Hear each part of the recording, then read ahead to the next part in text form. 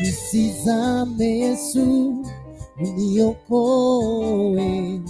Nisizame Yesu, uniokoe. Nisizame, uniokoe. Nisizame, uniokoe. Nisizame, nisizame Yesu, uniokoe. Nisizame Yesu, uniokoe. Nisizame, uniokoe. Nisizame, uniokoe. Magonjwa yananiandama, hospitali zote nimemaliza, kupona sijapona. Magonjwa yananiandama, madaktari wote nimemaliza, na sijapona. Njoo haraka unisaidie. Nisizame, nisizame Yesu, uniokoe. Nisizame Yesu, uniokoe. Nisizame, uniokoe. Nisizame, uniokoe. Music.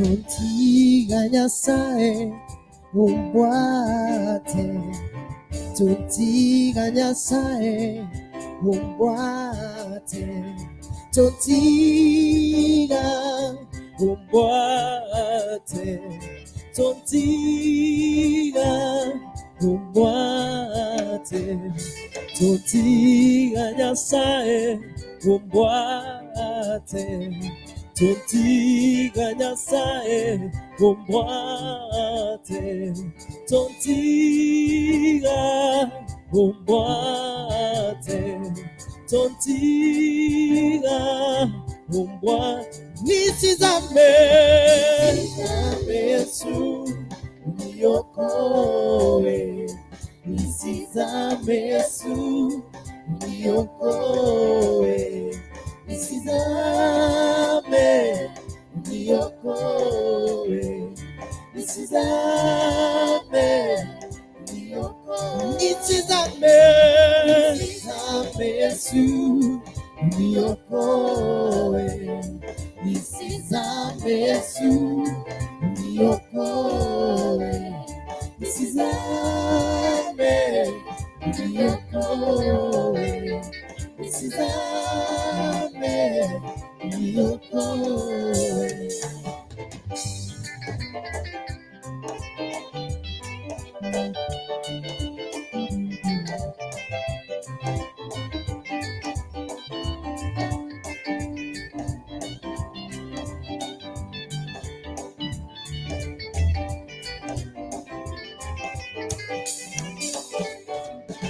Nisizame Yesu, uniokoe. Nisizame Yesu, uniokoe. Nisizame, uniokoe. Nisizame, uniokoe. Nisizame, nisizame Yesu, uniokoe. Nisizame Yesu, uniokoe. Nisizame, uniokoe. Nisizame, uniokoe. Nisizame, nisizame Yesu, uniokoe. Nisizame Yesu, uniokoe. Nisizame, uniokoe. Nisizame, uniokoe.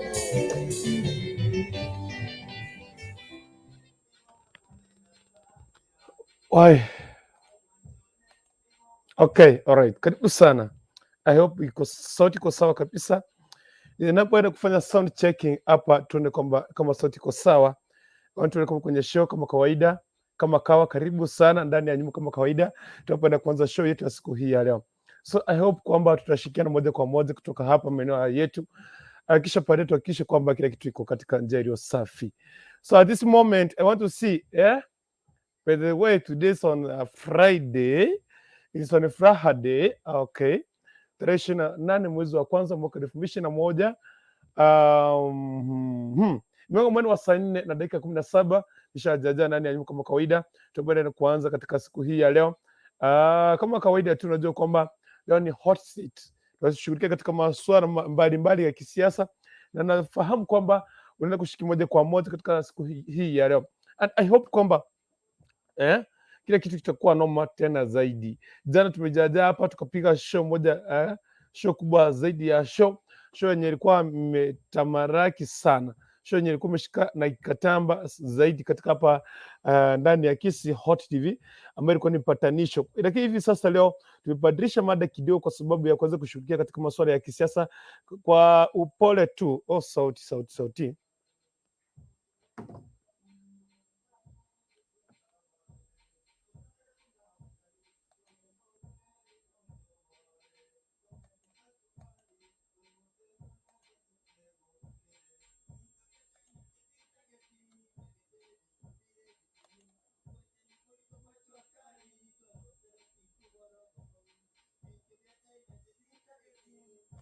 Okay. Nashughulikia kwa kitu hapa kiasi, alafu ndio tuone kwamba itapokea sifa milele. Okay, itakuwa na matena zaidi.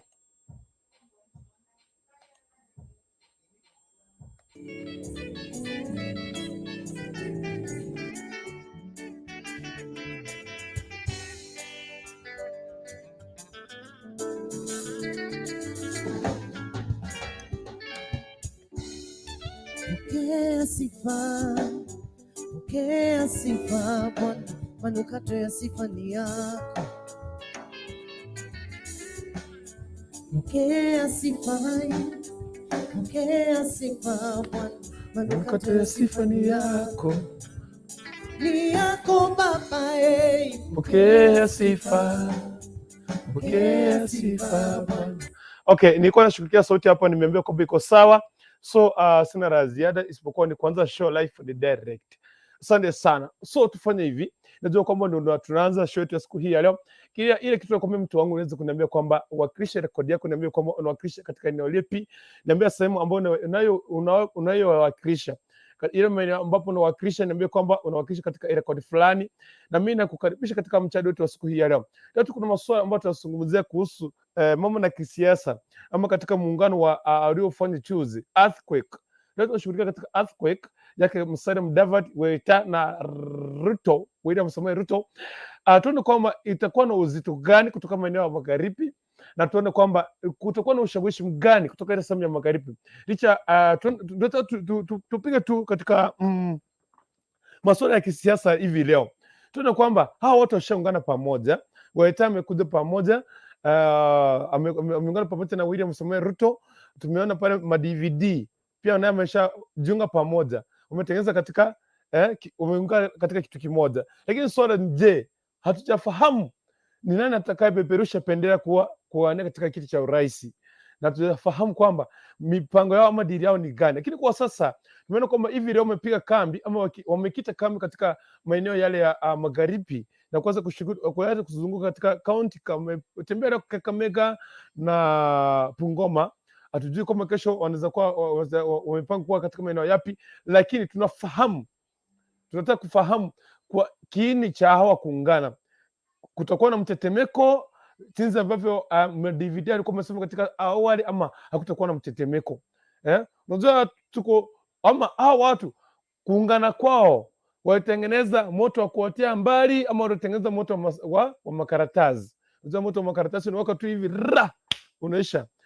Kuna ile moto ambao unaotea mbali, unasonga mbali tu hivi, hata kama iko pale tuseme Keroka na mimi niko hapa Kisii Town, unaotea mbali, lakini hatujafahamu. Lakini maoni yako ni yapi hivi leo? Ndio maana tunataka kupiga story hapa kuhusiana na mambo kisiasa kidogo, na tufahamu jinsi ambavyo kunaendelea. Lakini nakwambia baadaye nitapatia na linki hapa nikaweza kukaribisha iwe mtazamaji uweze kufika papa hapa ndani na tuweze kushiriki moja kwa moja. Ninafahamu kwamba hali yako iko shwari kabisa na siku yako iko vizuri, iko salama salimini. So tufanye yale yafuatayo. Nifanyie record registering.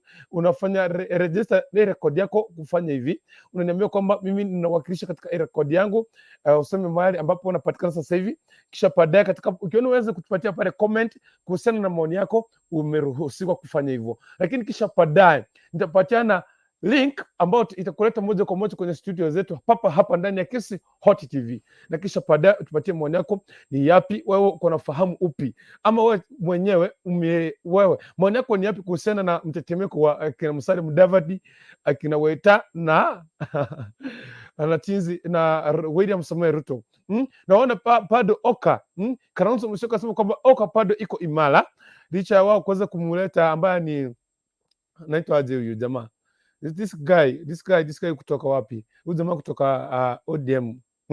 Amekuwa kwa pia anataka kuwania katika kiti cha urais.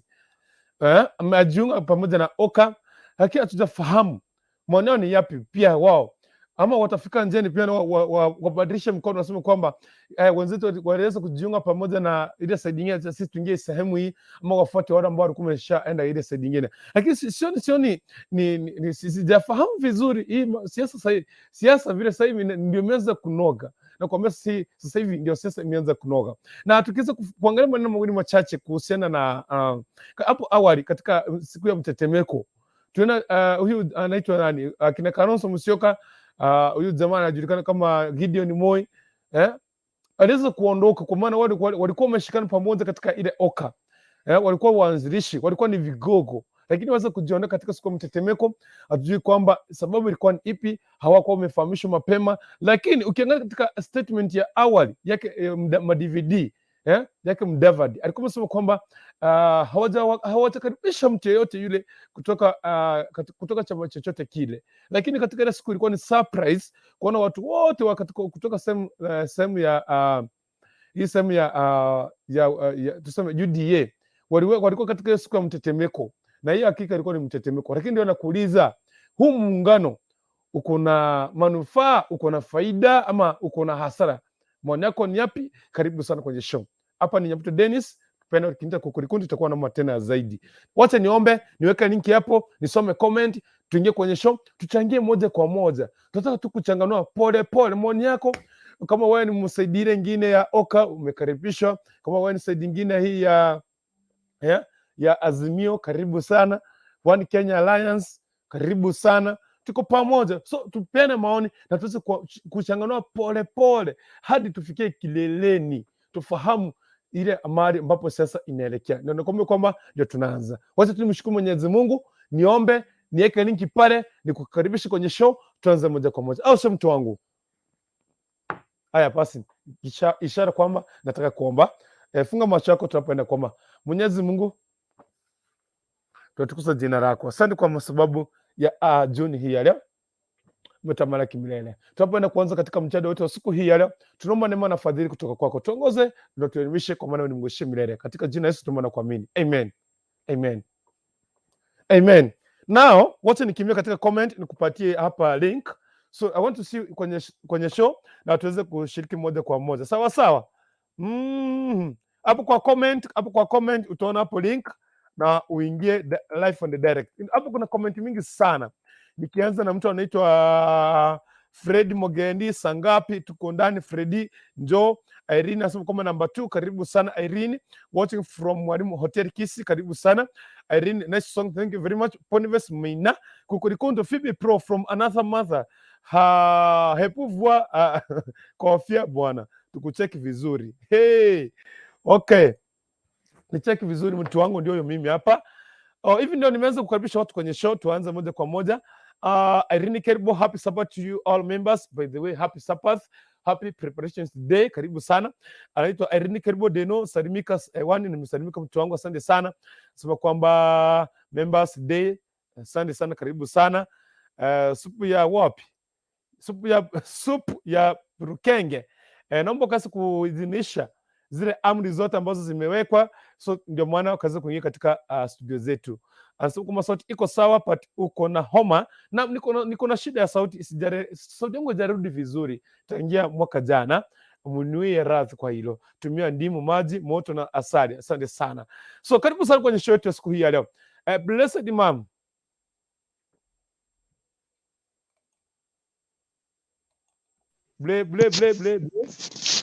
Nakupata.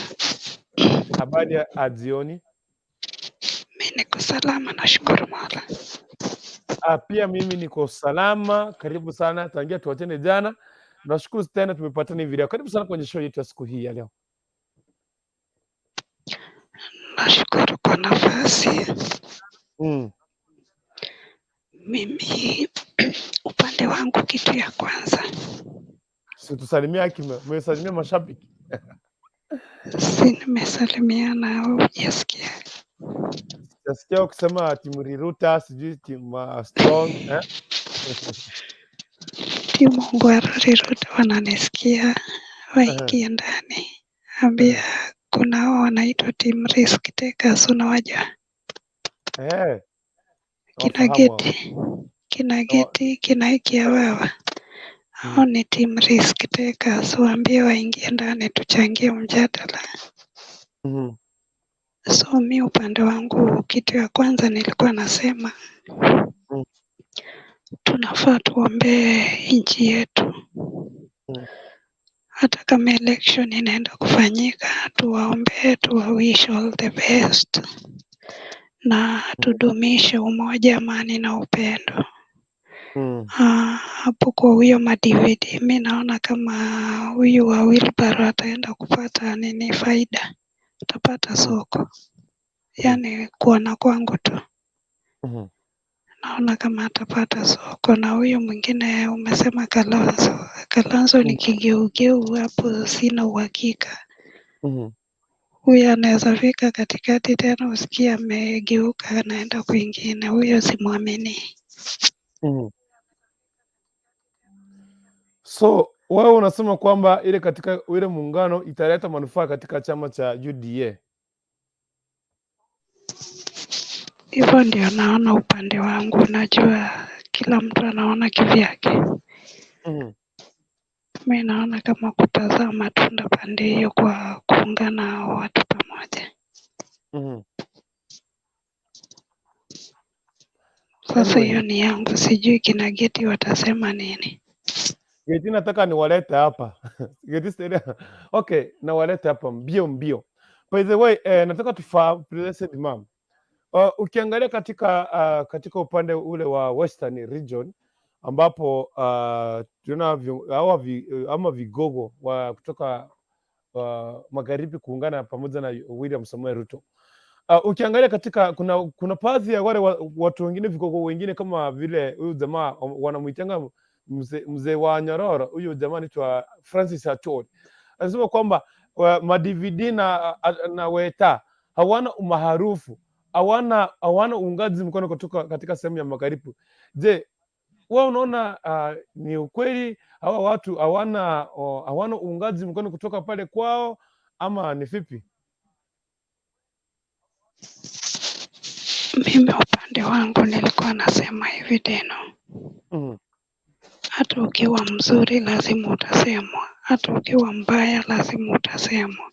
Wale watu mimi upande wangu naona kama wataungwa mkono. Kuna wale watawaunga mkono, najua si lazima watu wote wawaunge mkono. Upande wangu mimi naona wataungwa mkono.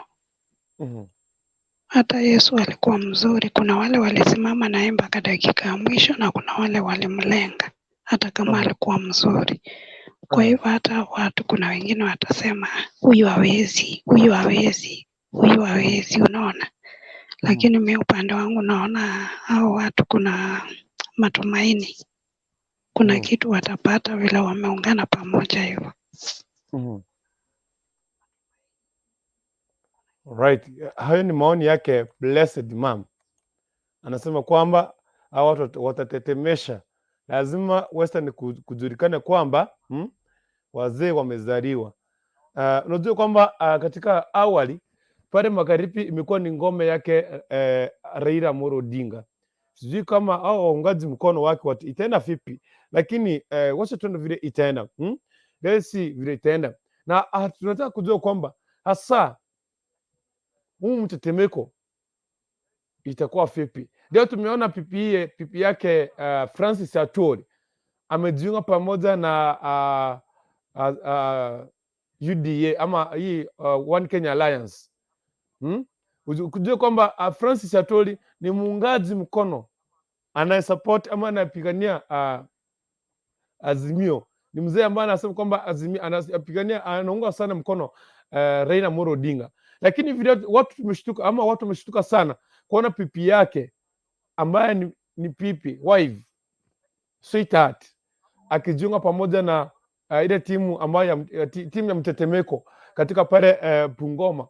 Tumemwona leo akisema kwamba mimi ndiye pipi wa Francis Atwoli. Akasema pia amejiunga na ile kikosi ama amejiunga na kikundi cha One Kenya Alliance ambacho kinawakilisha na William Samoei Ruto, Madvd na Weta.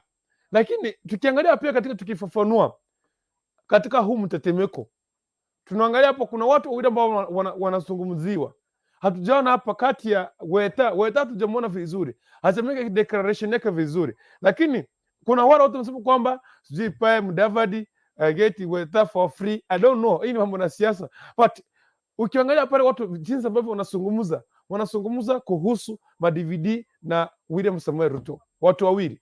Huyu mmoja hapa katikati ni kama ako hanging, bado hajajulikana kwamba yeye ameshikilia wapi, licha ya yeye kuweza kuingia katika kile kikosi ama ule mtetemeko. Blessed mama unacheka, wacha nipitie comment hapa kidogo. Boniface Maina, 10 years deputy president, again another 10 years president. Kwani Wakenya wamepungukiwa na akili? Wamepungukiwa na akili aje? It means kila kabila zingine haziwezi ongoza Kenya. We went to school and Willy Parosi hazitatusaidia. Amekataa, amesema kwamba 31 hiyo haitawezekana. Yaani upatie mtu 10 years deputy president, 10 years president, that's 20 years in power. So anasema hapo hii angalau anaitwa Boniface Maina, I believe bwana Ruben Kigame akasimama na Ruben Kigame akasimama I don't know. Na tuache ukabila, he can lead this country, but the way we are corrupted our minds, we work differently. So anasema kwamba Kigame akisimama anaweza kuwa kiongozi, lakini kwa sababu ya ukabila na pesa, corruption, haizijulikana kama kwa kweli Kenya. Movin Ocheng, open your voice, Saitan Kai. Movin, the DJ Job Orina, Ruto all the way. Asante sana. Kuna mtu anaitwa hapa Irene, nasema kwamba amen. Okay, nataka kusoma zile comment ambazo ni za nasema kwamba watch from Nyakoe, Irene Kerubo, sema kwamba muungano iko na faida. Na wakilisha timu Masocho Seito. Okay. Niona hapa show iko sawa. Paide show iko sawa. Papa and Virus asema kwamba kukulikuntu tumepost na kuona sana mtu wangu. Papa, how are you? I see my brother Papa and Virus. Thank you very much. So tunataka kuona the reality ya huu muungano. The One Kenya Alliance. Tuko na ingine inaitwa Oka. No, that's Oka. Tuko na ingine inaitwa hii ya muungano mtetemeko. Mimi naitanga mtetemeko wa kisiasa wake Madvd na Azimio. Ni nani atapata maarufu? Hata kama si pale Western. Hawa watu baada ya wao kuungana wataleta mtetemeko wowote ule katika nchini Kenya. Watauongoza, watachukua steering ya uongozi. Ujue kwamba hii miaka karibu 5 William Samoei Ruto amekuwa akitembea peke yake. Sasa hivi tunaweza kuona watu wakiweza kuingia pamoja naye. Lakini ujue kwamba siasa Siasa pia ni mchezo mwingine mchafu sana. Nilikuwa nimewapatia linki hapa. Blessed mom. Nakupata. Umesikia vile nani hapa alisema? Boniface Maina.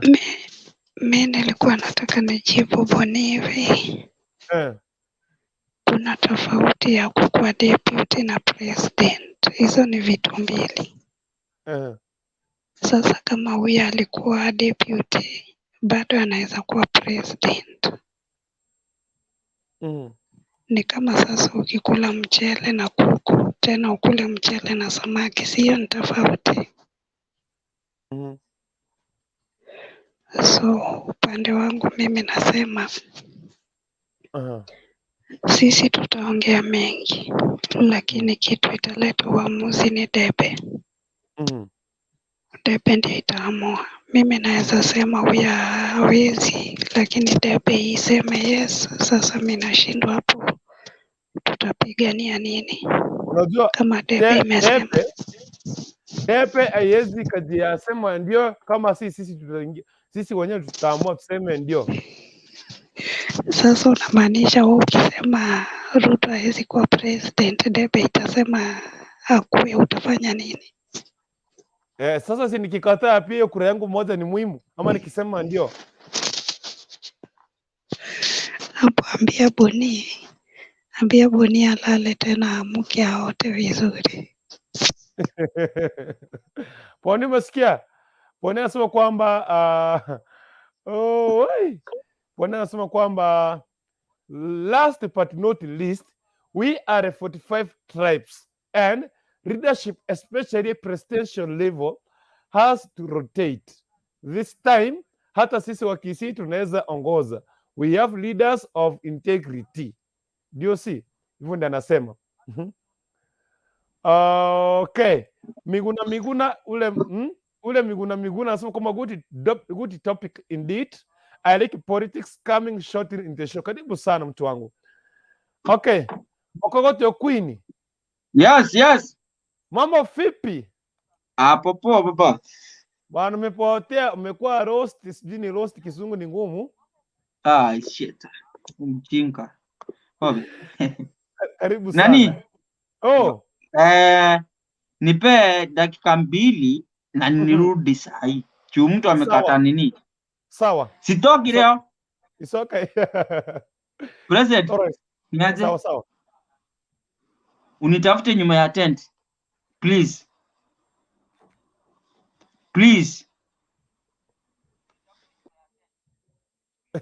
She is coming back. Anarudi. Boniface umesema kwamba when the president is not in the country, who is the immediate pause? Wacha hizo, kwani sisi wa Kisii hatutaki huo uongozi. Power is so sweet. I don't support any political party. But hajamaliza. Ahmad Ramadhan, Jubilee government ilikuwa kugawa power 50-50. So, what's the way forward? Ramadhan, tumeona hapo mtetemeko. Utakuwa ni mtetemeko wa ardhi na kisiasa, ama ni mtetemeko wa siku moja kama moto wa makaratasi, ama itakuwa ni moto wa kuotea mbali? By the way, supu ya mrukenge anaambia kwamba kuna Waislamu kama kuna Muislamu tuombe itakuwa sawa. Mimi sisi tunashukuru sana. Ni vile by the way supu ya mrukenge sijapata Muislamu aniombe, na tukimaliza kama yupo atatumalizia. Vincent Babu watching from Nairobi City, karibu sana watu wa Kanairo. So what's the way forward? What is the way forward? Hao watu kuungana kwao itakuwa ni moto wa kuotea mbali, ama itakuwa ni moto wa karatasi? Sasa ndio mwanzo, na kufika mwezi wa pili ndio tutaona kiini. Deno. Kuna watu wana complain hapo. Wanasema eti hata kabila zingine zinataka uongozi. Hakuna mtu amekatazwa kujitokeza apiganie uongozi. Sasa watu wakishajitokeza ni sisi tu waunge mkono, unaona. Kwa hivyo usiseme ati kuna mtu amekatazwa. Wewe ukiamka na makaratasi zako na kampeni zako, upige kampeni, upate watu wa kukusupport. Mimi sioni kama mtu atakatazwa nani Deno. Mbona watu wanasema ati uongozi ni wa kabila moja? Si mkuje nyinyi wote mpiganie hiyo uongozi, ule atapata apate. Asante sana. Thank you very much. Alini maoni yake yote lepiga nayo. Vini Obabu, omwana Obabu, Vincent. Yes, baba. Mambo vipi? Mimi niko salama, nimeshinda poa, naona uko sambamba. Leo naona uko sambamba, to President Mamu naona ako fiti, Gertrude Nyamali, mambo vipi? Na wenye wako nyuma ya tenti nisalimia. Sini salamu tu ndio tuingie kwa topic ama vipi? Ni hivyo ndugu yangu, salamu topic. Karibu sana. Sawa. Nishakupatia nafasi. Already kwa tushaanza kitambo sana. Dakika zako 5 kwako ndio nende kwake Geti. Unajua Mr. Unajua nimejua ni salamu tu. Sijaipata topic vile, ni venye nimeingia tu hivyo tu. Sijaiona venye ilikuwa, ndio maana nataka tu iweke ndani ile basi. Naam, leo tunazungumzia kuhusu masuala ya kisiasa. Tumeona mtetemeko chuzi, tumeona mtetemeko wa kisiasa kati ya Madvd Weta na William Samuel Ruto. Hivi leo tuko katika maeneo ya magharibi na tumeona baadhi ya viongozi ama baadhi ya watu wakijiunga pamoja na ile mtetemeko wao. Hasa mmoja wake ni pipi yake ama wife to Francis Atwoli ambaye anaunga mkono sana ama rafiki yake ya wa undani sana Raila Amolo Odinga. Pipi yake ile ameweza kujiunga pamoja na William Samuel Ruto kusema kwamba wako pamoja. Je, swali lao lilikuwa ni hivi: hawa watu baada ya kujiunga pamoja na UDA akina Madvd na Weta wataleta umaarufu katika chama cha UDA, watausa William pale Western ama wanaenda kuleta hasara zaidi?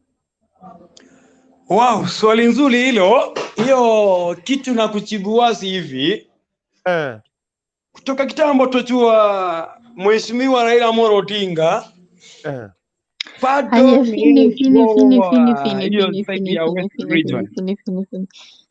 Libaga mwathe bana mugwani aringi mama guchako muchada bone moko gendaiga akobona Geti mwara rabekera ini mutinga abekera ini mutinga alafu excuse me Geti mambo Deno pole Deno please Deno nani Geti kabla hajaongea kuna swali anauliza venye jana aleta hizo pole zake za jana. Pole zinakubaliwa vile kulienda. Okay. Fini pole. Ndigamba kwa nwezi mokoti Queen. Fini President Mamu Kurutu akina dada mkubwa Lisba Waron na wanakisi watu wote. Hi. Okay, nimewasalimia. Fini sasa unaweza endelea. Okay, Vini zako 5 ndio tuende kwake Geti usiende, niko na deni yako. So stay tuned there. Okay, karibu sana Vini. Okay, thank you. Kitu naweza sema ni Mokokoti, mambo vipi? Nimekuona. Huyu ndio anakuanga mpinzani wangu Mokokoti.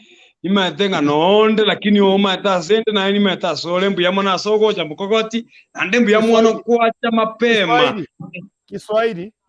Okay. Thanks Mr. Mokokoti kwa kuingia mapema. Asante sana. Vincent ni mtu wa Papa Raila Amolo Odinga. Na kwa hivyo kitu yenye naweza sema mtu angechukua, kama ukiangalia siasa kiumbali, kama angechukua mtu anaitwa Stephen Kalonzo Musyoka, huyo ndiye anaweza mpigia kura. Lakini ukiangalia mtu Wetangula alichukua mtu anaitwa Musalia Mudavadi free, akachukua Moses Wetangula wenye mtu amsaidii. Huyu mwanaitwa anaitwa Madvd. Hakuna kitu ako nayo, ana wapunge, unaona? Lakini angechukua mtu kama Kalonzo Musyoka, ako na wapunge 22 parliament. Kwa hivyo kuna mahali amemezi kidogo, na mimi naomba tu, si ati niko kwa upande wa Kalonzo, mimi ni mtu wa Raila Amolo Odinga. Mimi naomba tu mzee Stephen Kalonzo Musyoka yeye aendelee, asiegemee upande yoyote ile, ndio tuone Kalonzo akuwe na msimamo, aende mbele, achane na mtu anaitwa Musalia Mudavadi. Mudavadi hakuna mahali wanaenda na grupu yake ya UDA. Kwa hivyo kitu yenye naweza sema ni hii, hakuna umaarufu wanaweza peleka huko. Mtu yoyote mwenye alitoka kwa mheshimiwa Raila Amolo Odinga, angalia Papu na Mwamba, angalia Boni Karuare, hawaonekani. Ruto amechukua mafeli wote anaweka. Tukute Eastern Region akachukua mtu anaitwa Johnson Mtama. Mtama ndio chairman wa UDA na hayuko, hata kwake bibi yake akamshinda. Unaona? Kwa hivyo unachukua mafeli wote unapeleka, hakuna mahali watakusaidia. Heli angechukua mtu anaitwa Mama Charity Nkiru, ama angechukua mtu anaitwa hata Michael kijana huyu anaitwa nani huyu Eugene, angemchukua angemsaidia. Wacha niache hapo, Mokogoti akuone. Wewe unasema ni moto wa makaratasi. Aje kurutu nani hayuko, Madvd hayuko ndugu yangu. Hawezi. Huyu ndi tu amepeleka tumbo yake huko. Na hiyo ndio tunasemanga kweli ile usemwe. Hakuna Madvd hawezi uza Ruto Western. Kuna mahali nataka kuambia, kama mahali walienda hizo county hizo, hiyo ni hiyo moja tu, lakini hizo county nyingine ni Raila anatembea. Right. Yes, mheshimiwa Raila Amolo Odinga, huyu anaitwa Musalia Mudavadi, wakati alisimama mpaka mwisho, uliona Raila mwenyewe alimshinda huko Western Region wakati alisimama.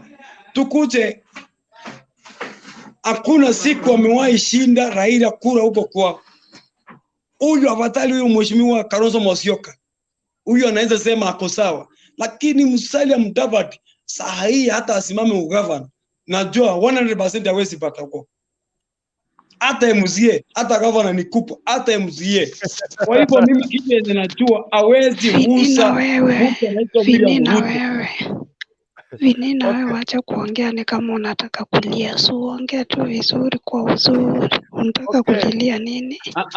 Najua difference timu mwanasiasa na mtu mtaratibu. Wewe unaongea kiutaratibu, mimi ni mwanasiasa. Hata Mokogoti akija hapo utasikia venye ataongea. Si mimi naongea. Nikiwa ndani ya siasa, tukiwa ndani ya siasa lazima uongee na nguvu. Huwezi ongea pole pole. Ukiwa ndani ya siasa lazima uongee. Na siasa ndio imetuweka. Right. Kwa hivyo yes.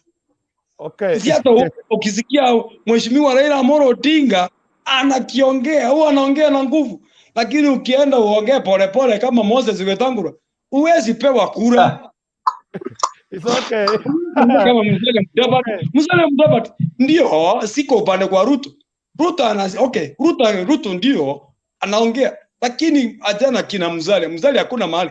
Ongea kama Hassan Joho anajulikana. Acha kuongea kina Boni Karuare wanaongea wanaangushwa.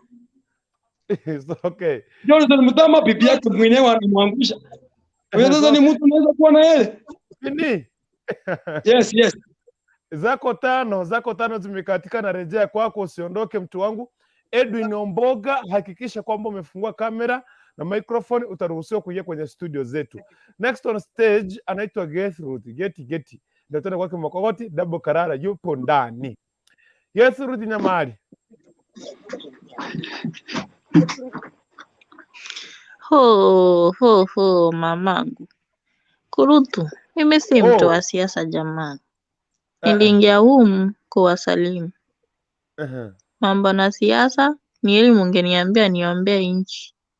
At least, lakini kuniambia eti niongelee siasa.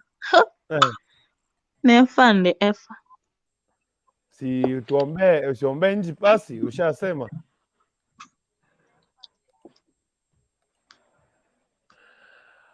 She's Gertrude Nyamari. Edwin, hakikisha kwamba umefungua microphone. Mokogoti. Yes. I'm here, nimefika kwako. Kibali mechi nyo magresi.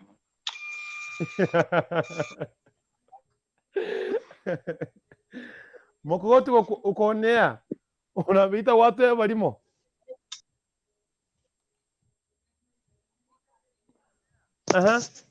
Deno Mokogoti akikuja umwambie arudie show ya jana aone kama mbona hakukuja. Mokogoti ako hapa double. Okay, amesharudi. Mokogoti? Yes. Sasa nafasi ni yako. Tako na mama. Hawa ni watu wa Azimio ndio wananiona hapa, wananipigia simu na waambia wakuja hapa waongee maneno yao. Sasa hata niwasalimie kwanza Kurukundu, President Mam, Vincent Babu, Geti na Karakara. Afalizeni by the way. Salama. Niko salama kaka. Mimi niko poa. Lakini nataka kuambia Vini usiweke siasa kwa roho bro. Umeelewa? Siasa kwa roho itaweza kuumiza. Hii earthquake ilikuja bwana, iliwapiga. Ilikuja na radi ile mbaya. Vincent Kampole, Vincent Kampole. Kampole, nikwambie venye ilikuja. Kampole baba. Ilikuja, tumechukua bibi ya Adoli. Leo kama ujaangalia bibi ya Adoli tumechukua. Kesho najua mtatutuzi Ruto ameenda kuchukua bibi ya Adoli. Hii maneno mnasema ati watu wame defect from NC wameingia Azimio. Walikuwa watu wangapi? Kennedy Malende ni speaker wa huyu Cyrus Chirongo, mzee ameseka. Na wengine Safura ni wasimu, anakunywa pombe. Huyo ni wasimu, alinunuliwa, alikuja kutusi leo na tusi Mudavadi. So mimi nasema Mudavadi akiingia UDA ama Kenya Kwanza, si Azimio, Kenya Kwanza, amekuja na mafanikio. Acha nikwambie tutawashinda asubuhi na mapema. Mudavadi tulikuwa tunataka support kidogo. Umeelewa Vincent? Support kidogo tulikuwa tunataka tumeipata. Na kuna wale mahasla wako. Acha nikwambie Vini. Tutafika mpaka wakati wa numbers, utuambie numbers. Hata niongee juu ya earthquake. Iliwapata baba. Kalonzo hatumtaki. Kalonzo hata yeye ni watermelon. Waacha aende huko. Sisi tunataka Mudavadi, ndio tulikuwa tunataka. Hapo mwalimu nasema Makueni. Hata ulisikia Ngiri wakimwambia kazi yake ni kuzunguka Makueni, Machakos, anaenda sijui hizo kaunti za Wakamba. Venye Marara walikuwa wanafanya na nani. Sasa earthquake iliwapata na sisi tuko na furaha kama maana hasa. Unaona mister, wacha kuongea earthquake ilikuwa wapi? Hakuna mtu aliona. Tunajua tulikuwa hapa pipeline. Wewe ulikuwa mbali. Mimi niliongoja hiyo ianguse Nyayo, nikaona tu hakuna. No. Let me ask you one question. Acha nikuulizie swali. Earthquake ndio sasa imekupata, unaongea na hasira. Tukae wapone. Ndio nikwambie ndugu yangu, mtu angeenda, huyu mtu anaitwa Musalia Mudavadi. Niambie wapunge wake wako parliament. Huyu mbunge wetu Richard Monyonga ako wapi? Ndio alikuwa chama ya 40 people ya Moses Wetangula. 40 Kenya mimi. Akatoka, akakuja ODM. Okay. Kidogo nikuambie kwa nini huyo nani Onyonga alitoka. Onyonga aliingia kwa timu ya Simba Arati. Umeelewa? Ange defect because sikiza. Kitu yenye nataka kujua, huyu Simba Arati ako site gani? Unajua ni venye ananiambia direct mimi Vincent. Yes. Lazima mtu anaitwa Vincent amuchibu kama mtu wa Azimio na umoja. Azimio iende mbele. Hapana tuambie UDA.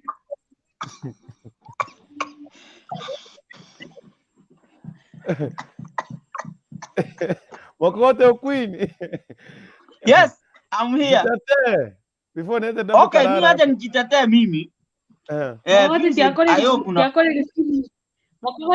Vincent, No, hapa lazima tuambiane ukweli. Hapa lazima tuambiane ukweli. Unajua acha tuambiane tu ukweli. Mimi nataka kuangalie wakati wana earthquake walikuja, mlichukua kabiri kingine huko parliament, tukatangulia asubuhi na mapema. Mokogoti, wewe ni Mkizii, acha kuchanganyikiwa. Naona unasema ati wakati earthquake walikuja. Earthquake ni nani walikuja? Unasema earthquake ni nini? Unasema earthquake walikuja. Tuseme Musalia. Musalia alipeleka tumbo yake huko. Na ulikuwa unajua. Na ulikuwa unajua. Nimepewa nafasi niongee. Tulia. Amdole kuinterrupt, lakini ni ile unanikuja tu direct. Temamo tunakuja mimi na kujibu bana. Vini, tumpe zake tano kwanza. Deno. Unajua kitu ninataka kukuambie, hao wanadada wawili wako hapa, sijui Dabokala kama anajua siasa, kama anajua anaweza endelea. Juu President hajui siasa vile. Ndio nataka nimuulize, kuna kitu nataka nani ako wapi? Mkokoti ameenda bana. Nataka Mkokoti nafasi. Akwaje kuja. Mkokoti kuja bana enda bana. Vini, mpatie temzake tano. Sawa, it's okay. Mkokoti sasa. Unajua Kurukundu hii ni earthquake. Ndio inafanya hao wanaume wa Azimio wanataka kutupiga hata mawe. Kusema tu ukweli. Wacha tuambiane ukweli. Vini, hii kitu inaitwa ati Azimio, this is a project of the state. Kusema ukweli.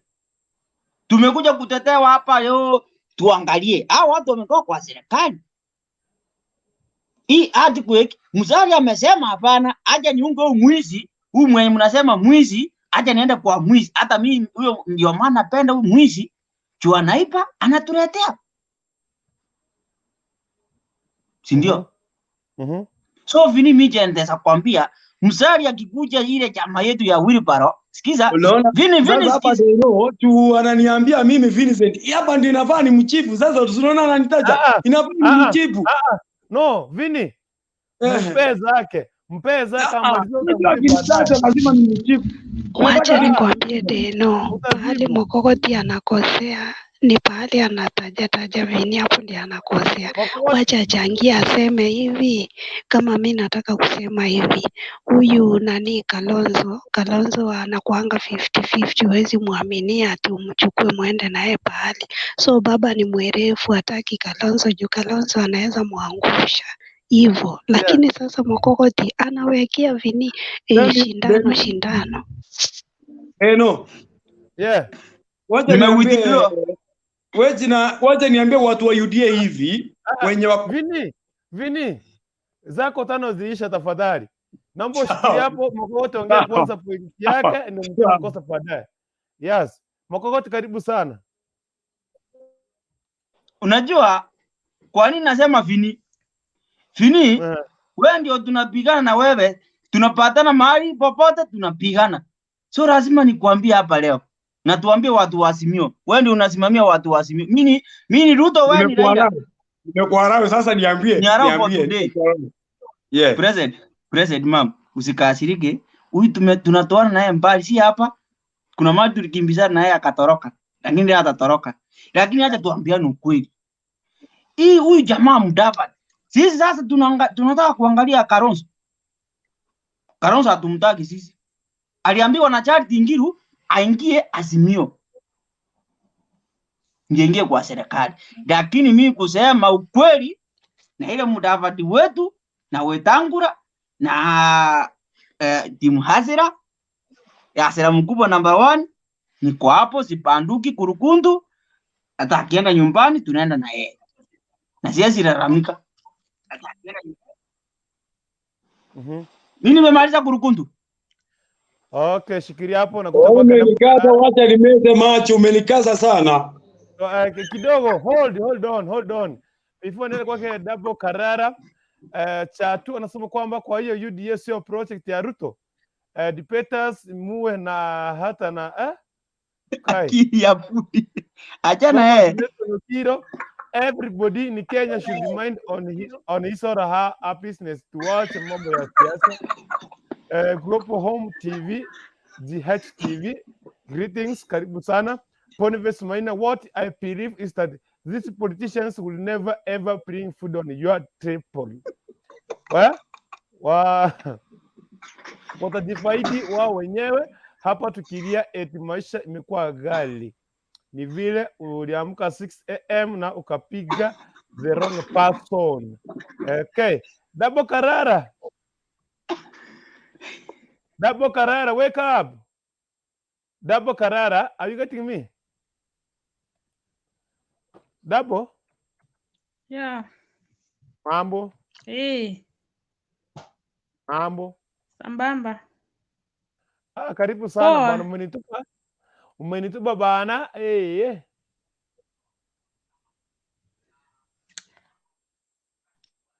Nilioleka na mzungu. Anyway, simi. Aki. Kwa hii TV yetu nimewamisi. Nimekumisi pia. Nimewamisi sana Princess Mom. Sijui tulionana lini. Naona uko mzima kama mashallah. Fini magoti no arege gakonyo kwa katinja tokuga ne gunde amanyi. Tianenda so mjadra. Njendete goteba iga. Onye mutagete mwende muruta makondo jumba ire WhatsApp. Asiji kwerende political. Ujisikirie mengi ramu gobakoramu ande bakotumoke. Anyway, njetingi yawe umuntu ngo achikura nori onserere kibesa andi ngose ngwansari nari ngo mwachikura. Bono saya bondo chikura number one mongere simba chikura mongere Mudavadi muntu wa nyumba homondo Mudavadi chikura chiro chingo mwatore mwanjiti mwanza oyo reneri swanya mbori Mudavadi ngo mwatore chikura alafu nongeri ngo mwatore chikura alafu na orodi oyo na naki onyonga bono Mumaima na Don Bosco timetia sajete by the way na mumisiri nanye go political tia chite gochi abuna bw'abantu fotora achikura aseboniga alafu abani sai ninde group ya papa political lakini sometimes ninda against ya se papa umete papa asa kuire chikura no nyito gukwanega bagere bari bose bari matari yugusie bakunganya wachikora nyitosipi abagere n'abari sana with the rest ala tigachengwane mose kwa magere chikura kana tiga kurukuntungwane abagere n'abari bare nze mose ko ngera papa chikura nduranyora muntu buyeto gucha kwa chikura asenge nje to kwa papa chikura of course papa ngo mwatore chikura lakini chikura cha papa chire ani 50-50 kimanyeti asenge nje tinanya gwaka chikura none polisi kasungunya koiro munu gocho abo bari abantu bari maete nande bari narorire nande bono muntu no chomwa tio kyo munu akujui ninga konye familia yae na mwae baba nonde ndikirchungunya gotre cha 24/7 ta manyeti koruriri kirina ara como campaign eri nari arengini box yani kago chakwere chikura ta koraki ta komanya lakini bwana sina batebiri kaongeri chikura umanyari bari masaba kasimba chikura kayonde ororio yo nande Dabokara nere momongere chikura naba Mdawa diere mo sikumatenje no mo chikora bo mbuya asenge mudawa diere mo ngere chikura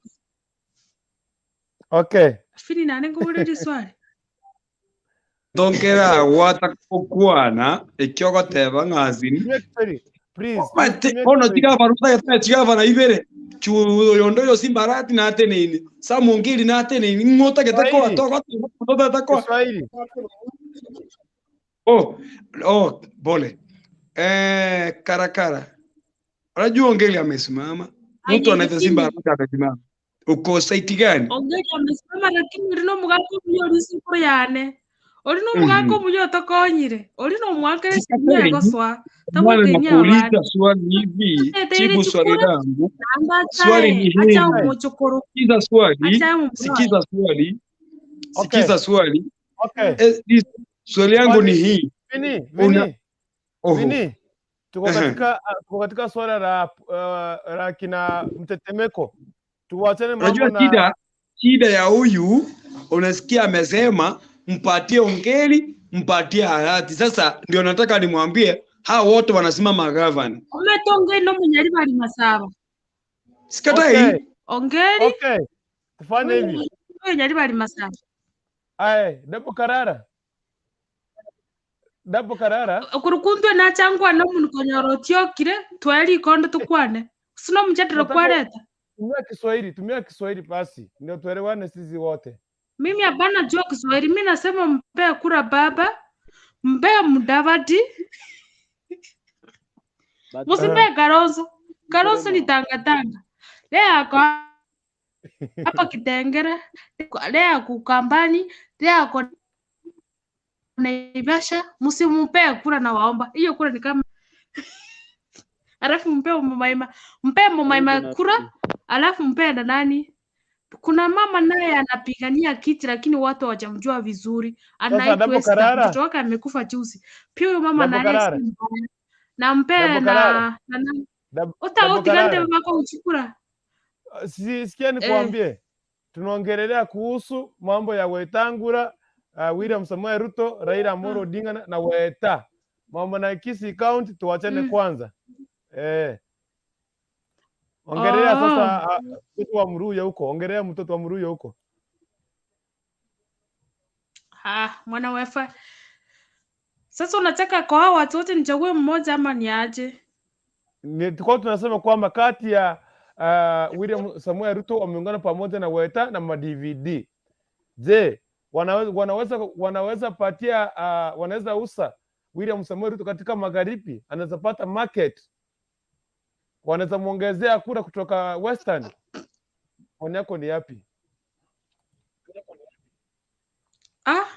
Mimi maoni yangu kwanza Madvd. Mimi naona sasa kwanza hii wheelbarrow yenye alipea kazi kwa vijana. Mimi hapa hata sioni. Hata sitaki kuongea, wacha tu niende nyuma ya teni nikisikia. William Samoei hapana. Lakini tu mwenye anajaribu ni baba. Na Mudavadi hao watu. Naambia Basu arudi kwa sababu Basu inaonekana ameshachotewa na hao wabunge atugawie. Arudi hapa. Sawa. So okay. Nashiti na kuona. Nashiti mambo. Nafasi nimekuja kwako. Unanipata? Sikupati mtu wangu, samahani. Fungua mic. Naona mic imefunguliwa. Fungua tena. Kama umeconnect na earphones ama Bluetooth earphone unaweza toa.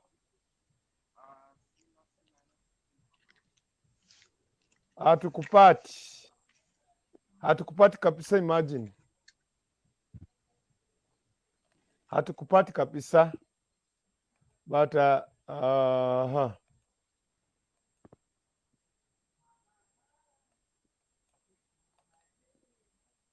Nashiti, unanipata?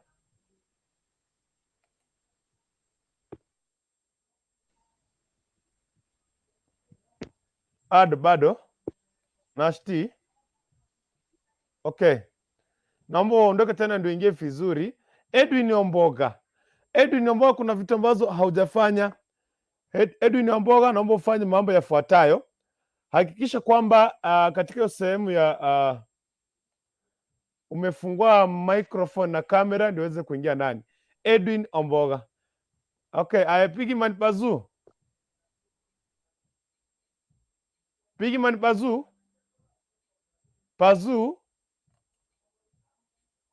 Okay. Pazu, unanipata? Lakini network iko sumbua. Twako igure bona, tumekusikia. Okay, interview no ditanga ni mbia more. Mbia tore gaki.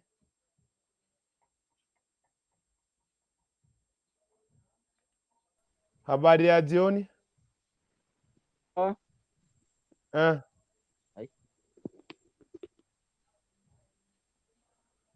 Ayapiki man bazu. Ntoko iwete. Network yang'angire pi. Tunakusikia.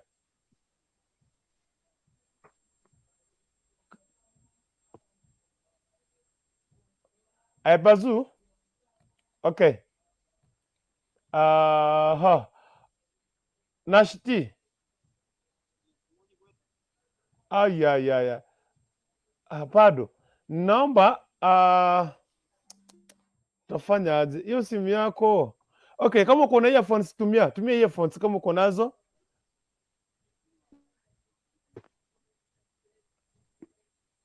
Okay. Naomba urudi tena once fresh. Simu kikuuliza allow Chrome to use your microphone. Just allow. Ikikuuliza Chrome to use microphone, allow, deny, allow mpaka utafika. Yes. Oya.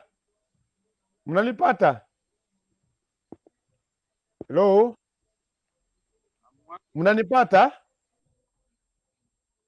Okay. Mnanipata? Ndio mimi nakupata vizuri. Okay, tunataka kusikia. Pigman Bazu. Double Karara tena ameenda. Judy Kwamboka, high five everyone, high five. So what you're talking today here, it's all about politics. Mambo na siasa.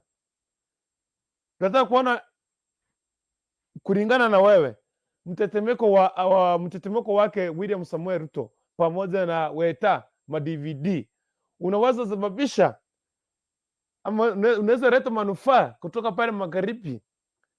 Tuze kona ki abandamura bobote ni tamo baachiramo baberege ntekemo wataleta umuhimu, wataleta faida katika pale UDA, na kama wanaleta faida hao watu wako watatu na kila mmoja anasema kwamba anataka kung'ang'ania katika kiti cha urais. Madvd anasema anataka kusimama katika debe ya president. Weta anasema pia naye anataka kuwa katika president. William Samuel Ruto anasema yeye anataka kusimama kiti cha urais. Hao watu ni watatu wako katika sehemu moja. Sasa ni nani ataenda, ni nani ataacha mwingine? Okay, wakifika hapo mbele tena wakosane. Already washaingia kambi moja, washaambia watu tuingie sehemu, na wakikosana tena wataambia watu msikae huko tufuate, itakuwa vipi? So maoni yako itakuwa muhimu sana. Mary Mweni nimekuwa na hapa, karibu sana. Pigman Bazu. Yes. Mambo vipi? Salama. Hapo iko sawa kabisa mtu wangu. Sawa. Karibu sana kwenye show. Asante nashukuru. Niambie. Nafasi ni yako. Sijui kama wewe unaunga mkono muungano wa Earthquake ama unakataa muungano wa Earthquake. Mi ni member wa Earthquake. Na unajua hii Earthquake imekuja. Yes. Ni jina tu imekuja, bado wanaendelea kutafuta jina yenye wanaenda nayo mbele, sababu according to na hii pili yenye ilipitishwa hii political bill, lazima mkuwe na kitu inaitwa aje, naona kama for example kuna Azimio kuna venye wanasema acha nisitumie hii yetu hii ya UDA.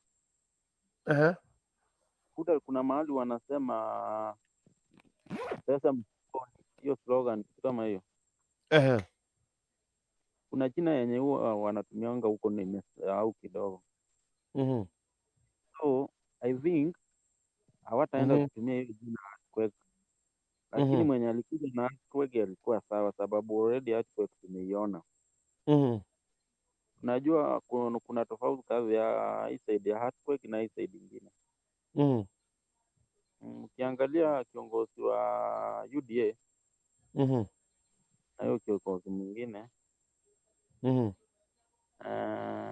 UDA Ruto ako sawa kwa kumobilize watu kuja pamoja. Na huku kwingine lazima washirikiane, watumie mtu fulani kuambia watu wakuje kwa mkutano. Hivyo kwa maoni yangu naona hatuko bado imeteka kwa sasa. Rudi nyuma kidogo kwa hii political bill yenye imepitishwa. Nimeona Twitter ya nani ya Murkomen. Kuna mahali amesema eti hiyo ni kamba yenye mmekiweka wenyewe na nyinyi mnaitaka na tumewapea. Kuna nilikuwa nawafuatilia mkiongea mambo ya halati na ongeli. Kuna jamaa mwingine nafikiri akodio watu kama watatu hivi kutoka according kwa hii pili yenye ilipitishwa. Sidhani kama sema Simbalati amepita kwa Mtucho na ania msupport wengine waweza akamsupport. Anza kusema sasa ndio amechukua Mtucho. Haya tusimame na yeye ni ngumu sana. Kuna mahali hao watu walikosea hata kama walipitisha. Ndio maana unaona kuna hizi chama ndogo ndogo sasa zimeanza kupata watu. Zisikia wanaziita briefcase party. Nikuli zitaenda kufanya kazi. Najua mtu kama ongeli haesiona eti hapa sasa nimekosa chance akaa hivyo. Lazima yuko chini ile jamaa yenye iko inasikika arudi huko. Alafu sasa ndio mwananchi ndiye ataenda kuamua kwa depth. Si kama nimeongea na chenye mlikuwa mnaongea ama nimeenda nje ya topic. Uko sawa, niko na swali mawili matatu hivi. Sawa. Sasa tumeona hao jamaa wameungana pamoja na kila mmoja anasema kwamba anataka kufika hadi kileleni. Unaona? Lazima fika hadi kule mwisho. So, je, watatumia kriteria gani ili kuelewana nani atafika kileleni? Kwa sababu watu wameenda kujiunga pamoja, mwenye alikuwa peke yake. Lakini kila mmoja anasema kwamba watafika kileleni. So, hii kampeni yao itaenda kufanyika vipi? Kwa upande wa earthquake. Earthquake. Unajua hiyo ni kwa saa hii, lazima tuambie wanaenda hadi kwa mwisho kwa depth. Kwa mtu mwenye anajua siasa sasa ni kama nani ndiye ataenda kuwa David president wa Ruto. David. Weta akiwa pale kusaidiana na wao kutafuta kura, ndio na yeye asikuja kuacha nje ya serikali hiyo yenye wanaenda kuunda.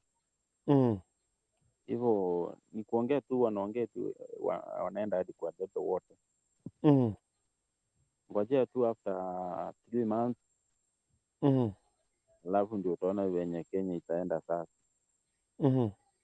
Already sisi kwa upande wetu tumeona mwenye anaenda kuwa faizi wa Ruto. Huku kwingine bado hatujajua. Hakuna venye wanaweza enda wote eti waende kuangania hiyo nini. Sababu unajua kwa ile pili walisema ni 6 months to election ndio mform coalition.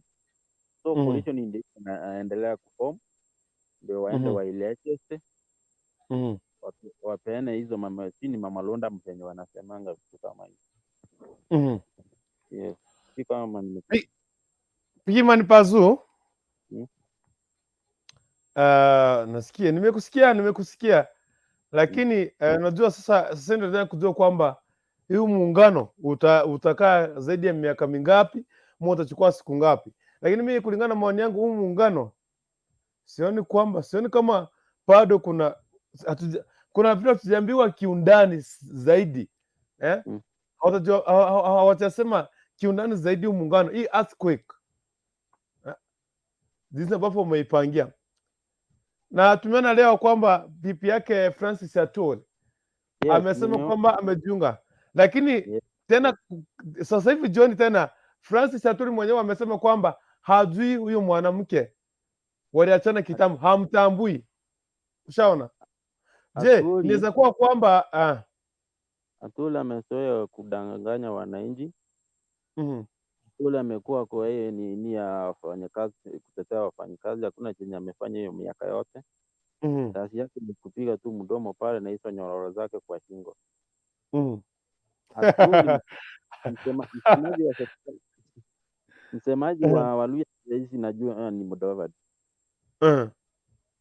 Kama sijakosea, Madvd ndiye alichaguliwa kuwa msemaji wa Waluya. So hii ingine ni kujaribu tu kutafuta kitu ya kukula. Yes.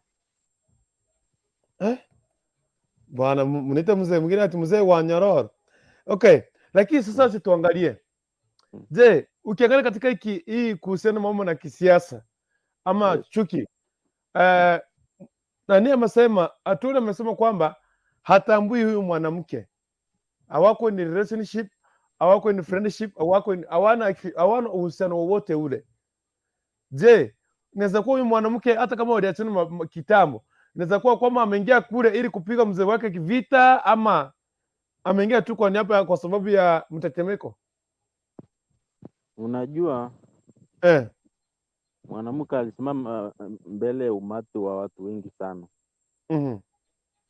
Na kama si bibi yake, kwani Ruto mwenyewe ajui bibi ya Atuli? Ukiona Ruto mwenyewe hakuwa anajua yule kama ni bibi ya Atuli, hakuwa anajua. Unajua sikiza na nini ongee. Ruto ukiangalia Ruto ameongea na hapa tuko na huyu mama wa nyororo. Lakini alionyeshwa. Ujue mama, ukiangalia yule mama na kutafutia hiyo clip. Yule mama jinsi ambavyo aliletwa ambaye ni mmoja ambaye ni PA wa Samuel Ruto.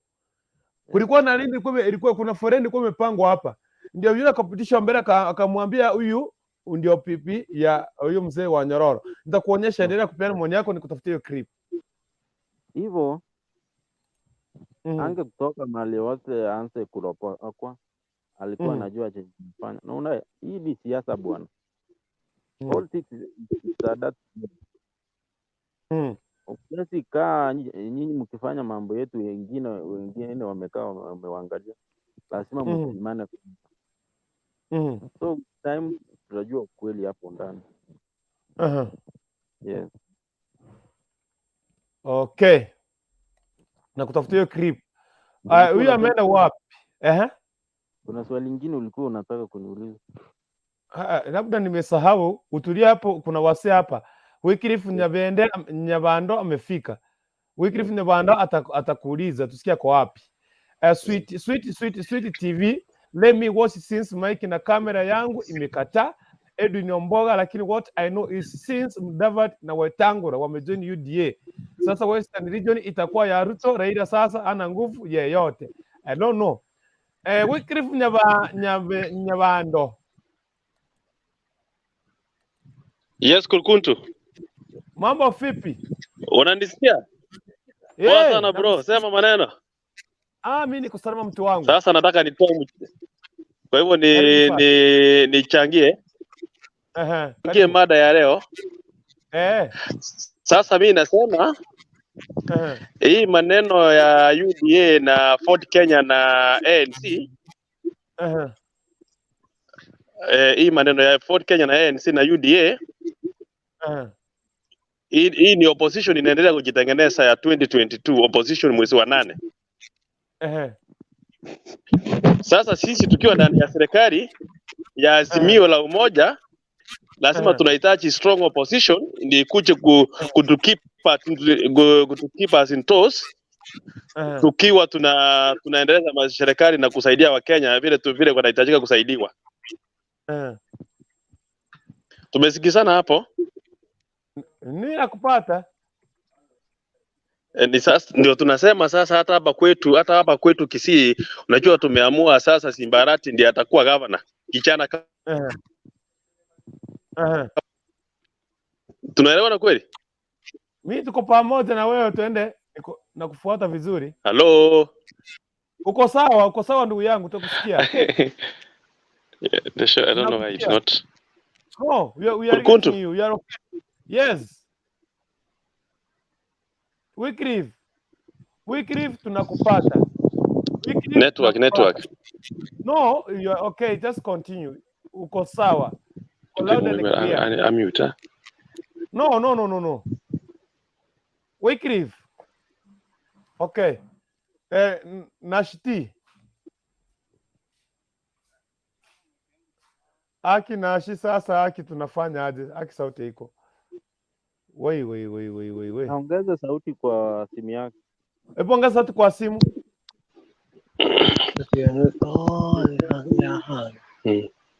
Nashti. Wycliffe. Nashti atukupati. Wycliffe tunakupata. Nashti atukupati kabisa. I don't know what's it. Nashti unatumia Chrome. TV kwanga. I can leave the studio. Can I leave the studio? Yes, you are in the studio. Wycliffe. Wycliffe. I think you have the same thing. Okay, Nashti nataka kufanya hivi. Nashti nataka uende kwa Chrome, search YouTube on Chrome. Ukisearch YouTube Chrome, ikikufungulia Chrome kwa pale YouTube, ukikuletea pale kwa YouTube, andika Kisi Hot TV pale YouTube kwa Chrome I mean, and then ingia nayo kwenye show pale tukiwa live. Chukua hiyo link tena ingie kuingia. Tuone kama vile itakuwa. Ikishindikana nitakupatia namba ya simu upige kwa WhatsApp au upeane maoni yako. Asante sana. Bwana Wycliffe ameenda ambia. Pigi man bazu. Umesikia vile hapo Wycliffe Nyabanda amekuja hapa, utatetemeka. Wacha arudi. Hakuwa amemalizia, alafu ndio namuuliza swali. Anakuja. Sasa arudi tu, alafu ndio nimsikiza. Anakuja. Lakini simu yangu nayo inaenda inakata mbio sana hii. Kwa 10%. Yes. Na nimetoka nje kusonga mbele. Right. Wacha nione kama ashakuja, ndio huyo. Wycliffe, sisi tunakupata. Yes. Wycliffe, fungua microphone yako, we are getting you. Wycliffe, fungua mic. Hivyo. Nimefungua, unanisikia? Tunakupata vizuri, uko sawa, usiende, ulikuwa sawa. Sawa, nikifikiwa nafasi yangu nitatoa mchango. Ni yako, nafasi bado ni yako mtu wangu.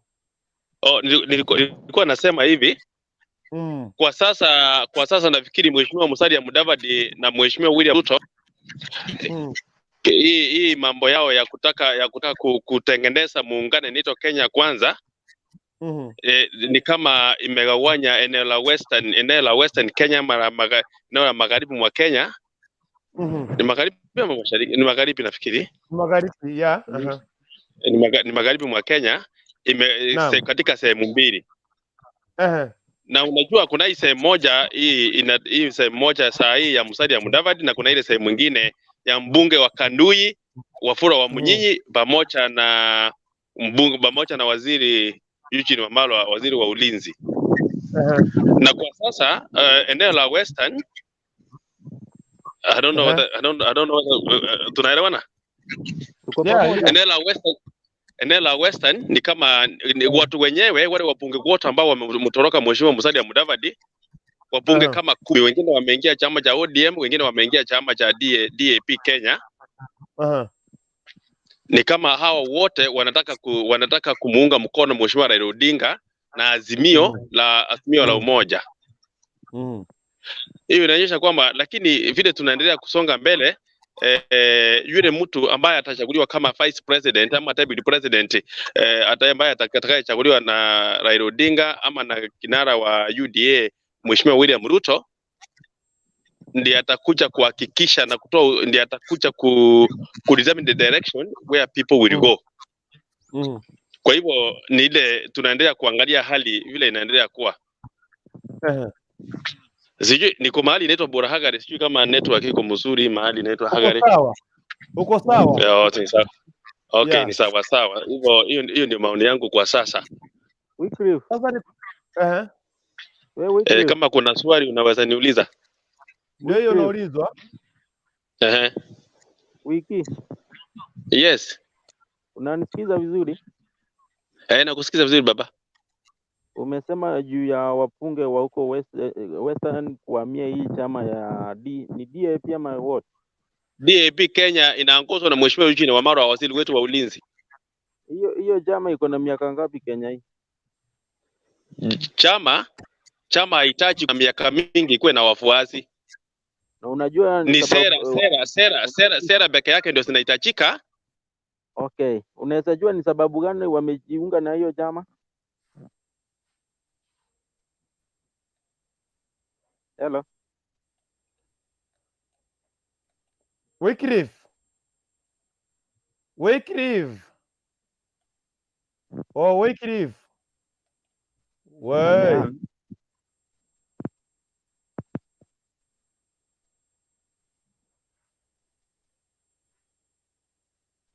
Naona ni kama amehang.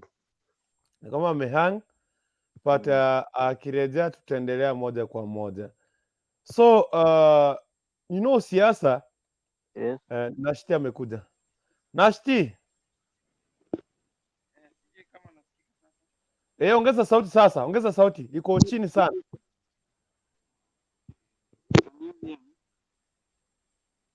Bado iko mbali.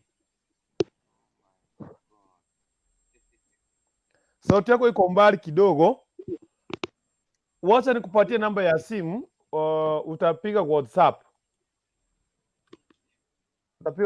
Namba ndio usiende kwanza, namba ndio hapo. Sauti yako iko mbali sana. Okay. Hiyo namba utanipigia nayo WhatsApp. Utanipata.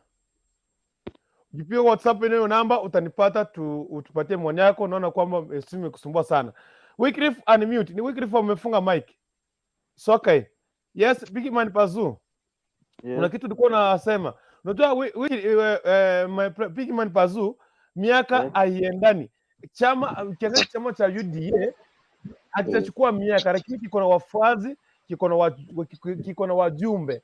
So sera Wazana na UDA kwanza. Unajua UDA ni mwafuli, ni kama mwafuli. Lakini sasa kuna hizi jamaa zingine zinaitwa briefcase parties. Hiyo DAP ni moja yao. Mbona nazita briefcase? Yani hizo ni zile ziko tu pale kununuliwa.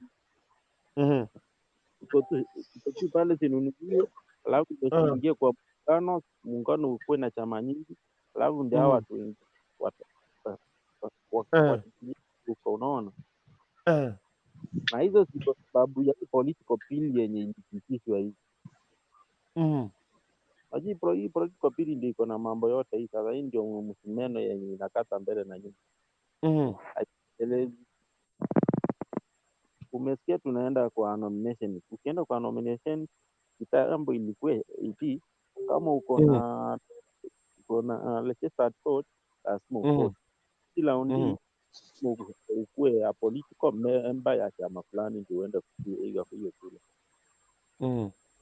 So wamecreate kinyumba kidogo ndio yule mwenye atakuwa basi huko aingie hapa mwenye unaona ni kama sema na nani wamesimama ODM watu wengi. Arati na wanaweza sikizana hata kama ni nani aenda hata hiyo DPK. Kola iko chini ya asilimia. Hivyo ndivyo sasa hizo. Okay.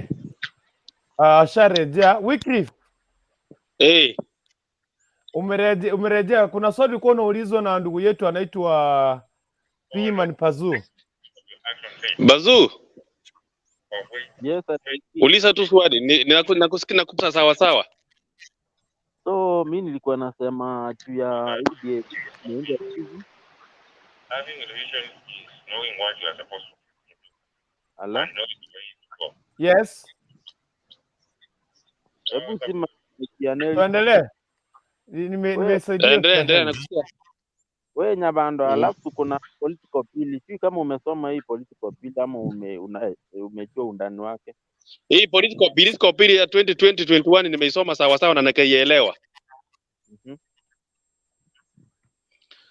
Nimesoma na nikaielewa hii political bill 2021.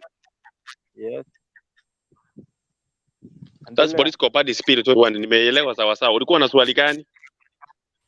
So kuna hizi chama tudogo wenye tumeanzwa juzi. Na hapa hivyo tunaenda kwa nomination. Na inafaa wachipange kutoka hivyo mapema. Alafu ili mtu akishindwa kwa nomination ataenda kusupport mtu mwingine, support mtu mwingine. Ukishinda nomination Ela? Yes.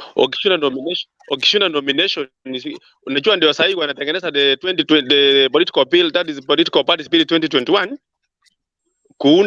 kuunda ile coalitions.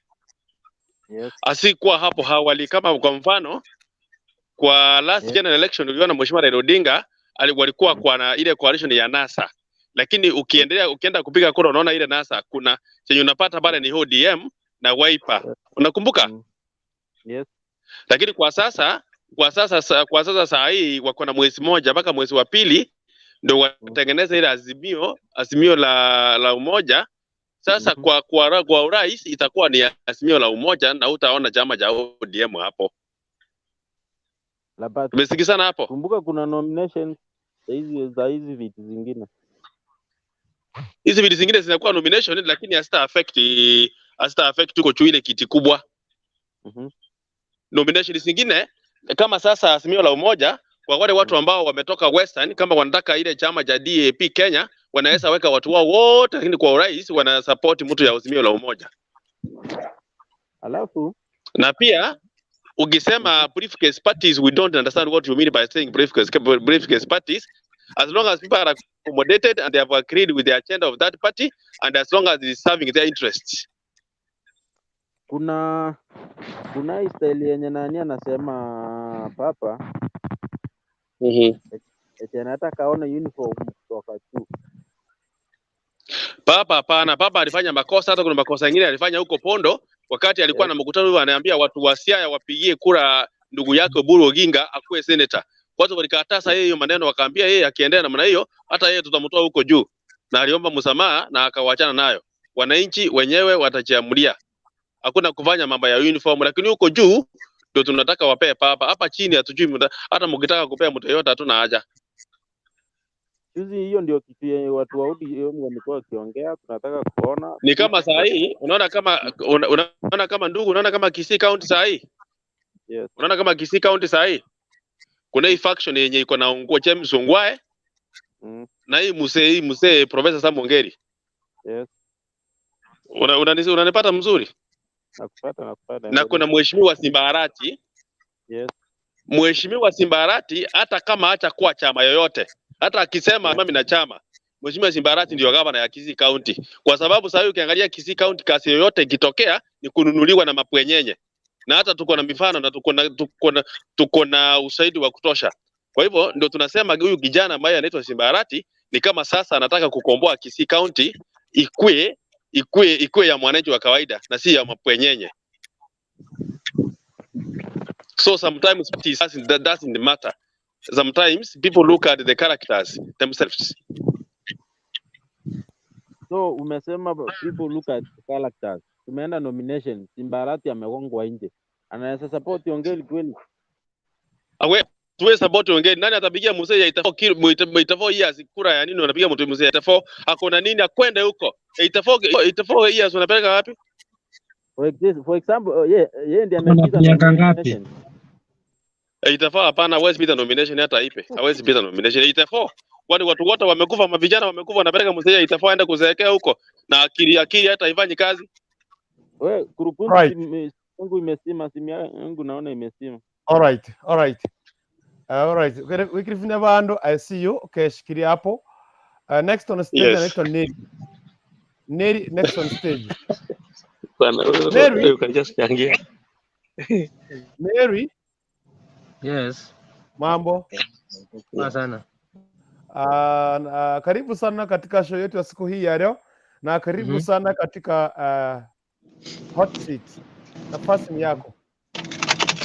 Ni wale kila huyu jamaa anajibu maswali, anauliza swali lingine rahisi sana na anashindwa kujibu. Saidia yeye. Hiyo ndugu yangu amemuuliza in case Ongeri amechukua wa nomination. Will Simba Arati support him? Hiyo swali ni simple sana amejibu.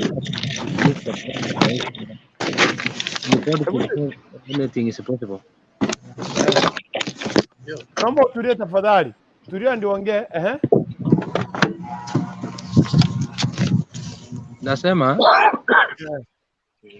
Nasema ni politics chochote kinawezekana. For example, huyu jamaa ameuliza vizuri sana. In case Ongeri achukue nomination, will Simba Arati support him? Na yeye anadismiss kabisa, kwa sababu mimi chenye najua politics kila kitu inawezekana. Nani alikuwa anajua Mudavadi wataungana na kina Ruto? Nani alikuwa anajua Uhuru wataungana na Raila? Hakuna mwenye alikuwa anajua. So anything is possible kwa politics. Kwa upande mwingine mimi nilikuwa naongea kuhusu hii maneno ya UDA kuungana Mudavadi na Ford Kenya. It is going to be a very big challenge. Because the Western people, they are expecting to get something from that coalition. So would you expect they produce two people and they are not given a running mate? And also ukiangalia, if you want to have upatiwe nafasi huko Mount Kenya, lazima uchague nomination. Sasa mkiangalia, si unaona hiyo chama hiyo combination yao, si unaona karibu inaanguka, kwa sababu watu wa Western watarudi nyuma waseme kama tumepeana watu wawili hatujapewa, nani yeye atapewa? Wakikuyu nao kama hautachukua mtu huko, si unaona watapigia mtu mwingine tofauti, kwa sababu wanataka ndio wapewe running mate. So according to me, kutakuwa na challenge kubwa sana kwa hiyo chama hiyo muungano ya akina Ruto. Kwa sababu akina Ruto akina Mudavadi wanatarajia wapewe running mate na ukikuja pande ile nyingine wanataka wapewe running mate.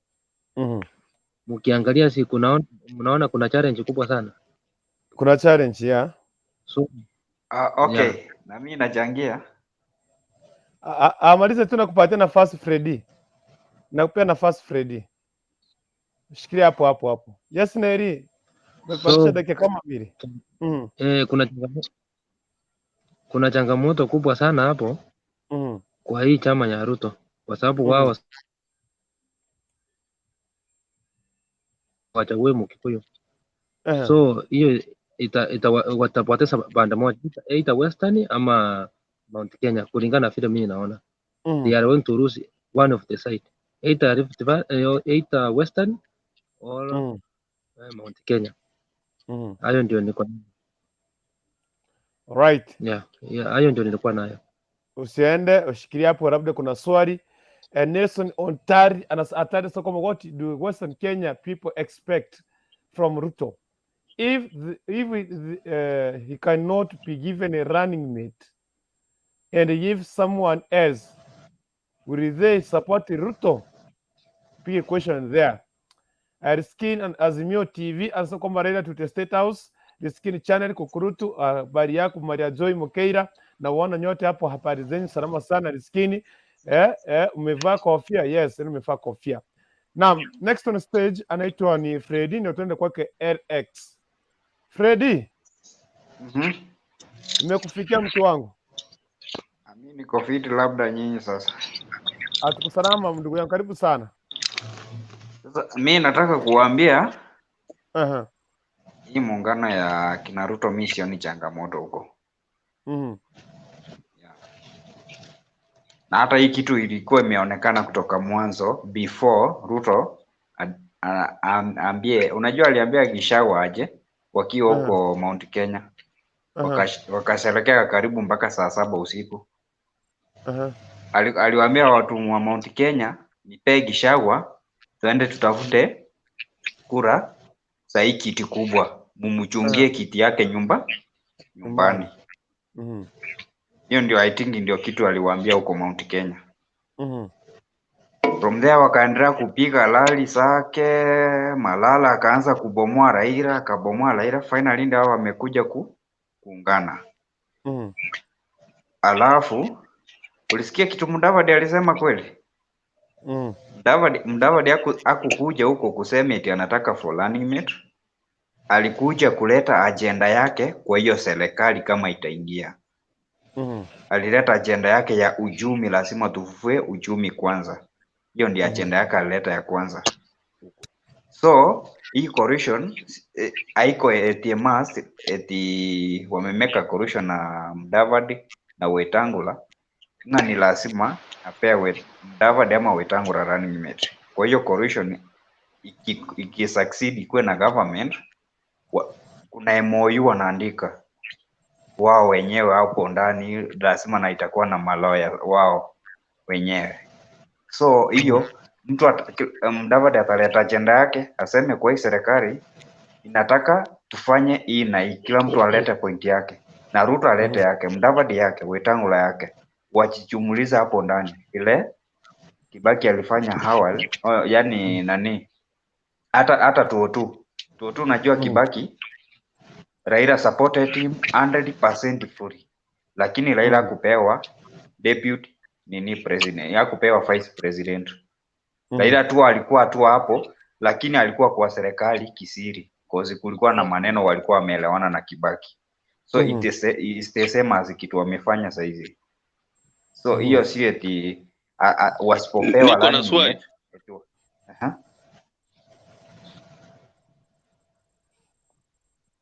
Just ask. Nani ako na swali? So okay, mi kitu nasema hapo hakuna changamoto iko huko. Wycliffe.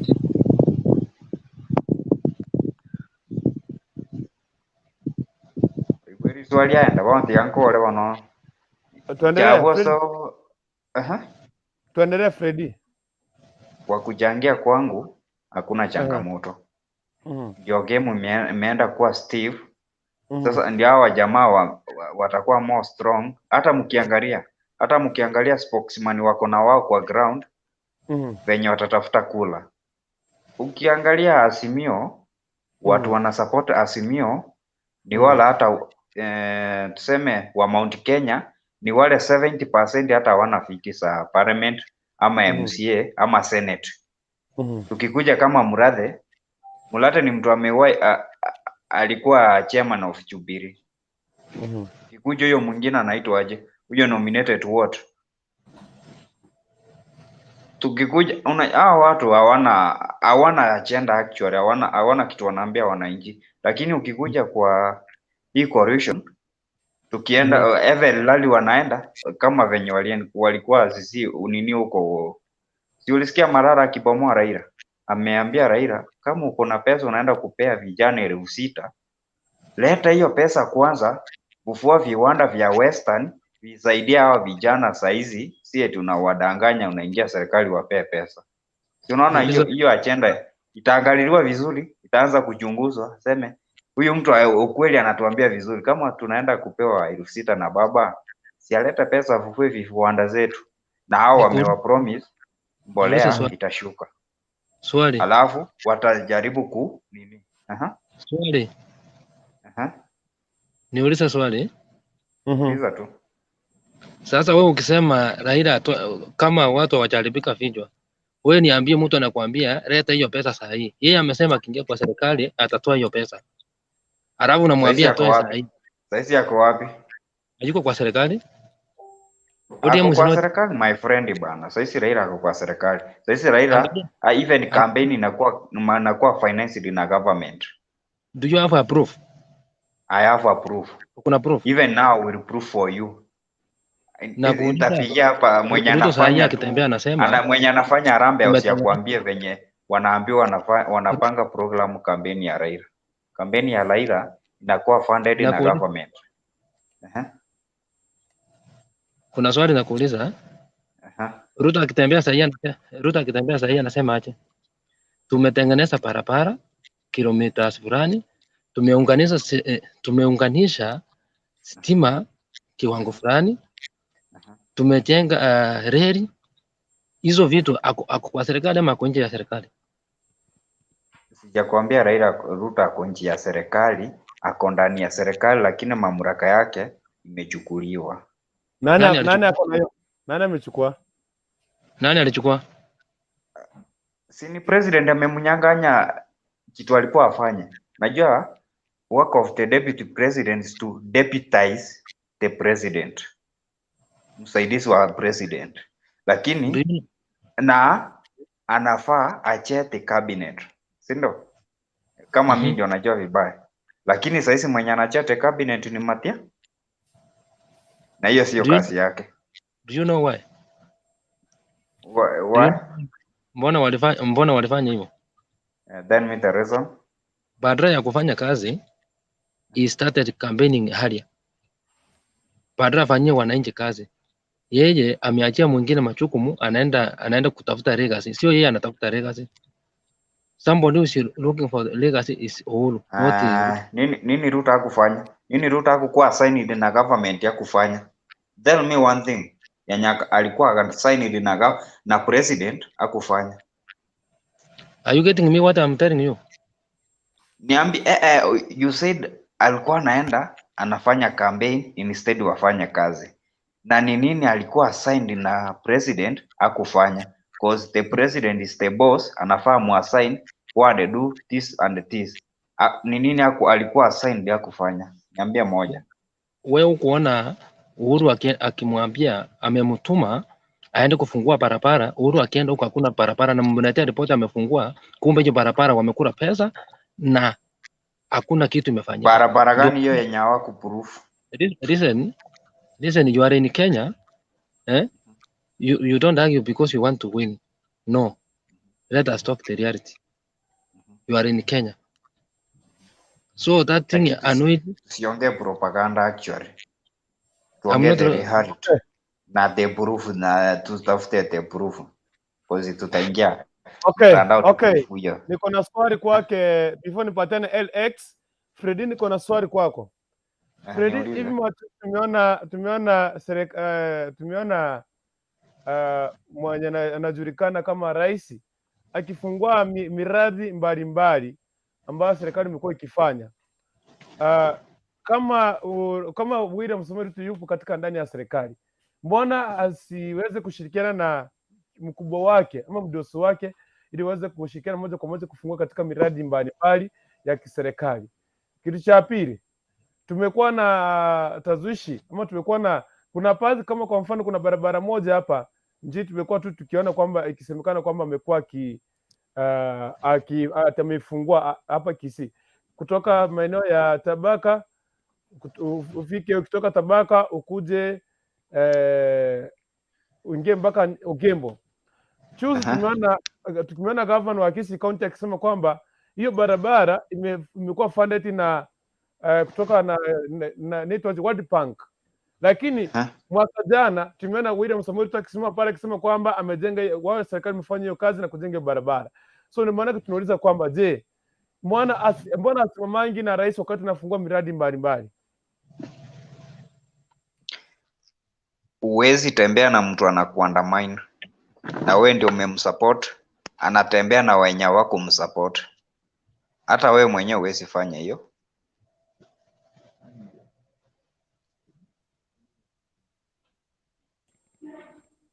Yes, Freddy.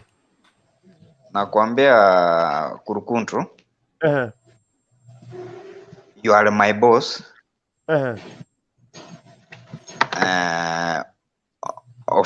of course tunafaa nisikie kitu unaniambia, lakini uwezi ni undermine in public na mimi ndio nilikuwa supporter wako mkubwa.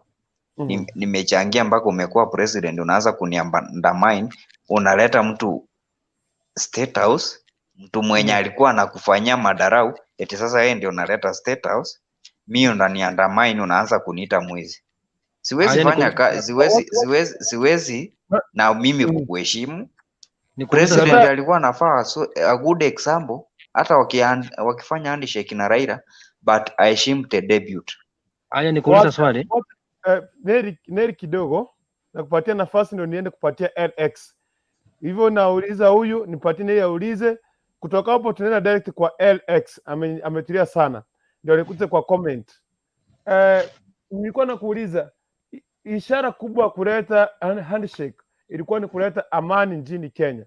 Ilikuwa ni kitu cha kuleta umoja. Kama si handshake, sasa hivi hatungekuwa kumetulia chini sababu kumetulia. Ukiona pale hakuna kitu kama hiyo. Hakuna kitu kama hiyo. Hakuna kitu kama hiyo eti handshake indileta amani. Okay, Neri. Hakuna kitu kama, kwani ukishindwa kula we ni nani ukatae? Ndio nakwambia kwamba ndio maana kana hivi. Freddy. Mimi kwangu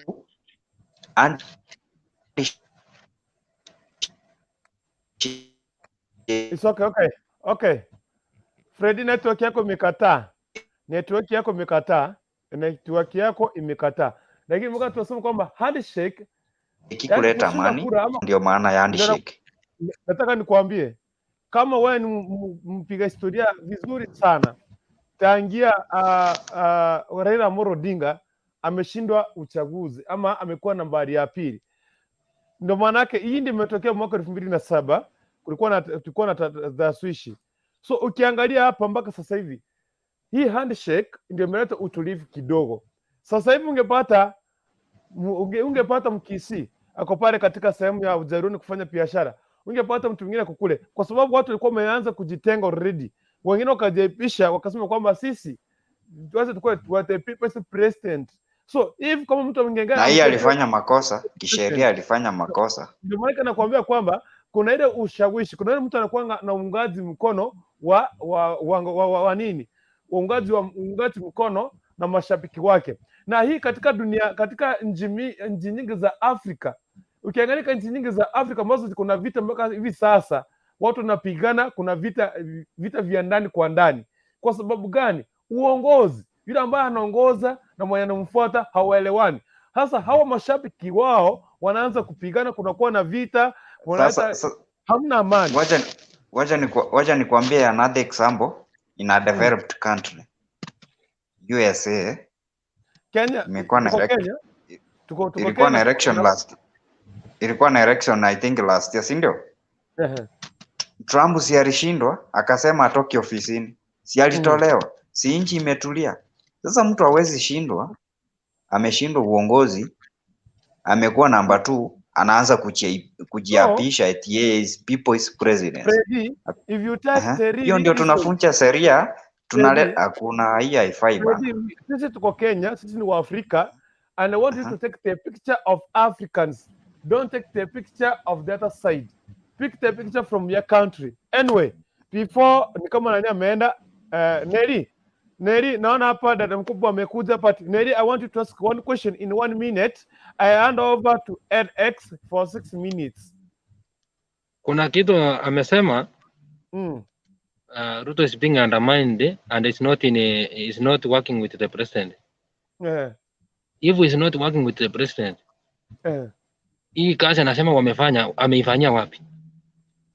Hiyo kitu ndio waliifanya first time. Alafu ako around kufungua the project because Ruto is elected bana.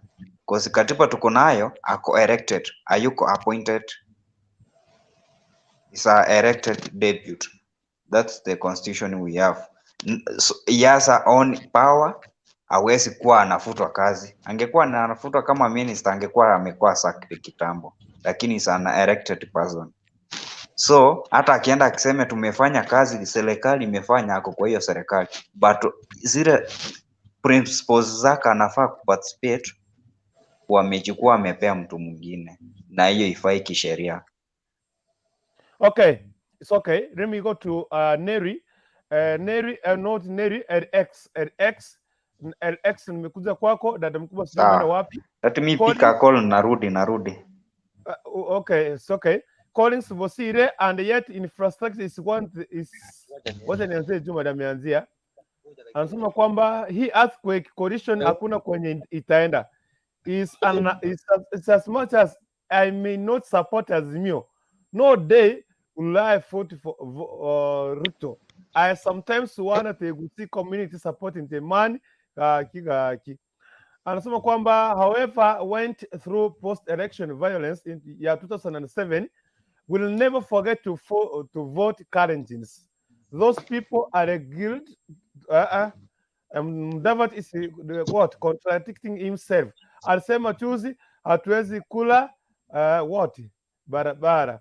Okay, dada mkubwa nakamu sasa mambo ni nyote. Collins Busire, and yet infrastructure is the key and crucial aspects in improving our economy between UDA, but UDA people are brainwashed out of frustrations will end up crying together. It's okay. It's okay. LX, fungua microphone tafadhali.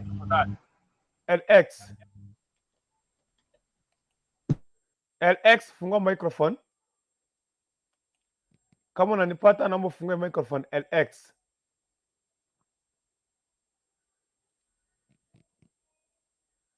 LX unanipata?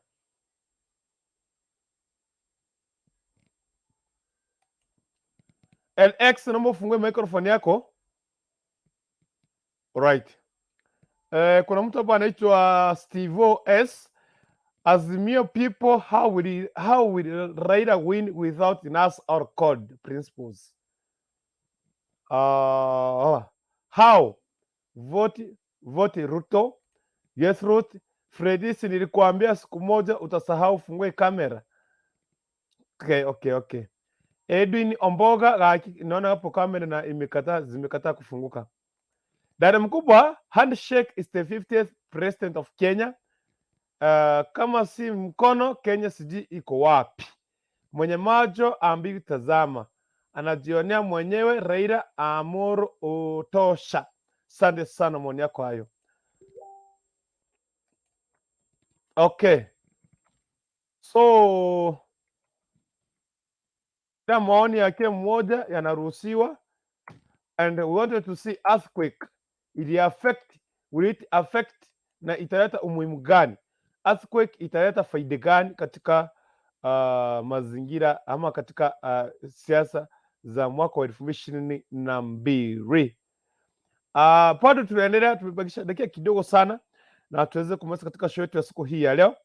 LX pale naona ni kama microphone yake haijafunguka, but ni kama dakika 7 na niweze kumaliza katika mjadala wetu wa siku hii ya leo.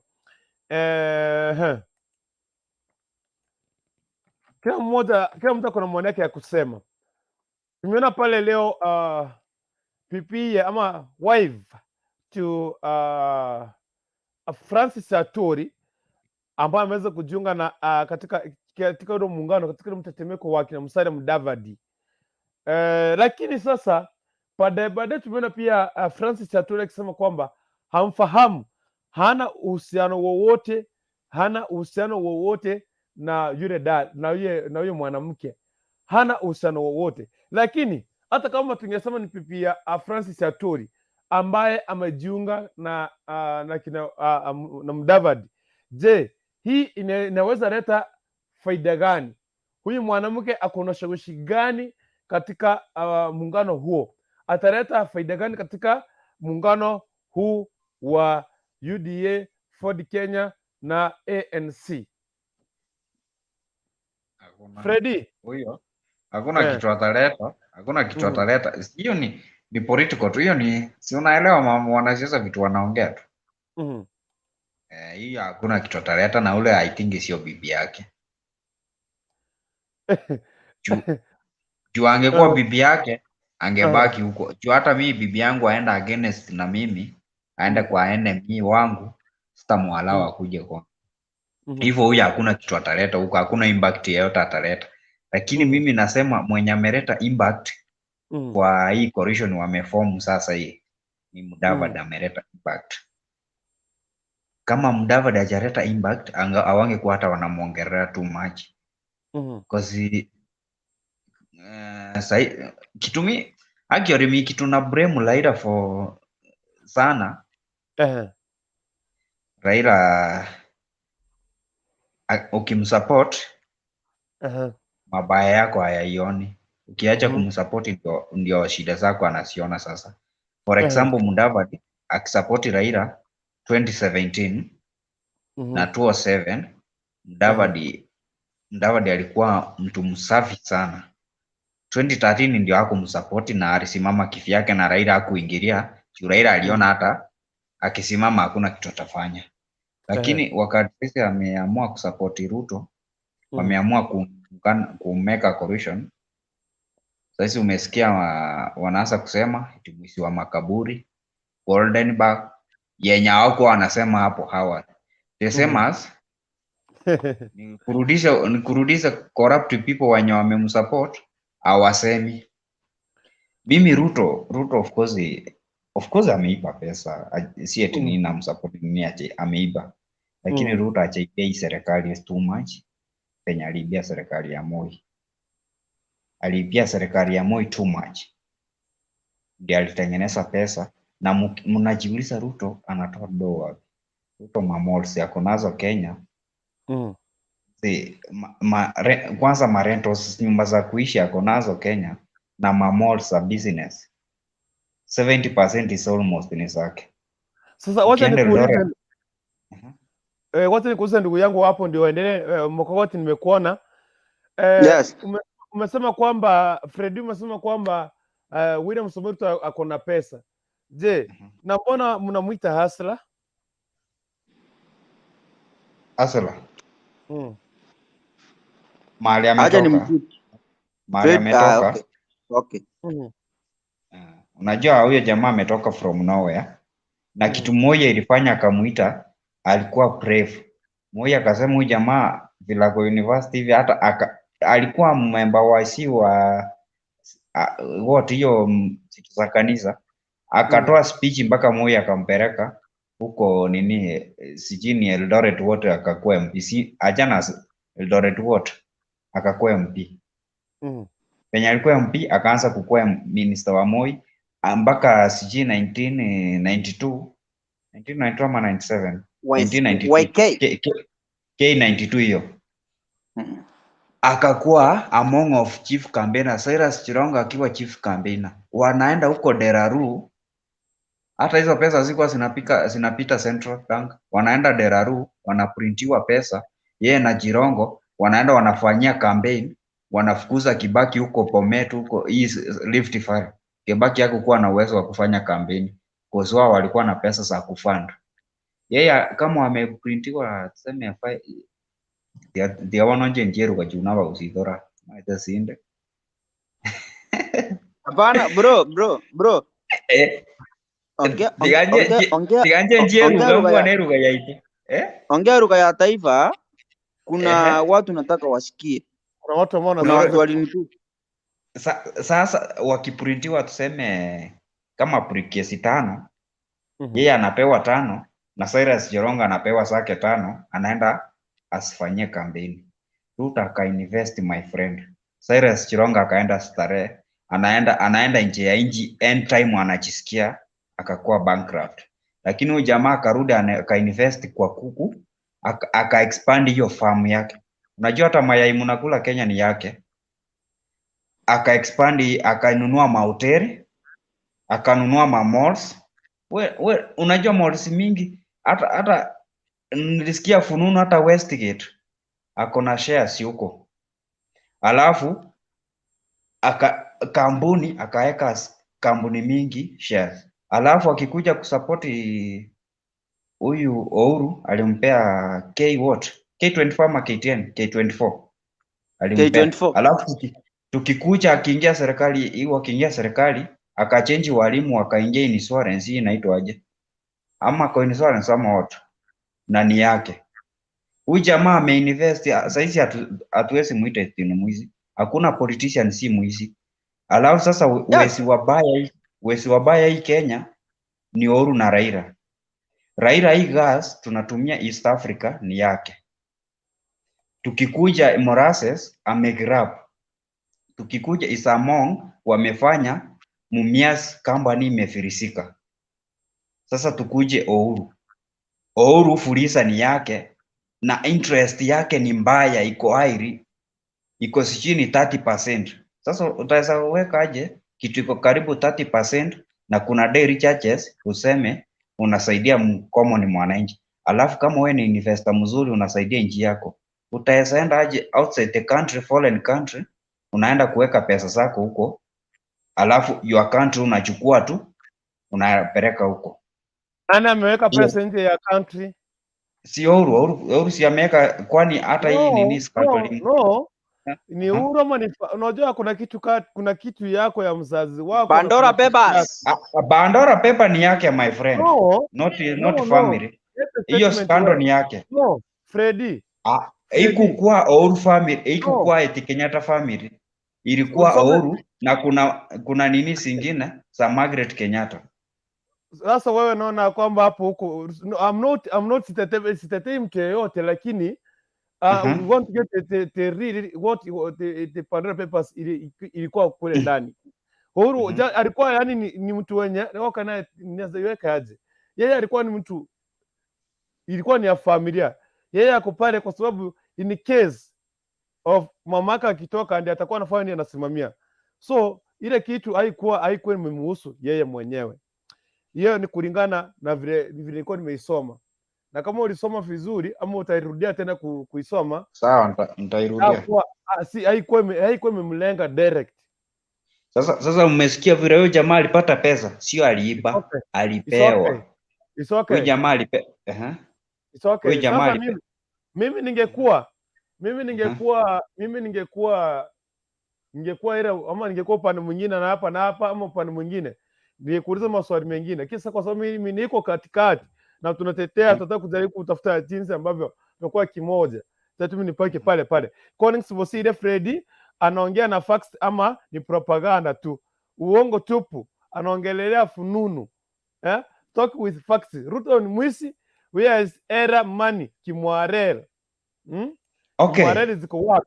Freddy hana facts for sure. Covid money ziko wapi? Ni nani wamekula Covid money? Bro, Freddy Kurukundu, let me put it clear. Huyu jamaa mwenye ameandika message, nimeona ameandika YouTube, mwambie ingia hapa, tumwambie ukweli. Si ndio? Kusema tu ukweli. Yeye anaandika, mwambie tu aingie, mwalao ingie tu atuambie, acha tuambie. Okay, wanasema Ruto ni mwizi.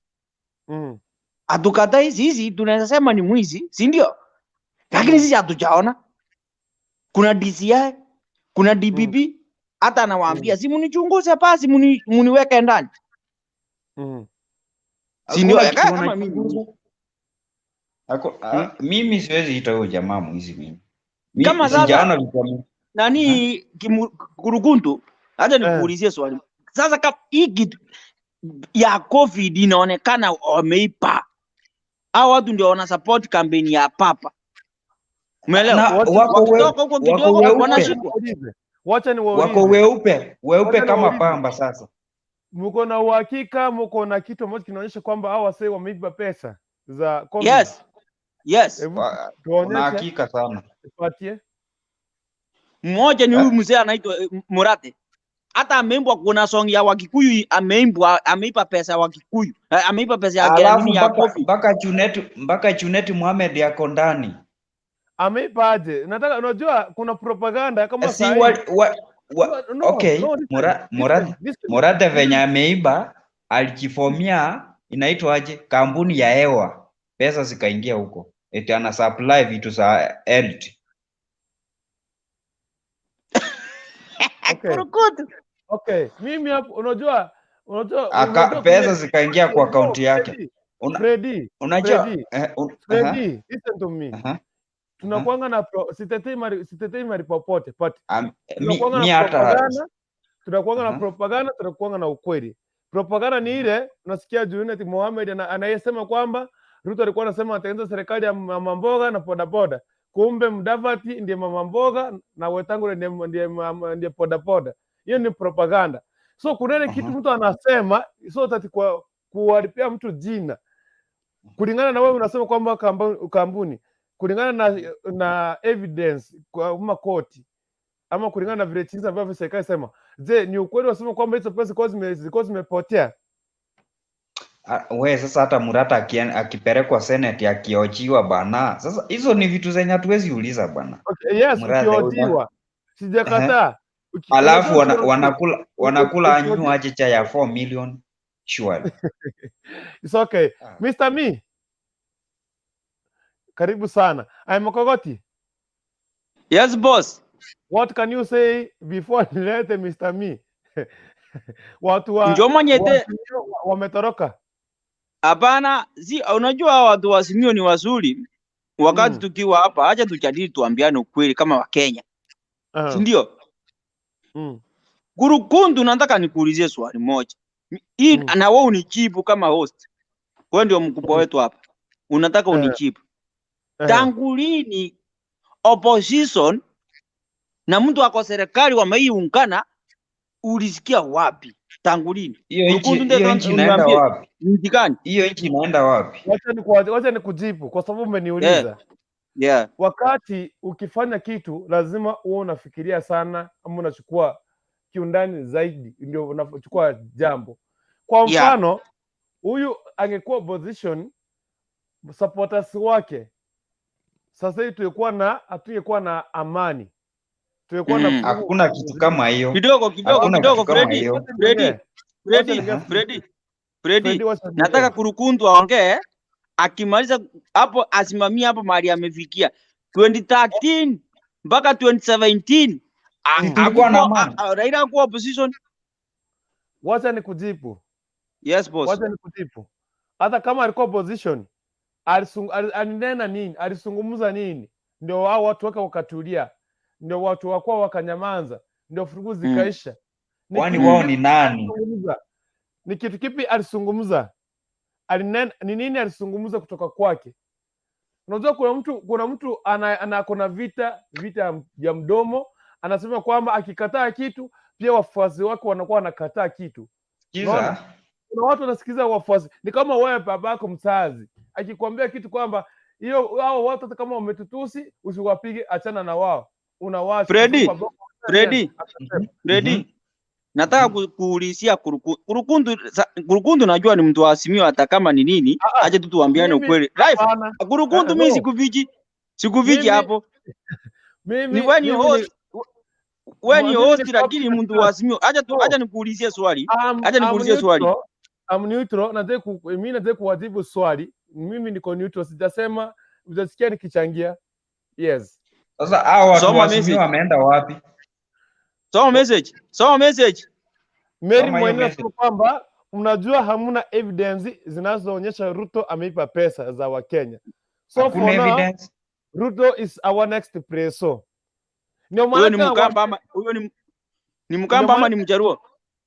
Ndio maana nawaambia hivi.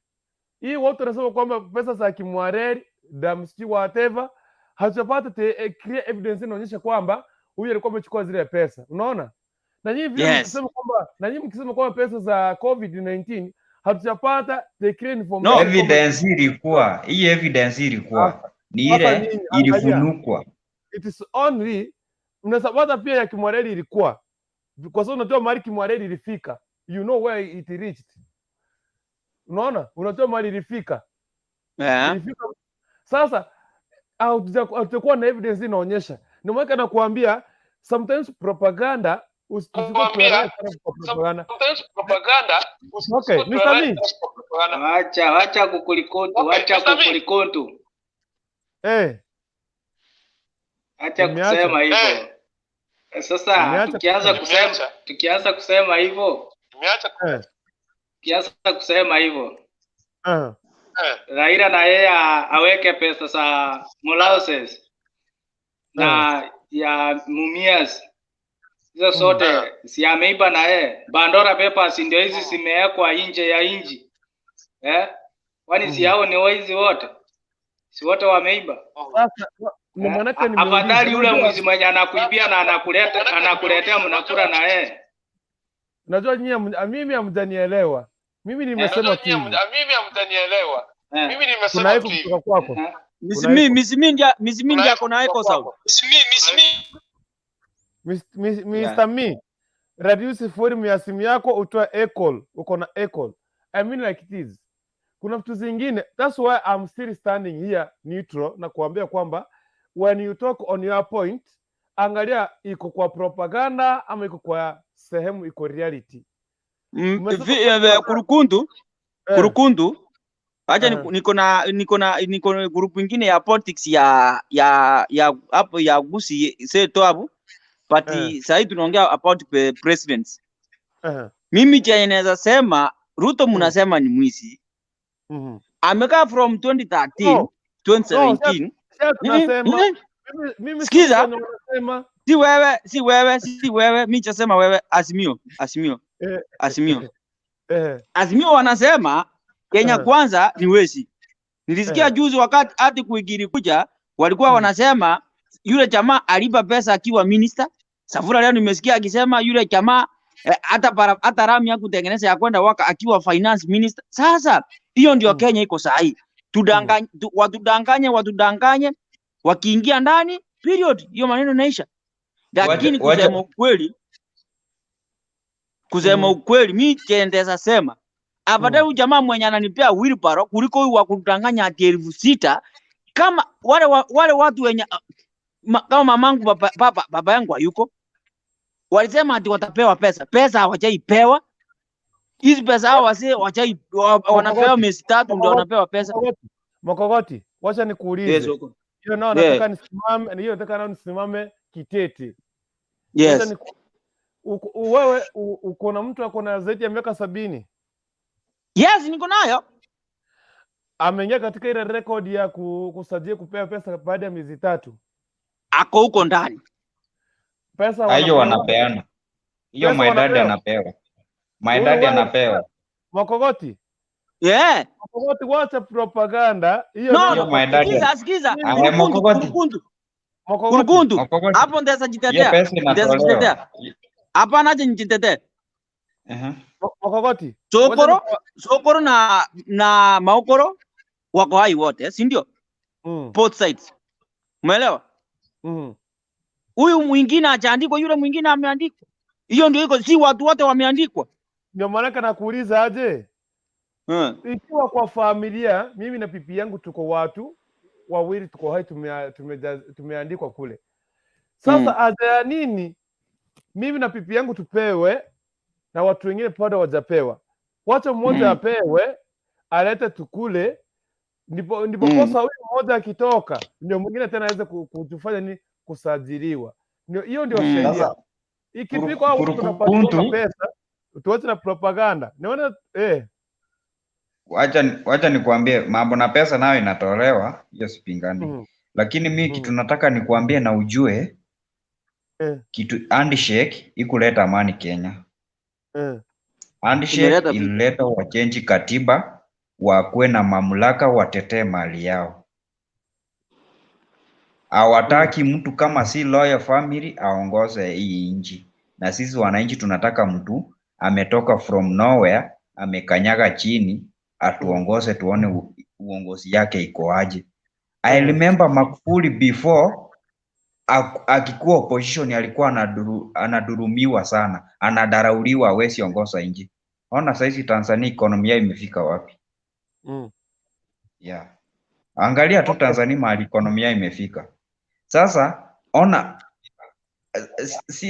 okay, wacha nikuambie mambo ya Raila na Raila, nikuambie Raila ni mbaya. Raila Miguna supported him fully. Lakini Miguna sasa yako wapi? Ruto supported him 100%. Lakini karibu afunge Ruto egg. Mudavadi supported him. Saisi Mudavadi amekuwa mbaya kwake. wacha nikwambie kitu kimoja. Mimi kama Kukurikuntu siwezi nikakuwa na wewe uko na mimi ufanye makosa useme mtakutetea.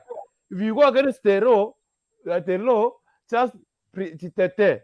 Hata hapa media, hata ukifanya kwa company, uenda against na sheria ya media, ufungu ukamata upeleke court, company itashughulika na wewe, watakuwa wanashughulika vitu zao, ujitetee wewe mwenyewe.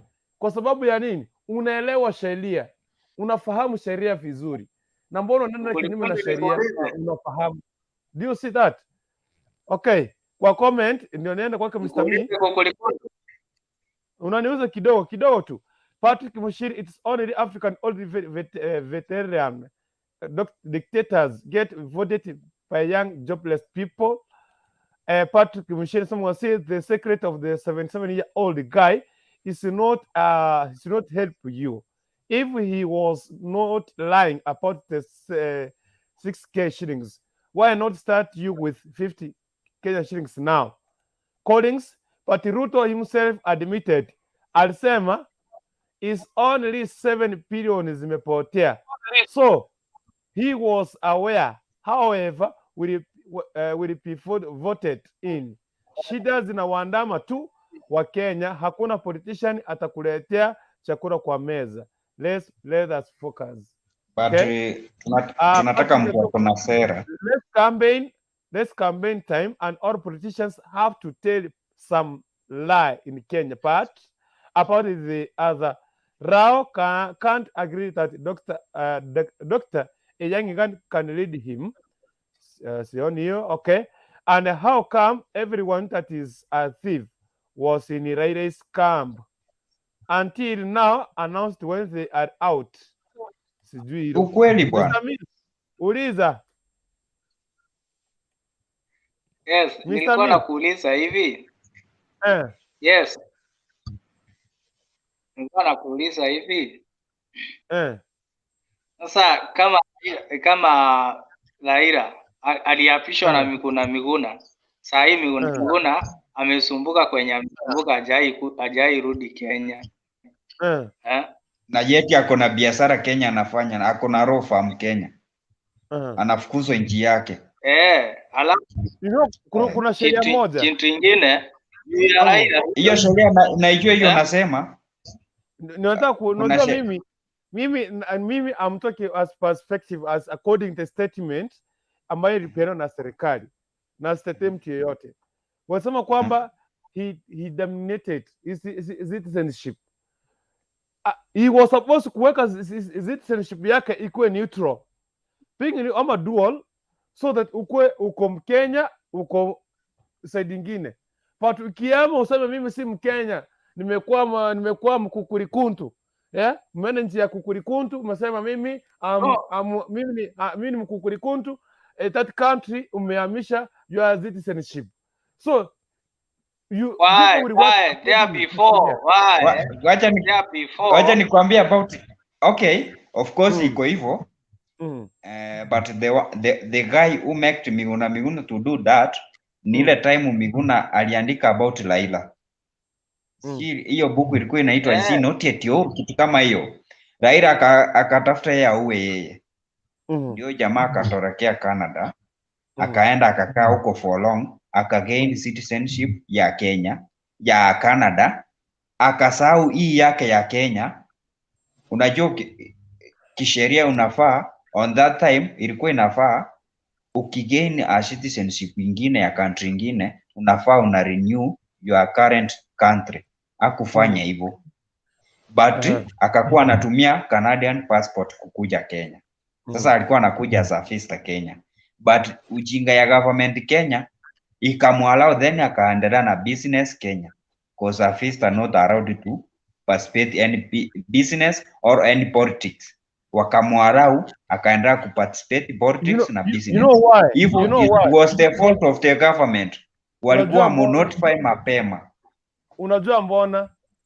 Hawafai kumnotify wakati wanataka kufukuza mtu. Let me tell you, this government, ama this area, unaweza pata kwamba ulikuwa vizuri, but at the moment unajua unaweza na mahali watu wanajua wewe, kwa mfano waseme wanajua mimi ni mwizi, wananisamia tu, wanasema kwamba huyu kijana ni kama alikuwa mwizi akatoroka, sasa vile amerudi kwa kijiji atakuwa amebadilika, atakuwa amekuwa mnoma. So hata nikumalizie statement. So hapo kwa kijiji wakikuacha wajue kwamba ulienda kubadilika, wakwaje ukae kule umalize miezi michache ufanye makosa, sasa watakufukuza. Achana na hizo policies zenye asiko kwa constitution. Constitution tuko nayo saizi. Sikiza, constitution tuko nayo saizi I allow any visitor to participate politics and to have a business in the country. Is supposed to follow government procedure. Attain, kama anataka kuendelea na business, attain business permit kutoka the national government, ama anataka kufanya kazi, attain working permit. Attain, lakini sasa Miguna okay, utaenda Tanzania uanze kufanya siasa huko na we ni Mkenya. Hivyo hiyo is a fault of the government, lakini wakati kuna makosa sio ndio wanamfurusa na anakuwa supposed to regain. Miguna this is not the first time anakosa. The first time nadhani ikosea Raila Amolo Odinga ilikuwa kitambo, that time nilikuwa mdogo sana, hata sikuwa nimeelewa mwanasiasa sana, I was young. So this is the second time. Ndio Raila akatafuta ya uwe, lakini akatoroka. Hivyo okay, Kuruguntu hii inchi kuisaidia. Unajua hata Kibaki Moi alisema is not a good leader, but Kibaki make it. So Uhuru let him to retire, go home, and isimuse let have kijana ajaribu kumove forward. Anaelewa what is going on na anaelewa economy, amekaa kwa hisi government, anaelewa. Alright, so okay, Yes, tufanye hivi. So naona hapa Mr. Me nimekuhold sana. Yes. Taka usungumze ndio nilete Neli ndio tuende kumalizia. Imegonga saa 6:30. Leo tuko Saturday. Yes. Mimi kitu nilikuwa naongezea hapo ni tuseme hii project yenye anataka kutuletea, wacha waende nyumbani, ama akienda nyumbani aende nyumbani salama. Venye sasa tumeona amefeli kabisa. Hata hii sijui amesema ameleta maendeleo, sijui ni maendeleo gani yeye ameleta, sijui hata yani hakuna kitu yenye amesaidia by the way. Nani? Sasa hii ananunua wajumbe, anasema Ruto ndiye yeye pia wao wananunua.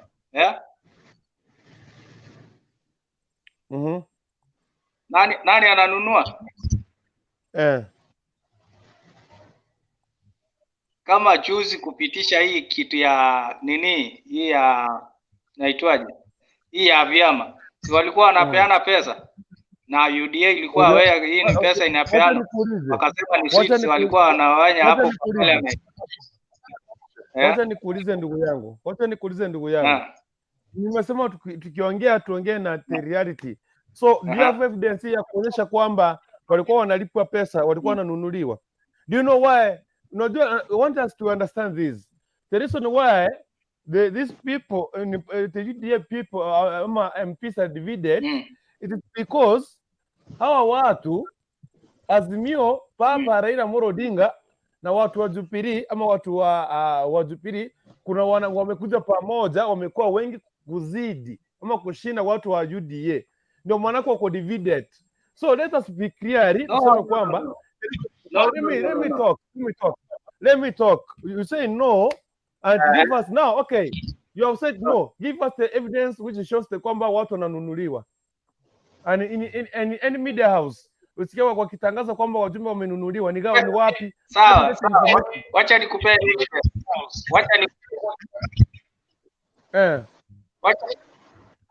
No, hawawezi sema hiyo ni kitu kama serikali, uko kwa mrengo wa serikali, hawezi sema hiyo. Tuko nayo Walionyesha karatasi ilikuwa imepepa pesa. Okay, evidence itakuwa hivi. Let me Kuruguntu tell you the evidence. Excuse me. Wacha nikwambie. Ndindi Nyoro, mbona wakafukuza Ndindi Nyoro mwenye alikuwa na evidence? Ndindi Nyoro alikuwa na evidence. Wakamfukuza. Freddy. Si alikuwa anaona pesa ikipeanwa, wakamfukuza. Freddy. Tell me. Eti akaanza kujitetea ni sweet alikuwa anapeana. Ilikuwa wapi?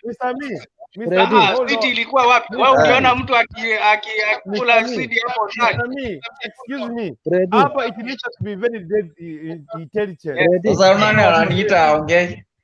Nasema hivi. Kidogo nasema Neri. I'm giving kidogo tu dakika moja. Nataka tu niwaambie kitu kimoja watazamaji. Kuna kitu kinaitwa propaganda. If you know you want to bribe, you could go and bribe in privately. Ama unaenda kubribe kwa mambo mnachificha. You want to come here in the parliament where you have your opponents na ukuje kufanya nini? Bribing pale mahali ambapo unajua kwamba adui yangu akupale. If I want to bribe you, I will bribe through the bank. Na kutumia kwa bank unaangalia unacheki unaona. Sasa nikapewa ya kubribe ikuange through bank. Ya kubribe inakuanga cash. Ndio maana kuambia hata kama ni cash my friend. Nitakuja kwa Freddy nikutembea nikupee cash. Sitakuletea kwa parliament, sitakuletea mali kuna adui.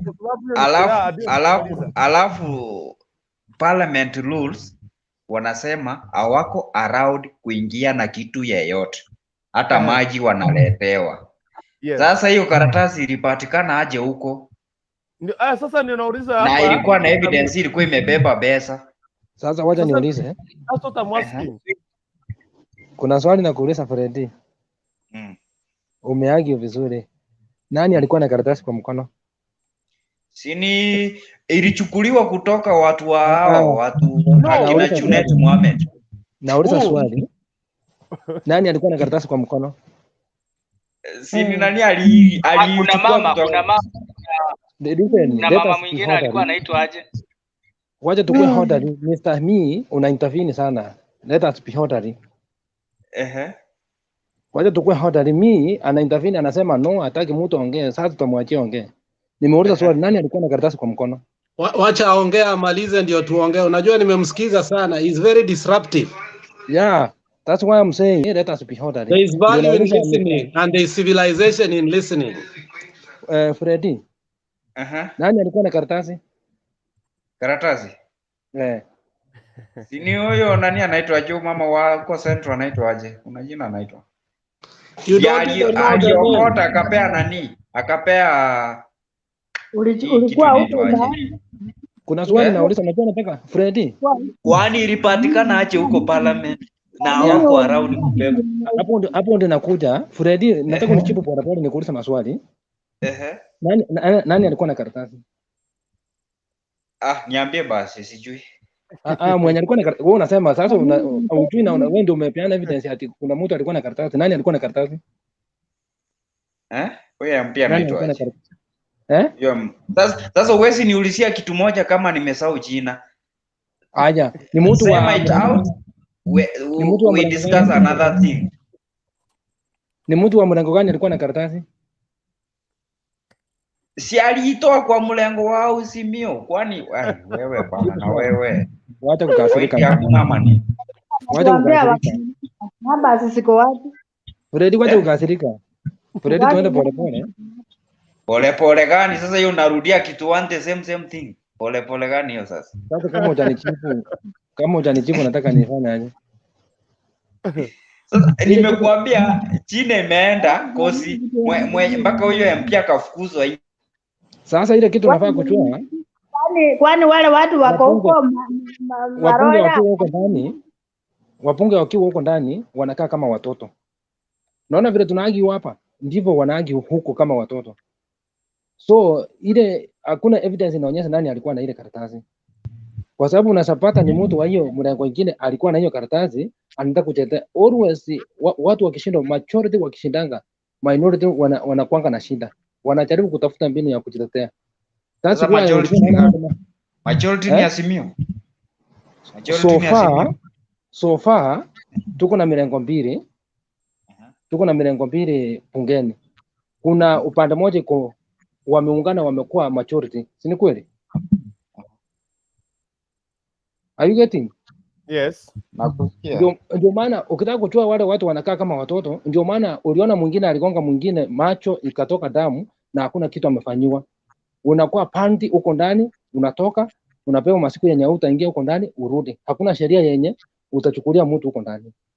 So that's why wanasema ati usiingie na maji, lakini unapata mtu ameingia na maji. Ameingia na maji. Alafu au wengine wanaichaki hiyo maji, alafu wanaanza kusema fulani ndiye ameleta maji. So huko ndani ukianza kufuata maneno ya wapunga wakiwa bungeni, utaumia tu roho kule. Hayo ndio ningesema. Sio umepitia jibu gani hiyo wewe? Okay, wacha niwaambie mimi muisi mkubwa hii Kenya ni Raila. Na ni Raila ni koni mani Kenya. Ndiye ametesa hii nchi. Hatukatai. Mimi naendelea kusupport huko koni mani ametesa nchi bwana. Wewe sasa unanulia sukari ngapi? Uko na feelings? Wacha nikwambie serikali Raila ni okay, Raila anaongeza tu mguu kidole tu hivi, serikali inaharibika. 2008 up to 2013 alipewa nusu mkate. Mahindi bana tulinua gorogoro 200. Aliharibu serikali. Na mahindi yenye ameingia form of handshake. Gazi yenye ilikuwa na feel na 17, sasa na feel na 27. Freddy. Mimi I'm here to remind you, alafu ni pia nikimoderate mjadala. So nataka nipatie nafasi kwake Neri, alafu apatane kwake Michelle, tuende kwake LX. But we know at that time who was the minister for agriculture. When you give your point, who was the minister? Let me tell you by the let me tell you, Ruto was a minister of agriculture. Hold on. Neri, nafasi kwako ndio upatie Michelle. Sasa ile shida yenye iko naona hapa tumekuja kujadiliana tupate solution, si ati tunapishana.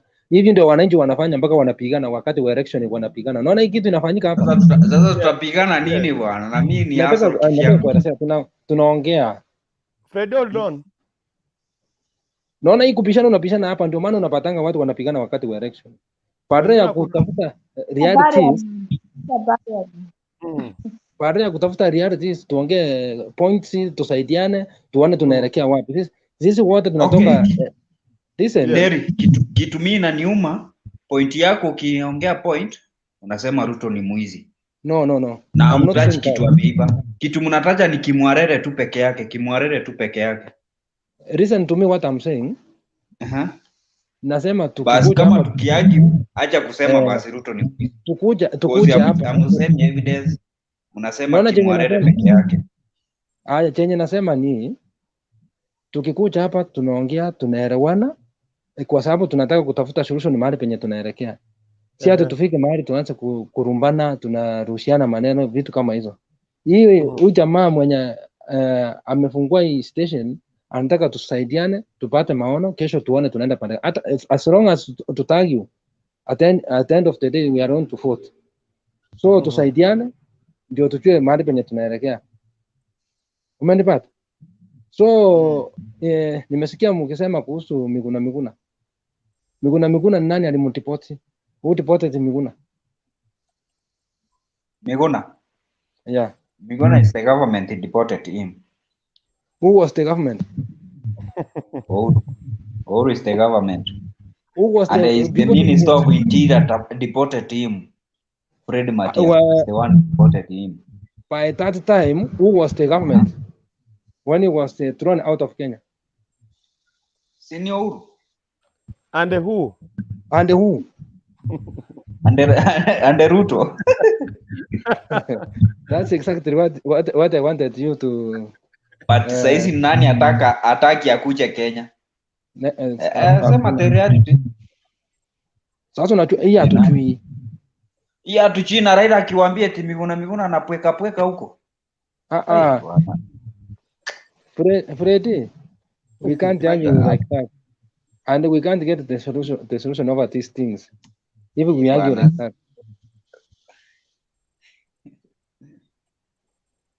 Okay. Right. Nataka Michelle ongee ndio nilete Mama G for general.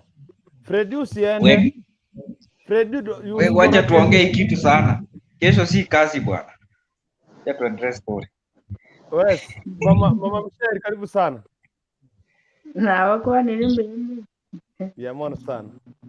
Yaani ndio jira gara mora rais ka mo mana. Pero na kwa sera ila kwa gara mo to. Entonces de kiongozi kia bwana. Ndio gatra. Ila Ruto kia kore.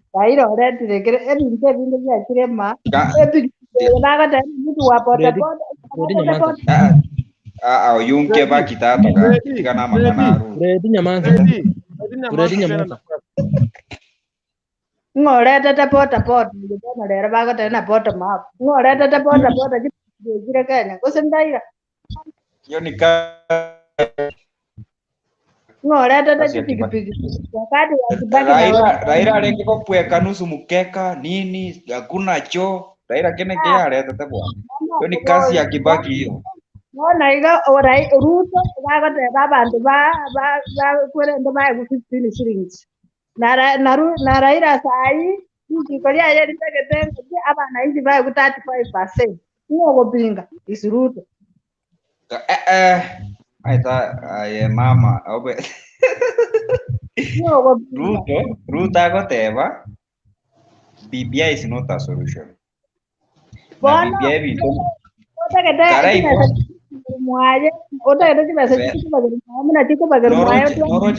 noroche gochibeka chibe 35 ekine gento kebene tegwetera parliament na senate ekine gento bagweti just one day baiti chike terie lazima barete BBI limanye gweta kabere serikali alafu diango tebono buya bwa Ruto utekera bete minister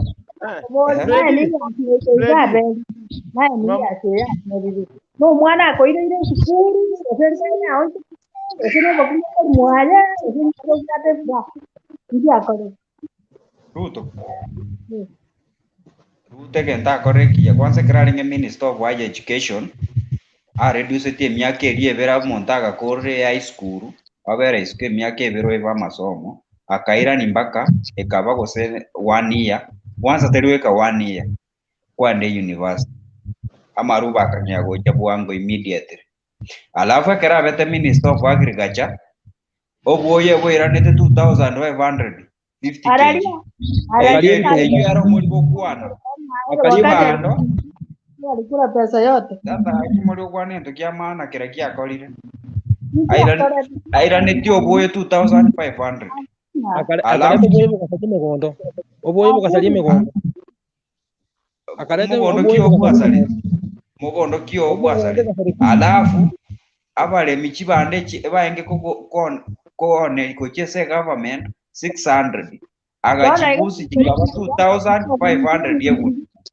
chuzi ngwaro abakare bakwenda mandamano chuzi abakare bagenda Uganda kana bale bakaniru je nonda sabakare bwana they benefit na bwanza bako feed Kenya wasingisu county and Trans Nzoia nere go feed Kenya but alikuwa anawaambia wapanda aliwaambia wapanda hapana tikana chipropaganda tata tikana chipropaganda ichi abantu bakwa 50-50 banda mana para wasingisu and Trans Nzoia nere go feed Kenya I have the proof of it nere go produce ngano nere go produce banda Okay, Fred, hold on, Ivono. Ito na siro pa, ito watan rikoral. Ito na one by one. Vitamini wale gari. Bona igaba kale nchini, bakorera ngamba ke Ruto because Ruto baira ni maiga sobre. Yes.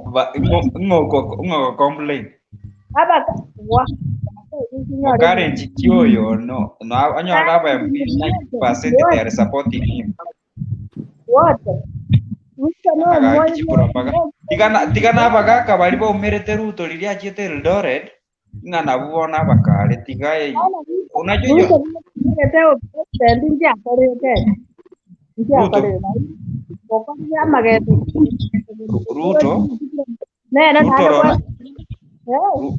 Ruto infrastructure amangana infrastructure big for agenda babwate omonto nye interrupted ndaira na handshake Ruto babwata maona maja within verse 3 months laptops 3 months 6 stadiums. Where is it?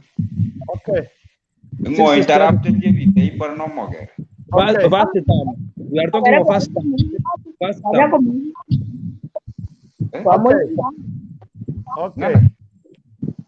Okay. Ndele kwa tagaiga mama G for general.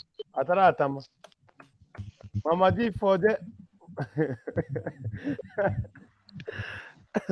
Karibu sana Jennifer Keribo. Tawangu. Biane tawangu. Ndege ko bori Fred. Ndege ngote Fred. Manifesto akwirende UDA.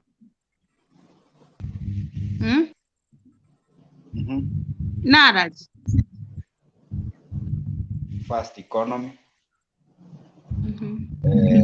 First economy. Balance ya mangana ya NHIF. Telling a president yakana go 1600 nanda yet akoba pay to maybe 2 million. Balance babe konyore 10%. Chibasi yo konyona jo ogwakana go 10% is to NHIF. Tigera. Ndege tenko baliga. Es simple ega wheelbarrow. Right? Is it a symbol ya wheelbarrow ko snechi wheelbarrow mo koleta ba mwa abantu be university? Do you know a wheelbarrow yeke 10 minutes? Alafu nanje tiganko boliga. Yes. That is a sample. ODM to bwateli tunda. Yes. Waipa to bwateli buli. Igo monte graduate buli toko mwa. Tigera igo. Fred tigera igo. Naro le chi wheelbarrow chi kwena nupara ga iga. Wono ndege tembo liga. Omaete? I want to go boli riswari kuira nere nduri ko nyara whatever I cannot. Mana korora machungwa kwena. Kwana korora iwe kwena na machungwa. Machungwa. Bora na eliale stingy. Kwa boli riswari. Kwana korora iwe kweta na chiparo ko mete. Let me tell you, Fred. You are a man. You have kids. If you don't have, you will have one. Also, mi mwana mpaka iki university montaba yako tenenia maino muna chisururu go chimotu na tikasi ni kasi achiko mongere wheelbarrow. Will you feel good? Let me. Every day, mobile day. Sada na ni ya muna ya Fred. Sai stabua di power siecho. Sai is a debut. Differentiate as a president and a deputy. Now, a president is a commander chief.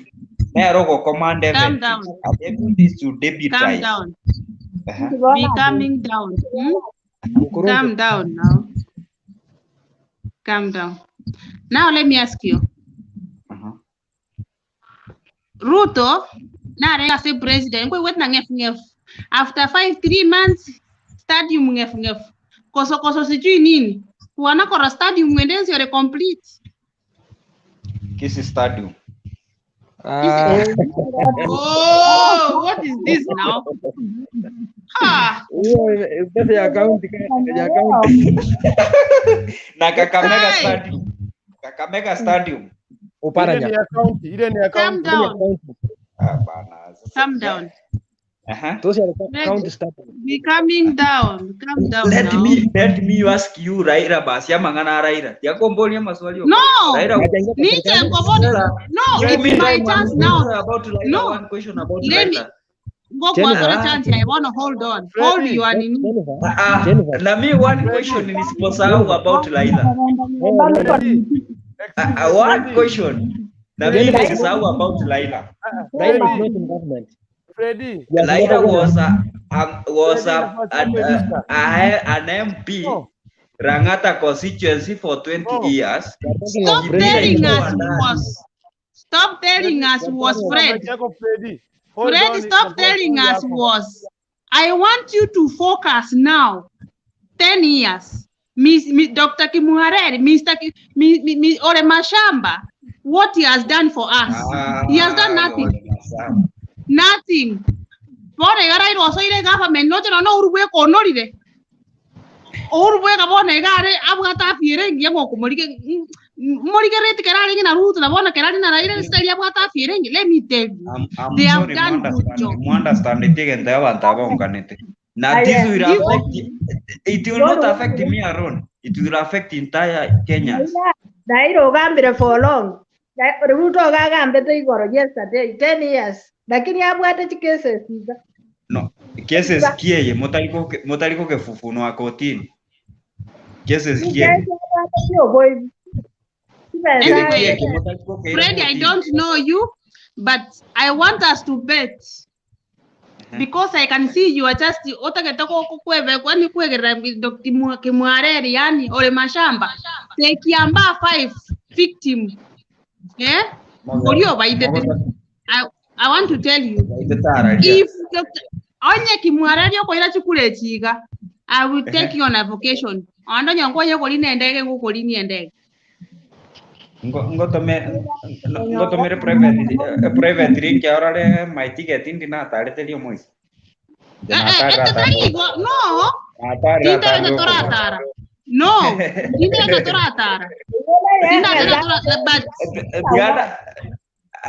I want no, you don't understand. I want if Ruto aile chukure chiga, you know wananchi wameona, wamejua what's going on, what's eating them. Kwa hivyo Ruto na Raila bantu bosi ipi na bagenda bato ini Ruto. Raila ndio president this time around. Na watu wamekubali. Na by the way Raila kura zote amekuwa akishinda, but now amekuwa akishinda wapi? Wapi ulisikia wapi? Ulisikia wapi? Sasa wacha nikuambia about Raila huyo mna support. Eti yeye anafanya kazi. Raila was an MP for 20 years. I think Langata constituency on that time Kibira ikiwa ndani. Lakini Kibira now is the second slums in Africa before Soweto.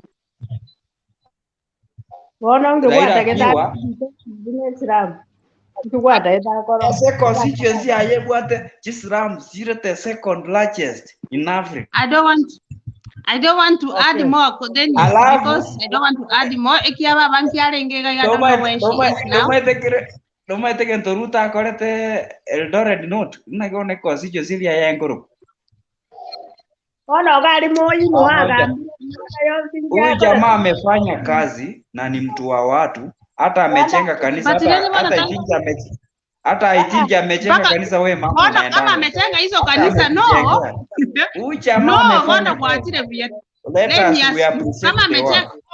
kama amechenga hizo kanisa, kwa nini watu wenye nakutana na wao wanakufa? Nani amekufa? Laila si aliua mtoto wake. Bishops, pastors. Muna huko haji gani huko? Nigeria muna. Aye. Laila. Let me tell you Fred. Okay. Aye bono toramanya. And me by then I pursue my question on politics. It's okay. Sasa acha niwarudishe kwa mjadala tukimalizia. Mama G for general, tulikuwa hapa. Ule muungano wa Madvd weta na pamoja na Ruto.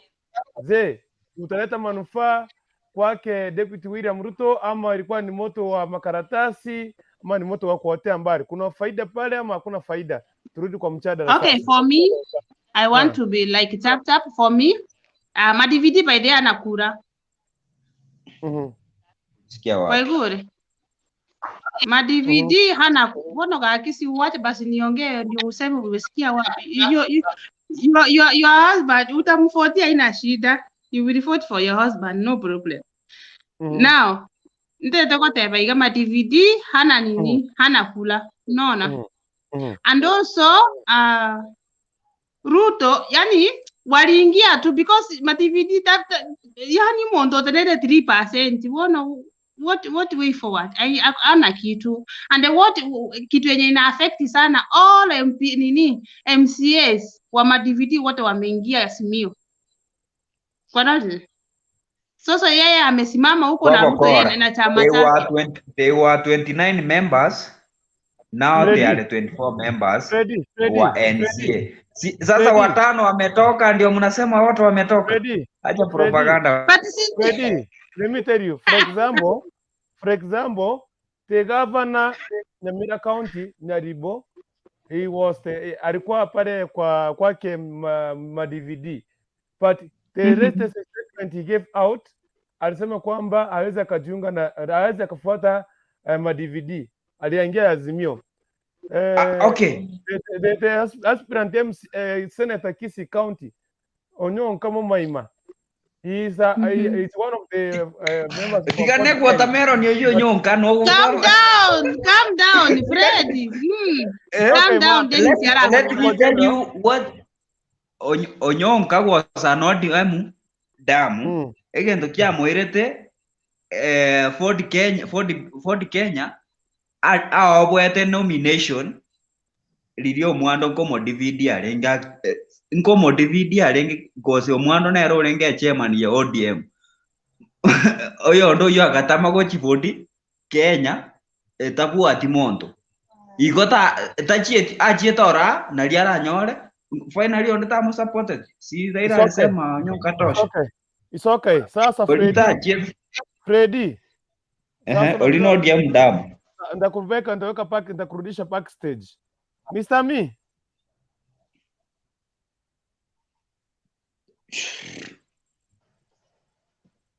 Mr. Me. Amelala. Nelly. Nelly, unanipata? Alright. Wacha niende kwake Michelle Rojito. Nikura toile tenda nindo tega abana tokunya kwake uno mwana yo mtokro Fred. Fred na mata kunya kunya makendo akanyere enkor. Ni tukeria gaja korango tumaga iga. Era tigaganye. Gato kanya torare ngaki Okay. Ndokonya kurwanira ga iga mambi mara natokale na era na ando tokwana ni ngige karo. Wale wenye walikuwa wanauliza Mr. Freddy ni ule nani alikuwa na yes nakusikia. Kurando ngaki oyo ndo ile Raila mapema. So tindo chige ndo kwaje no ule mwenye alikuwa anapeana pesa alikuwa anaitwa Fatuma Ngedi. Aya anataka dabana na bapeana wakati ule uliisha. Abuji kwerende wako wengi ni numbers. So kono ga ngenya kurwana bana mami tobusa inakuruta namagena kaya ikure jijiede mapema. Nyanza problem. Okay. Neri muntu mugo support ne ulio angetenya chae. Neri. Neri bana kurunyamira ngimata. Ekamba nena ngo kolega asio mogera kambuta. Mogera ni mbuli. No. Freddy. Hapana. Tatukiwa the same. Hapana watu ni waje. Freddy, yanga dabiga. No genda somo kale njili.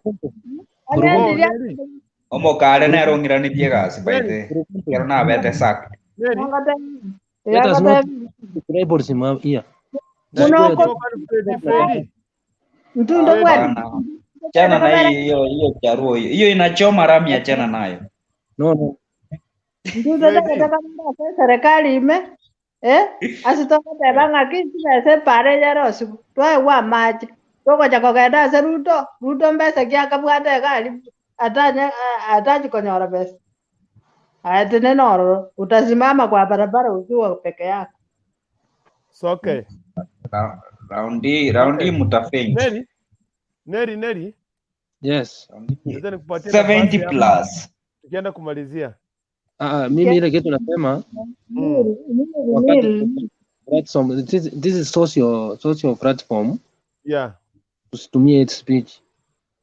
Because unaweza stukia inafungwa alafu tushindwe mahali penye tutakuwa tunakaa masaa kama hii. Tafadhali tusitumie hate speech tafadhali. Yes. Hiyo ndio kitu naomba wenye tunakuja kwa hii platform tutumie lugha mzuri yenye inaeleweka. Maneno ati fulani kabila fulani unatusi, hiyo ni mbaya tafadhali. Naomba na nyenyekea tena tutumie lugha mzuri tafadhali. Freddy, alafu sasa ile kitu naambia Freddy, leo piga kelele lakini kesho ukikuja leta hapo procedure ya kuongea hapa. Kwa sababu ukikatisha sisi tunakuanga na points ya kuongea, but you can't give us a chance to talk. But if you can allow me to talk, I give my points so that you can oppose it later or propose it. It would be better so that we can gain something. We are not fighting here. We are looking for the way. No, I'm saying that's what I'm saying. I'm saying you like intervening all the time. Unajua you don't want an fact bana. Freddy, I have someone here. Kuna mtu amepiga simu hapa anasema usiende, anataka kurespond na wewe kupitia kwa simu kwa sababu linki imekataa. So don't go. Sawa, I'm ready here. Upcoming MCA. Yes, nasimama MCA. Kwa Freddy Omindo. Unataka kwa sababu mwaso. Jenga kechira libere. Ntamenande. So what I'm saying, tukitaka hii kitu ikuwe na utamu yake.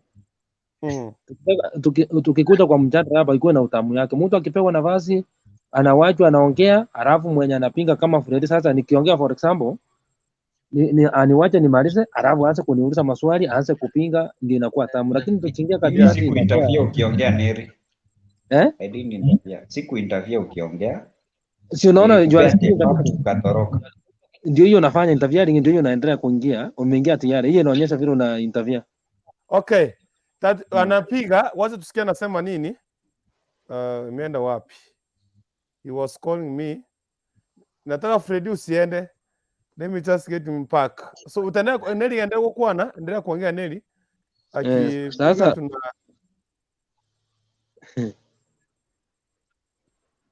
Neli tuendelee.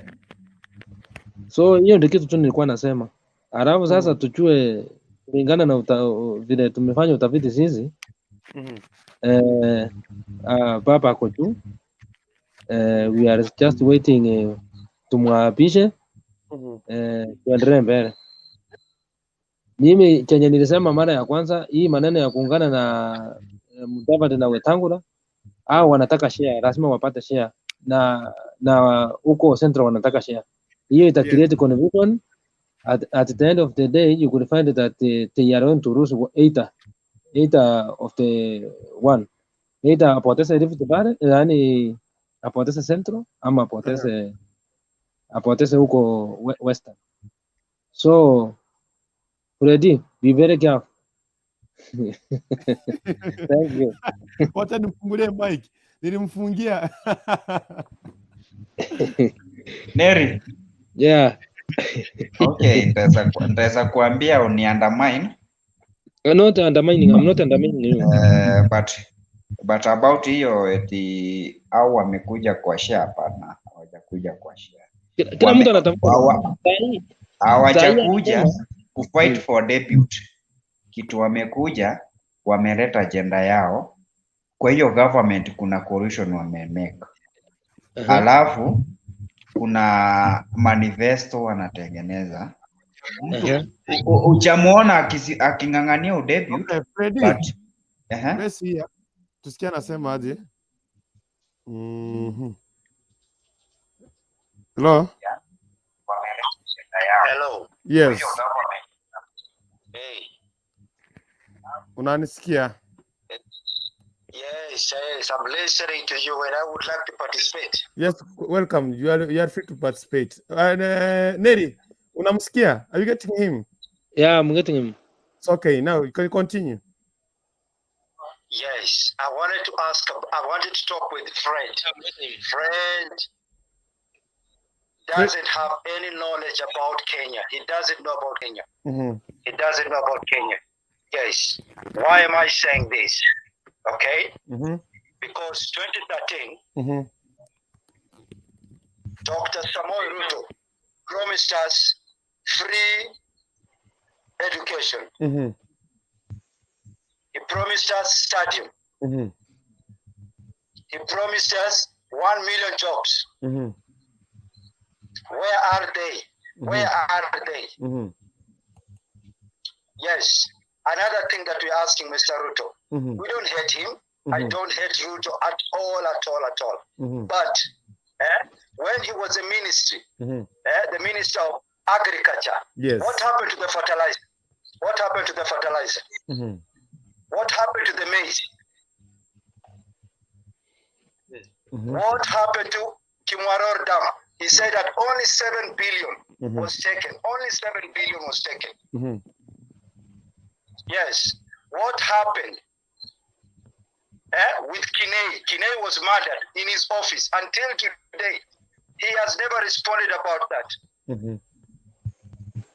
Yes. Msanda was killed during his election. What did he do about that? Kiamba people were killed in the church. What did he do about it? Yes. So, to my opinion, my dear friends, Kisses, there is nothing that Ruto can offer us today now. Because I remember when they were being elected, they said that they were digital people. Yes, that Odinga was analog. So how comes now he's taking us back to the wheelbarrow? That is a sample, man. That is a sample. Why is it It's a sample. now? And another thing, to fight Kenya's economy, you cannot put money where there is corruption. Number one enemy of our problem is called corruption. Corruption. That's the first thing that we have to encounter. Yes. And if you look, Gachagua is a corrupt person. Gachagua, who is following Ruto, is a corrupt person. Waiguru, corrupt person. Mdavadi, the golden bag, is a corrupt person. Wetengula, with the gold issue in Dubai, corrupt person. Yes, equal Dubai. Parts of the same feathers flock together.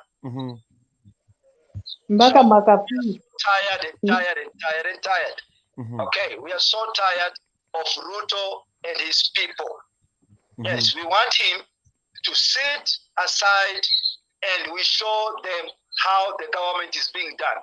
And another thing, my dear friends, Uhuru said, we cannot only be led in this country only by 2 tribes, Kikuyu, Kalenjin. Kalenjin, Kikuyu, since 1963. Not that I hate Kikuyus, not that I hate Kalenjins, no. We need to give other tribes, we are 47 tribes in this country. Let us give them, let us give to Kisii, let us give to Luo, let us give to Masais, let us give to Taita, let us give to other countries so that we feel where is the problem. And to finish, my friend, Kenya is a country where there is a lot of poverty. And how do we solve this issue? Because the government doesn't create jobs. What we need, a person who can industrialize, to bring industries in Kenya. Yes, with equity, transparency, without corruption. Yes, because Fred was asking, what has Raila done? What has Raila brought in this country? Devolution. Okay. Raila brought the revolution.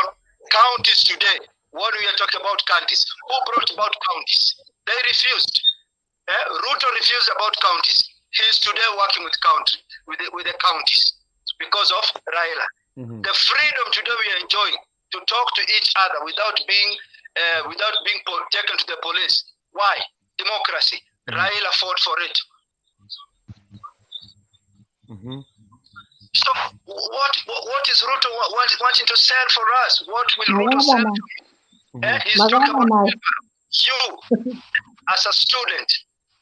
How can you finish school, then somebody tells you, go and push wheelbarrow on Kokoteni? And while his children... I think you are not understanding there. Don't lie to other people, man. From the government, 5 million, 6 million.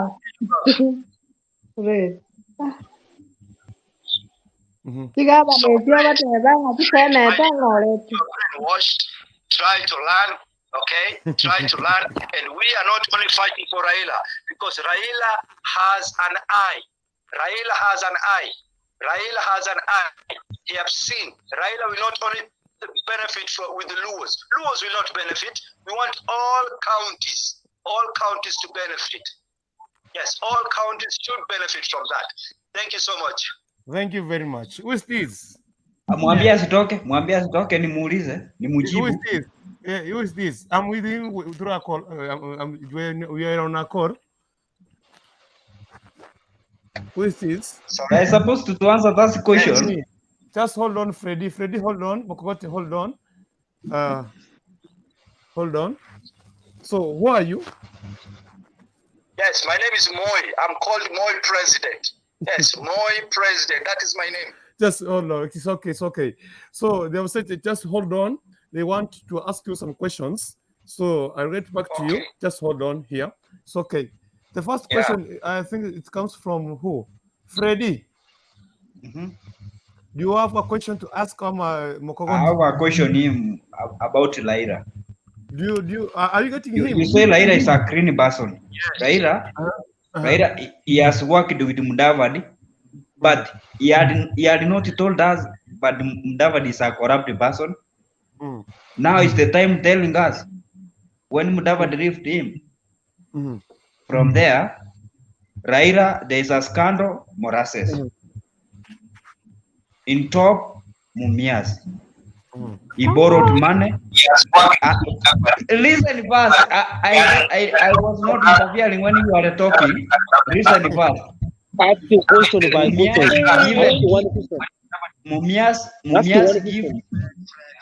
Mumias repair molasses. Iyo molasses did not Raila did not pay it back. Yeah. He had a debt to Mumias. And the other thing, Raila worked at MP Rangata constituency for 20 years. He did nothing. The thing told to 30 people from what? Kibira, Nikung'oa reli. That is the thing alikuwa naambia. Na fry toilet. The government ndio imetengeneza Kibira na toilet. This government imekuja na 4 agenda: infrastructure, industrialism, mambo na ICT. Industrialism ndio inge build 1 million job, kama my friend you understand. Infrastructure enyewe hiyo imefanyika. We have a road network.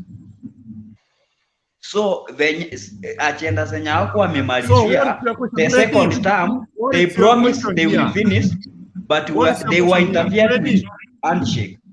What is your question here now? The question, also Raila is a corrupt. Raila is a corrupt. So is that a That's question? not a question. It's okay. A question. It's okay. It's okay. It's okay. You are confused.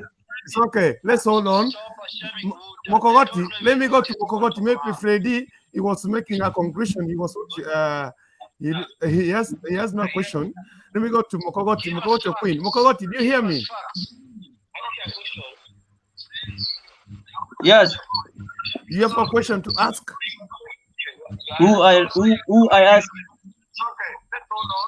Do you have a question? No, I don't have any question. Oh, okay. I had somebody wanted to ask a question. Okay. Imagine, my people. Imagine that Fred is running a ministry.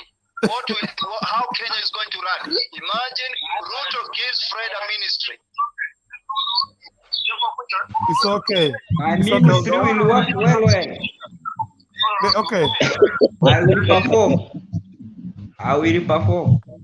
It's okay. Let me hear from who is this next year. Allow me to tell you that man one thing. Yes. That president of Nini. One thing. The people supporting Azimio wako na mdomo sana. Let me state from my MP Onyonka. He had done nothing.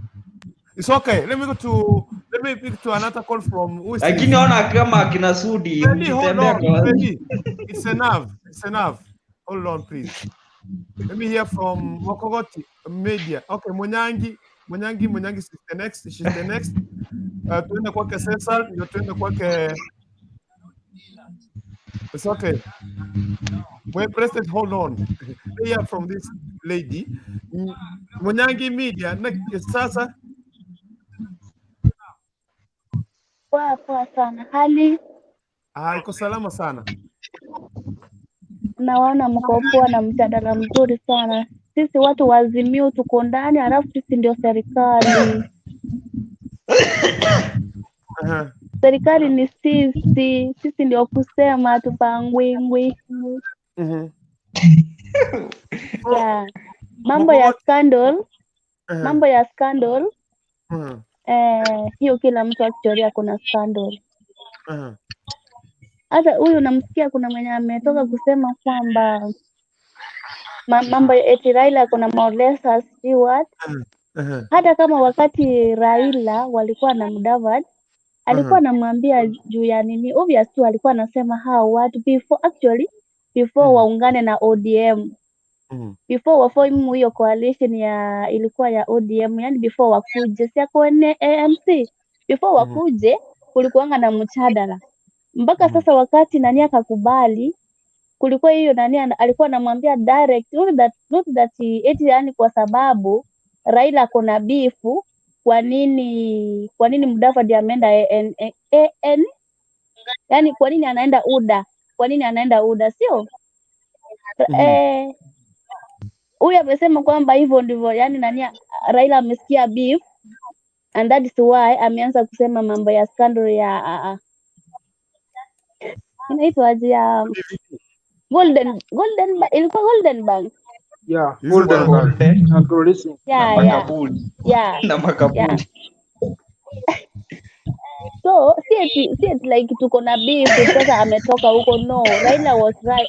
Raila alikuwa anamwambia hata before wafanye coalition ya ODM, Raila was speaking. And sasa kwa hii serikali yote kila mtu akona scandal yake.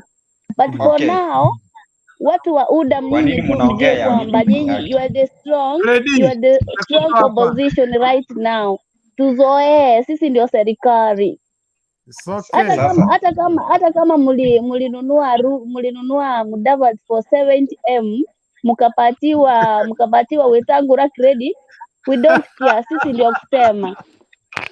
Mkapewa tu zawadi. You're kidding me, guys. Yeah. Okay, Freddy. So, wait. Alafu sasa si mnaona Wanjigi na Kalonzo wako hivi na hivi, bado hawajaingia bado kuna ile can we go Azimio, can we, but then at the end of the day Kalonzo na Wanjigi wataingia ndani. Nani huyu Kanu anaitwa Moi bado hako ndani of course. Moi hata useme tata rudi. huyu alisema tu, huyu tu alisema wakati wa nini, wakati baba alienda kusema ile ilikuwa wapi, Kasarani ama wapi? Huyu tu alisema kwamba watu warudi tu kwa serikali, waache tu kupita hivi, at the end of the day wanajua what is right.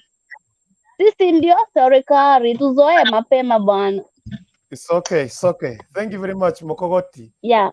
Munyangi Media. Thank you very much.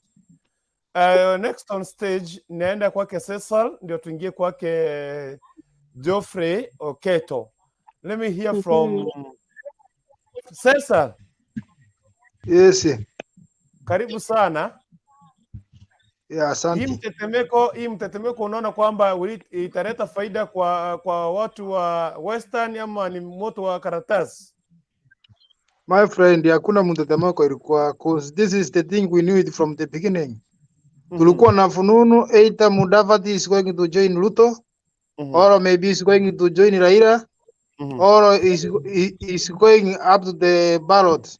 Yes. So kusema mtetemeko, so I was waiting, maybe he's going to commit suicide ndio nijue kuna mtetemeko, but there was nothing like mtetemeko. So in fact I have to ask this Mr. Fred. Fred, my brother, in politics you have to come slowly. If you argue with the points. Not you mean talking. I don't have points? Do you mean I don't have points? Okay, if you have points, you bring you up on the table, then we discuss it. Yeah, just wait. You know you are talking. Also, you don't have a point. Then you say you are waiting for suicide. That's not Freddy, a point. hold on. Freddy, hold on. Yes. Freddy, why can't you wait, my friend? I talk, then you talk. You have your time, I have my time. Also, you are talking unreasonable things. You see? Hey. Unreasonable okay. Points.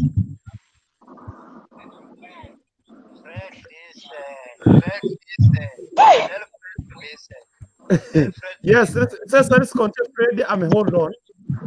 Yeah, you know,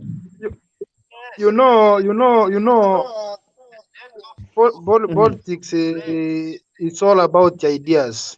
And maybe if you support somebody, don't think maybe me I will support that person. So it's better when you just come here, just come convince me, tell if we elect Mudavadi, if we elect Ruto, if we elect Raila, it's going to do this and this. Okay, from my side, me I'm supporting Raila, and I have the reasons why I support Raila. This is not the first time. I've voted for Raila 3 times. Now this is the 4th time I'm going to vote for Raila. Number one, I believe Raila what it stands for. Ndio maana mimi nampigia kura na siakata hiyo tamaa. Another thing, I think Raila is the only politician. Hata saa hii ukienda utapata kuna kesi yake iko kotini. So this hata politician ukienda kuna watu wako na makesi mingi. Unaona? Nikikuja mambo na na yeye alifungwa miaka 7 si kesi. Let's continue. Freddy, hold on. Freddy. My friend, if you don't know the history, Raila alifungwa 7 years without trial. Hakuna kesi yenye ilienda kuongelewa. If you don't know, just go into your books and read it. Hakungekuwa trial cause yule mtu alikuwa hata wawe. Sasa si ndio nakwambia alifungiwa kesi gani, ndio kesi gani aliandikiwa. Ukienda saa hii uweke na kuuliza, ukienda saa hii uweke custody ufungue bila kufunguliwa mashtaka yoyote. Sasa ni kesi gani uko nayo? Na ndio maana wakati aliajiriwa hiyo kesi kwa ya kupendwa serikali. Ule mtu alikuwa fire anyongwe. It's okay. I think ni vizuri unavaa ujue sheria. Ndio unaona hata hii ya 2017 wakati alienda kuapishwa huko Uhuru Park, hakuchukuliwa sheria yoyote kwa sababu alijiapisha kama vice president. Angesema alifanya people treason, of my the friend. Republic of Kenya, angekuwa ako ni treason sahihi, sababu kusema vice president Ila ni watu wengi. alifanya treason ni kunyamaza, walinyamaza. Hakuna wewe ni ujue. Freddy, let's please. Freddy, hold on. Ndio hataki mtu aweze kuzungumza kwa sababu ya muda. Yeah, boss. Hata wewe sasa ukienda ujiabishe useme wewe ni president maybe wa kukura, hakuna mtu atakuuliza. Akote yeye ni president wa single matters, hakuna mtu anamuuliza. Eric Omondi anajiita yeye ni president. Hizo vitu haina maana yote. Provided useme you are the president of the Republic of Kenya. Hiyo sasa ndio itakuwa ni treason. Unaona, kulingana na sheria. Sasa hiyo kusema wewe ni sasa ukienda useme wewe ni president wa kitu fulani, hakuna mtu atakuuliza. Tuko na president of hii ya afya anaitwaje? Hii ya Nelson Afya anaapishwa kikatiba. Sasa hiyo aliapishwa kikatiba. Okay. Huyo Raila wenu aliapishwa kikatiba. It's okay. Freddy, hold on. Freddy anaitwa Freddy. Hebu Freddy kuna maji kiasi. Let's hold on. Hata feeling bana. Amina kunywa kawaida. Ama ni fresh yaweka kwa glass kawaida. Freddy hata feeling kunywa maji. Nachapa kareremo. Nikuonyesha. Hold on. Just hold on, please. Just hold on. I'm coming back to you guys. Let me ask you next year. Somebody wants to speak here because of time. Next is anaitwa Geoffrey Oketo Jelani. Geoffrey. Thank you Rukuntu. Yes, karibu sana. Na wale wote wenye wako ndani hapo kwa studio. Yes. Do you want matoke? I can give you matoke, friend. Some matoke to calm you down. Kuna mtu ako na background nini? It's okay, somebody's here. Just hold on. It's okay. Fred, you can continue. Okay, I've been listening kuhusu siasa yenye watu wanapiga hapa. Kuna kitu kimoja nataka kusoa my brother Freddy before niongee yangu. Freddy, you need to go and read the history. Raila alikuwa amewekwa detention kwa sababu ya political issues. It was not any crime alicommit kama wengine. So if you want to know about political detention, go and do your history study, then you're gonna know what happened at that time. Siwezi soma historia ya Raila mimi, siwezi. Okay. Sawa, sasa nini usisome endelea kwa hivyo. Let me go wacha niende kwa mjadala wa leo. You know, in politics kila mtu ako na haki ya mwenye na support. So I won't feel anything bad when somebody saying that they're supporting UDA, others are supporting Azimio. But let me say this. Kwa siasa, we as a young generation, let us support somebody because of principles and what he stands for. Don't support somebody because of wave ya watu ama political conmen wenye wanadanganya, wanaidi watu vitu zenye ziko, wala watu wenye wananua watu just giving out some handouts. Let me say this. Baba has been in a political arena having a principle and wanting to change our country. You know, all these people are coming there, they're coming there trying to copy what Baba has been doing, but they cannot get there. Baba is not buying anybody. Baba ajaienda peane handout tuko nje anunue mtu amjoin. No. Baba is there standing for something which he knows that is good for our country. Baba has been in politics. You know, he has been winning. We're not going to argue about it. Yeah, sure. And the things have been happening the way they have been happening. Baba is there crying for common mwananchi. Baba wants us to change the country to be changed. Baba analia kwa sababu our country is very rich. Wacha niwaambie nchi yetu kuna pesa mingi. But because of poor management and corruption imefanya nchi yetu imefanya nini? Economy imekuwa mbaya. So when people hear that our country is losing billions, hawajui hizo pesa kama singekuwa ni kazi gani. Because they don't know that. Our country has got money, but it's management. That's why economy iko mbaya. Kuna wale wenye wanapata David President Ruto. Sikatai. But somebody tell me what is he saying about bottom up? You know, mimi kuuliza hapa hakuna kuambia hapa. The only thing they will tell you about ni mamboga. They don't know what bottom up. They cannot tell me. Hakuna tunakwambia hata wao wenyewe wanasema hakuna mtu anakuja hapa na because they don't know what it's saying. They're just using kuna gari ama kuna mmoja wa wananchi mama mboga ya mama mboga ya bodaboda. They don't know. They don't be able to explain what it is. Let me say this. Saizi Mheshimiwa Ruto anasema tunataka kupeana mboga pesa. Tunapeana bodaboda pesa. What is vision today wa juu?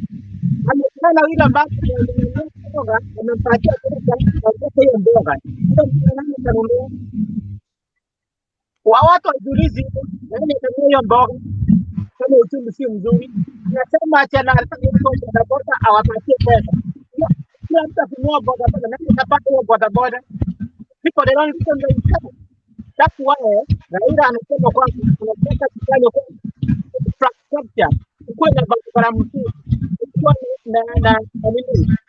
na miundo ni alafu yenye tutafanya nini mambo ya transport na kwa tuleta kitu kama nini kama hizo kuwe na miundo yenye hauna point, unadanganya watu hapo bwana. Ngoja nimalize, ngoja ndanganya wewe, tuendelea. Unajua shida ya UDA ni ile watu wanapenda mdomo na they don't have fact to say. But let me, it's my time. Sasa ni fact gani hapo umesema? Huyu mwingine hapa ni infrastructure. It's my time. We don't know what you're talking. That's why you're gonna be arguing like that. Just let me finish and you ask me a question, then I'm gonna answer you. Freddy, acha nimalize uniulize mali uelewi. Maybe kama ni Kisungu taongea Kiswahili ndio tuelewane. Wacha niseme hivi. You know, hakuna vile utasema unasaidia mamboga huko chini, hakuna barabara. For example, wengi wenye tuko hapa tunatoka Kisii. Kuna barabara ni mbaya. Watu hawezi toa hata majani chai kutoka mashambani afike kwa factory. Majani chai inaharibikia mashambani. Ukienda South Mugirango barabara ni mbaya, watu hawezi toa miwa kwa mashambani ifike kwa factory. Then tuseme kwamba tunataka kuinua nini? Bodaboda mamboga. Utawainua aje kama wako na mazao, haya mazao yatoki shambani yafika mahali yanatakana kuwa. Hakuna barabara. Kitu kingine, unajua ukiangalia Raila anasema anataka kupigana na ufisadi, corruption. You know how does the corruption imeharibu nchi yetu? Watu wanaiba mabilioni ya pesa, hakuna hata madawa kwa hospitali. Hakuna, watu wanapeana kandarasi ya kuchenga barabara, wanachenga barabara duni, pesa zingine wanaweka kwa mfuko because of corruption. It's rampant. Kama tukipata rais mwenye kama Raila Amolo Odinga mwenye atasapigania mambo ya corruption, akwamisha mambo ya corruption, nchi yetu itakuwa na pesa, mahospitali yatakuwa na madawa, barabara zitatengenezwa vizuri. Vitu mingi zitatengenezwa vizuri kwa sababu nini? Corruption imefanya uchumi wetu umeharibika na watu wengi wameiba pesa yenye inatakana kusaidia common mwananchi. Huyu mwenye mnasema ati hasara. Najua watu wengine wanashindwa kuidanganya. Ruto si hasara. Hasara mwenye anatembea na chopa si hasara gani? Alifanya kazi wapi? Can you tell me mahali Ruto alifanya kazi akapata hiyo pesa yenye ako nayo? There's nobody who can say. There's no any story yenye tutakwambia kwamba Ruto amefanya kazi huko. Raila amefanya kazi wapi yeye? Raila ameikuwa lecturer kwenye Nairobi University. Unajua sitakwambia Freddy, fanya hivi. Enda ufanye maybe huko umesaliwa. And ufanye your research so that you can be able to ask. You know, let us not ask the question kwa sababu nataka kuuliza na kitu yenye una Raila ni engineer. Alafu Raila ni mtoto amezaliwa kwa serikali. So Raila ni mtu amepata kazi nyingi. Hata hujasoma historia ya Raila vizuri. Hadi ujui kwa kina Raila vizuri wewe. Wacha niseme hivyo. Kwa hivyo ndio tunasema kwamba the only thing mwenye ataokoa nchi yetu ni baba, hakuna mwingine. Unajua kitu kingine leo nasema okay, kulikuwa na mtetemeko, wacha tupige mambo ya mtetemeko ya mjambo. Wacha tuseme hivi. Hakuna mtetemeko huko. Unajua tuangalie hivi. Msanii Abdalla, unajua urais wa Kenya huwezi enda kwa cannot unite the Luhya nation, the Luhya community. Yaani kama ndeka atasababisha nchi atamaliza. He has no value. For Murembe nation, you have to have a bargaining power. Saizi,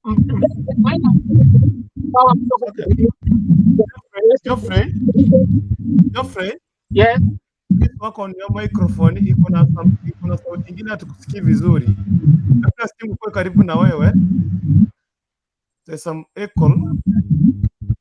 Kuna mtu mwenye anaoga ni yake microphone. Wacha nifunge hizo microphone hapa ziko hapa. It's now okay. Yeah, you can talk, you can continue. In okay. 1 minute. Yeah, okay. Wacha nimalize nikisema hivi. Unajua hiyo mambo ya kusema ati kulikuwa na earthquake ya Madvd, hakuna earthquake. Want to listen to Monyangi media. Yes. You want to listen to our ladies. Want to listen to our ladies. Let's continue. Just continue. I'm working on that. Just continue. Okay. Yeah, hiyo hakuna earthquake ilikuwa huko kwa sababu Musalia Mudavadi hawezi unganisha Waluhya wawete pamoja. You know, whenever unataka lazima you must unite your region. First of all, before outside there waende kutafuta kura. Musalia Mudavadi hajai toka nje ya Luhya nation, aende mahali ingine, aende kufanya mkutano, aitishe nini, aleta mkutano, aambie watu kwamba nini anataka. He just using some people's power kuride. Unajua amesoea baba yenye alikuwa anaenda tu anafutia umati, wanaride kwa hiyo umati. Hakuna siku yenye ataamka aende outside of western region, aleta watu mikutano, afanye mikutano, atafute kula. Kwa hivyo hakuna mtetemeko yenye alifanya huko. Unajua kwenda kujiunga kwa nini na Ruto ni kama hivi. Unajua it's like uende uoe, I'm sorry to use that narrative, but uende useme kwamba ume nini kama wewe ni msichana, I'm sorry my sisters, I'm not using that to undermine them. Kama msichana useme umetoka kwa bwana yako, alafu uende bwana mwenye afanye kazi useme sasa unatembeka nini? Kwani umeenda huko kufanya nini? Sasa Mudavadi ni kama mtu mwenye hakuna matunda yote yenye analeta huko nini kwa UDA. He just going there kuonyesha kwamba amejoin, kuleta that narrative kwamba amejoin huko, lakini hakuna kitu yenye anafanya huko, ni kulia tu hivi. He just riding na amenunuliwa already. Hiyo ni pesa tu amepewa kununuliwa huko, just so kuongeza hiyo narrative kwamba nini ako kwa UDA, lakini hakuna any difference ana make huko. Mkumbuka kwamba 2013 baba alifanya nini? Alimshinda kwa 70 billion. Alimshinda kura figures. Kama baba alimshinda kura Western wakati Musalia Mudavadi alikuwa anauliza urais. Sasa what the difference in atameki? Sasa sio yeye anaenda kuuza ni Ruto. Hiyo tutamshinda mchana on the record. Baba right? Yes. Amoro Odinga ndio rais wa tano sana. Yes, right. Yes, sorry. It's okay. Right. Yeah, okay. I see Mutua Minus here. Munyangi. So let me just go to the person mwenye atazungumza na sisi tuingia hapa. Let me just go to Mutua Maina. From there tutakuja kwake Munyangi Media. Kutoka hapo tutakuja kwake mwenye niko naye kwa simu hapa, link ilikataa, ako kwa call, msishangae nani anaongea because link ilikataa, so you have somebody here on a call. So let's go to Mutua Maina. Unanipata?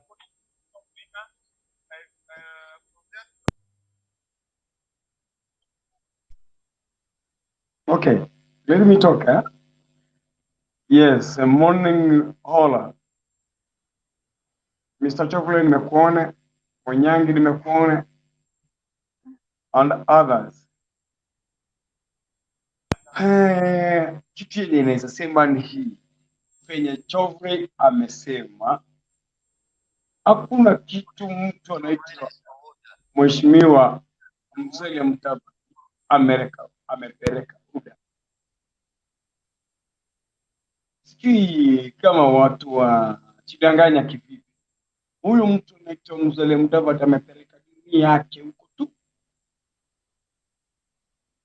Musalia Mudavadi kama ni mwanaume angesimama peke yake. Huyu Mr. Chocolate amesema hivi 2013 Mheshimiwa Raila Amolo Odinga akamshinda pale. Kwa hivyo sioni hata na ile ni fumbe tu kidogo tu hapo tu, mahali tu wanaweza shinda ni hapo tu, lakini hizi kaunti zingine ni Bungoma tu wanaweza pepa, hiyo tunaweza wazia, lakini hizi kaunti zingine bana, Mheshimiwa Raila Amolo Odinga ametusaidia. Kama mtu mnataka kujua Mheshimiwa Raila Amolo Odinga amefanya kazi, Mr. Fred, I know, najua Mr. Fred mtu wa UDA.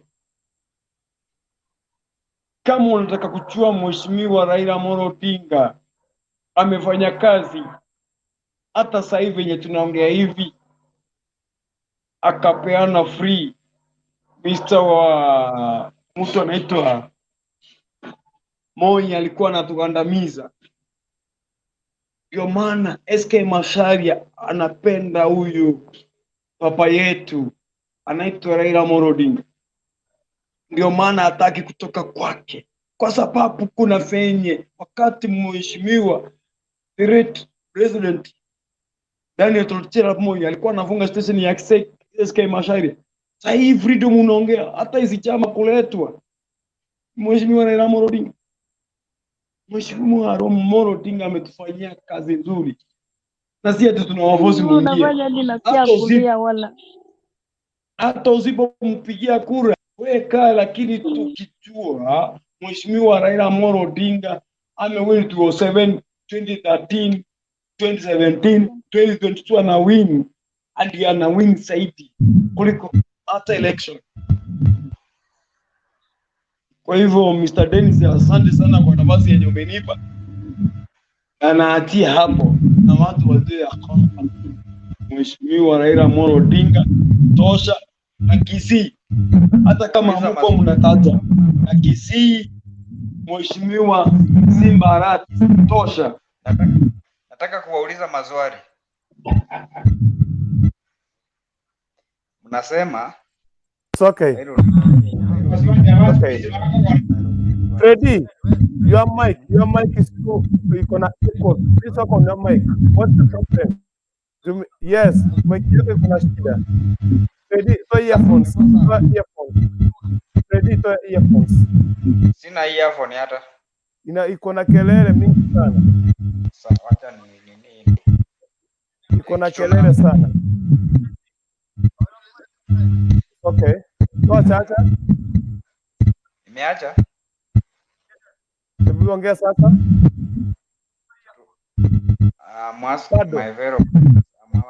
Bado. Inanipigia kelele kama mimi hapo studio, inanipigia kelele wote hapo, watu wengine wasikiza hapo nje. Wow, it's okay. All right. Yeah, you can talk now. Ulikuwa unasema aje? Nauliza Geoffrey, wanasema Raila Odinga alikuanga lecturer Nairobi University. Alilecture mwanafunzi gani na high school alisoma wapi? Student classmate wake alikuwa nani? Mwenye hajawahi hata jitokeza. Raila Odinga is a class 6 dropout. Hiyo ndio maana anachukia Miguna, anatoa story yake. Another thing, support Raila is your right. So, Freddy, are you asking a question or you are just answering yourself? I'm asking you, tell me, the student Raila Odinga lectured in Nairobi University, a classmate, hiyo shule anasema alisoma, mwache kududanganya. Raila Odinga hakukuwa lecturer Nairobi University. The question unauliza tena unajibu. Okay. Another thing, Kurukundu, waje niambie huyu ndugu yangu hivi. Unajua shida yenye tuko nayo ni ile tu yenye mnatumia propaganda yenye haina anything tangible. Umesikia? Hapo yenye iko tangible ni gani? Don't use propaganda yenye is not tangible kwa sababu ati unasikia Miguna alikuwa anasema. I want a proof. Freddy, wewe usipoangalia vizuri utakuja kukaa kama Miguna. Unajua Miguna ni mtu hapingwi. Akisema hata ukimpeleka kwa interview huwezi mshinda. Wewe usikae kama Miguna. It's okay. I want to get someone here. It's okay. It's okay. Sure. Mr. Me atazungumza. Mr. Me and Mr. Mike. Mr. Me. Alafu unajua Miguna anajua ukweli lakini hapo tu anapinga na kelele yake. Wacha niwaambie point ya mwisho nitoke basi. Naona na wa disturb. No, Fred, no. Hapana, you are okay. At least unajua. At least it's okay. Fred nakuona kama kura ya baba, kwa hivyo kuna vile nitakuongea mimi sikuone kama ya adui, nakuona kama kura ya baba. I can't vote for that man. Kuna swali hapa la Freddy. Somebody's asking you from outside here. Please hold on. Agenda is to change our constitution, not to serve Kenya. You understand, don't come. Yes. I want to wash you.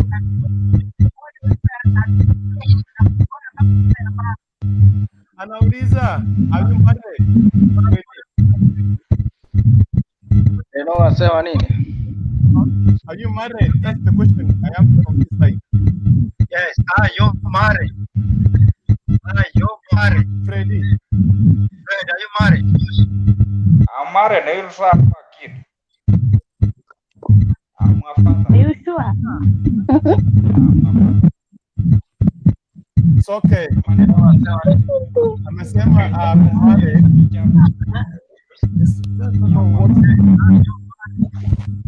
It's okay. I'm misbehaving here.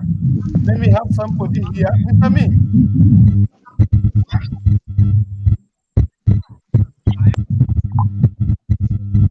Because that family, I pity them. I pity them if you are the head. If you are the head of your family, Mr. Fred, I pity you. I pity you, please. It's okay. All right. Let me hear from Mr. Me before we get back to. Let me hear from Mr. Me. Mr. Me.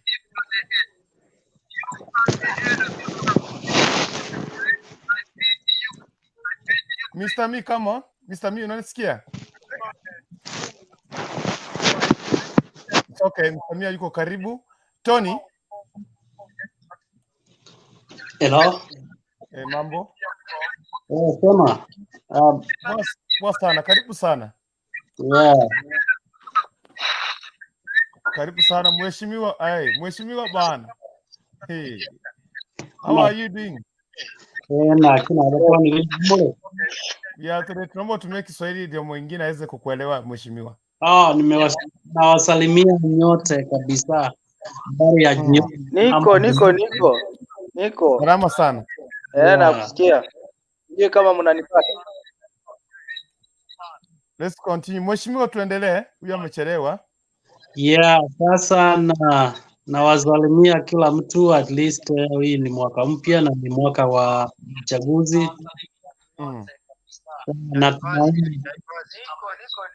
Natumaini kila mtu amejipanga, ameregister kura yake. Tungoje hiyo August tuone tuchague viongozi wetu. So nawatakia mema kabisa. Sijui topic ilikuwa nini leo.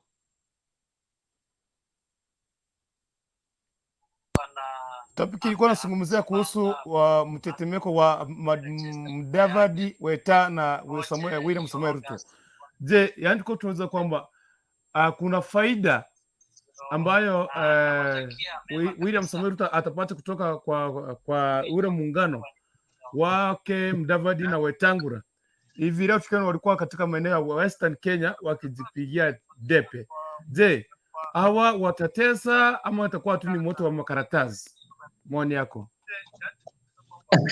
Asante, hilo ni swali mzuri, na hiyo ndio umekuwa tu watu wamechemuka sana ama wamechangamuka sana kuhusu hao Madvd na Wetangula na Ruto wao, lakini kwa kweli nikaa tu kuchota maji na kichungi uwezi chasa ndoo ama uwezi chasa kibuyu. Sasa nikaa tu hao jamaa wawili, hao waheshimiwa wawili, Madvd na Wetangula wametoka, lakini wangali wanahajwa na wafuasi wao sana. Sasa sijui ni wafuasi wangapi ama ni influence ya aina gani wanachukua kwa hiyo group ya Ruto. Alafu ukiangalia hiyo deputy president ni mtu mwenye amechangamuka sana na ni mkali sana katika sera zake, na kuna msimamo, na sijui kama ataweza ajia hiyo kiti ya president mtu mwingine ama kama Madvd ati awaende na yeye. Na ukiangalia sana sasa unapata Madvd angari baada anaambia watu ati anaenda mpaka debe. Sijui anaenda debe kama nani, kama vice president ama kama president. Sasa hiyo tu inafanya watu anachezea watu akili, kwa sababu kila mtu anajua Ruto hawezi mwachia hiyo kiti ya president, na akijaribu kuchagua yeye kama vice president, basi atajua atakuja kujua atakuwa na Central Province support mingi, because Central Province inamngoja waone ni nani anachagua kama hiyo debut wake. Sasa alafu hiyo mambo mtu kama Wetangula sasa huyu jamaa hakuweko hata wakati achaingia huko. Hiyo pati yake ilikuwa na shida mingi sana, na huyu jamaa ni mfanyabiashara wa kufanya madeals, na of course you be sure that he never stepped there without a deal ya pesa. Hao jamaa wamekuwa promised, wamepewa kitu ndio ameenda huko, kwa sababu Wetangula hata asemi and is going to run for what. So what position is he going to be? Kwa hiyo hapo mahali ameenda, na ameenda huko, na ukumbuke hata hiyo kiti yake yako nayo ya usenator, there is a candidate from UDA yenye anataka, na kuna candidates wengine. Sasa unafikiria wale wa UDA wataacha kuendea hiyo kiti yake? Of course they will go. Sasa yeye atakuwa kama nani? Of course watakuja kumpromise, maybe wakuje kumpea kitu kama uspika, kitu kama hiyo, lakini that one is neither here nor there, because hawajui kama watachukua usukani. So ukiangalia hii mambo ya siasa from the upper, useme ni bottom down, kuna nani wa bottom amewekwa hapo kwa hiyo city ya hizo cities za juu? Ukiangalia watu wa bottom unawaona wakisimama kuwachukua? Si ni wale wa juu kabisa ndio wanasimama kuwachukua peke yao. Sasa ukiambia watu wewe ni bottom namna gani? Kwa sababu wale wako juu ndio wanapata pesa mingi kuliko hao wa chini. Na of course unajua even in economics, kwa biashara, wale watu wako na pesa ndio wanaajiri watu, sio wale wanatafuta kazi hao wa chini. So basically unaona sasa pesa ile iko kwa serikali ni taxpayers, na taxpayers watu wote ulipa tax. Hiyo pesa hiyo ndio inapeanwa kutoka huko juu ikujie au wananchi wa chini, itengeneze barabara, itengeneze mashule, itengeneze inunue madawa hospitalini, vitu kama hiyo. So there is no way unaweza sema ati ni bottom up, because ile pesa inatoka juu ndio inakuja hapa chini isaidia watu. Sasa mbona hiyo pesa ikitoka hapo juu isikue devolved, wananchi waipate kwa urahisi hapa chini? Kwa sababu ukiambia kama uangalie sasa kama hao watu wako na biashara kubwa, si wanastahili kupanua biashara yao ndio waachiri watu. Sasa hao wa chini ndio wataenda kuachiri wale wa juu. Sasa hiyo ndio inakuwa shida kabisa. Hata even in the developed countries, ukienda hizi nchi za ng'ambo na hizi nchi zimeendelea sana, first world countries, unapata serikali inapeana kitu inaitwa welfare kwa wale watu wenye wa kipato ya chini. Wale watu wenye maybe income yao ni kidogo, wanapewa kitu kama social security au social welfare, wanapewa pesa ya chakula, wanalipiwa nyumba, mtu kama ako hospitali anapewa free medical care. Hiyo ndio inastahili, because there is a social contract kwa filosofia ya politics inasema a larger society takes care of the small society. Larger society sasa ni hii government imekuwa national government, sasa inakuja chini inaleta sera chini, watu wa chini wasaidike. So that is, I think hiyo ndio baba anataka kuleta Kenya, akisema 6,000 kwa watu, that is in order. That's in order. Lakini sio kuja kuleta promises senye unasema ati sasa hiyo ni welfare, ati watu wa chini kwanza alafu wa juu. Wa chini hawatapata kama wale wa juu hawana. So the hierarchy of leadership or the hierarchy of an organization is that from the executive down, organization yoyote. So ndio nasema ukiangalia organization kati ya company yoyote, unaweza kuangalia kutoka kwa CEO hapo, alafu unakuta mpaka ule mtu wa kutengeneza chai.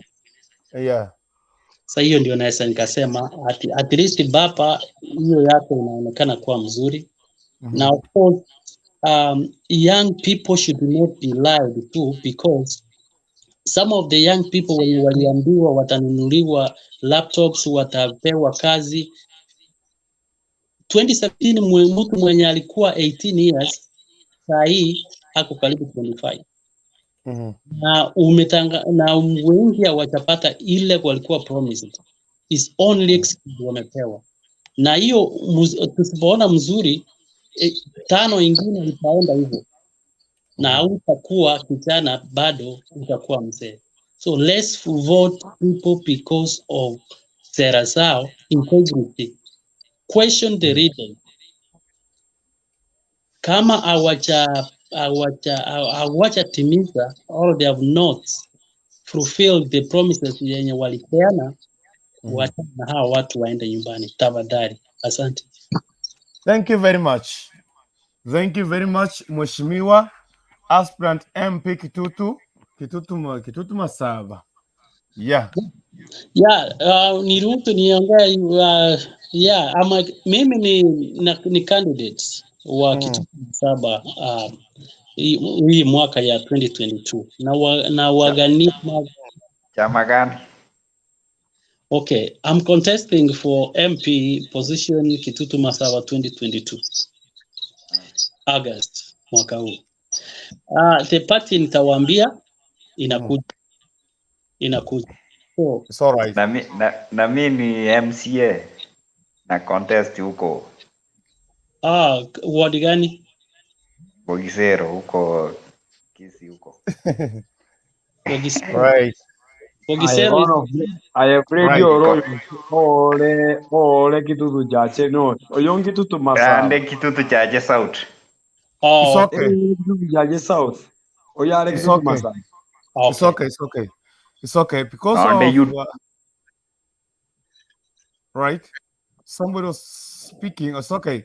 Takupatia your time. Mheshimiwa, we wish you the best. Wado ukikuja hapa tutakufanyia interview hiyo ukianza campaign, ukilaunch campaign, we will be together with you as the moment you start your journey. Thank you very much. Asante. Deno. Yes. Mheshimiwa adhara agenda. Just Kiswahili. Mheshimiwa kama hujatoka. Huyu mwenye naongea ni Vincent Babu. Fred nimekuona, Munyangi, Geoffrey. Kuna vile umesema. Na hiyo swali lazima nirudie. Na niliongea kabisa. Azua kuna wakati inafika mimi siulizi nini kitu yoyote. Na Fred ako wapi? Fred mbona umeenda? Fred nataka nikuuliza swali, rudi hapa. Mheshimiwa Tony, njoo kuna wakati watu kuja 2013 tukaambiwa hii ni serikali ya kufanya na kutenda, tukaidiwa job, tukaambiwa vijana mtapata kazi. Vijana wengi sasa wako mtaani, hata ukiona wengi wako hapa Nairobi wanakaa tu, ndio maana unapata wengine wanauliwa kwa sababu wamekaa bila job. Akikaa bila job, option ni gani? Option ni kuwajaki ule mtu anaendanga job saa 11 ama mwingine anaingia saa 12 kwa nyuma. Wewe kama mheshimiwa ukichaguliwa kitutu cha kitutu masaba, kama vijana utawasaidia vipi ndio angalau watu kwa ule maskini kidogo? Fred, wewe unatoka saidi ya kwetu, mimi natoka kitutu cha Cheno, wewe unatoka South. Mheshimiwa Fred, leo nakuita Mheshimiwa Fred, wewe ni mpinzani wangu, mimi niko upande wa ODM, wewe uko UDA. Wewe umechagua mahali unakaa. Kama wewe kiongozi, nini nimefanya ama ni nini nimekufutia umeona kwamba wacha usimame kuwa MCA? Fred, nataka unichipu hiyo swali kwa utaratibu fulani. Nini nimefanya? Yes. Vini, I hear you. Thank you very much. Ifa mheshimiwa nafasi. Yes, Fred, Vini. Yes. Because you know hiyo umeileta ilikuwa agenda ile wanasema kwamba NOP. Yes. Okay. We had tuko na topic ya kuzungumzia sijui vile naweza handle this situation, but if you may allow me, okay, I organize for a day hata kesho we host Tony and Freddy, because they are our top fans here. We hosted them tomorrow, today I mean, ndio waweze kutuambia manifesto yao na vile wamepanga, but because of today na kila mtu akona hamu ya kuchangia mjadala wa leo, naomba niruhusu tu. It's okay. Right. Mr. Freddy, ngoja niambie Freddy, nitafute kwa inbox yangu, naitwa hivyo Vincent Babu, tuongee na wewe mwenyewe. Fred, nitafute kwa inbox. Staki ati Vincent, no, usiogope, huyu ni Vincent mmoja tu unajua. It's okay, right. Thank you. Let me go to Mr. Me before I go to niko kwa simu hapa.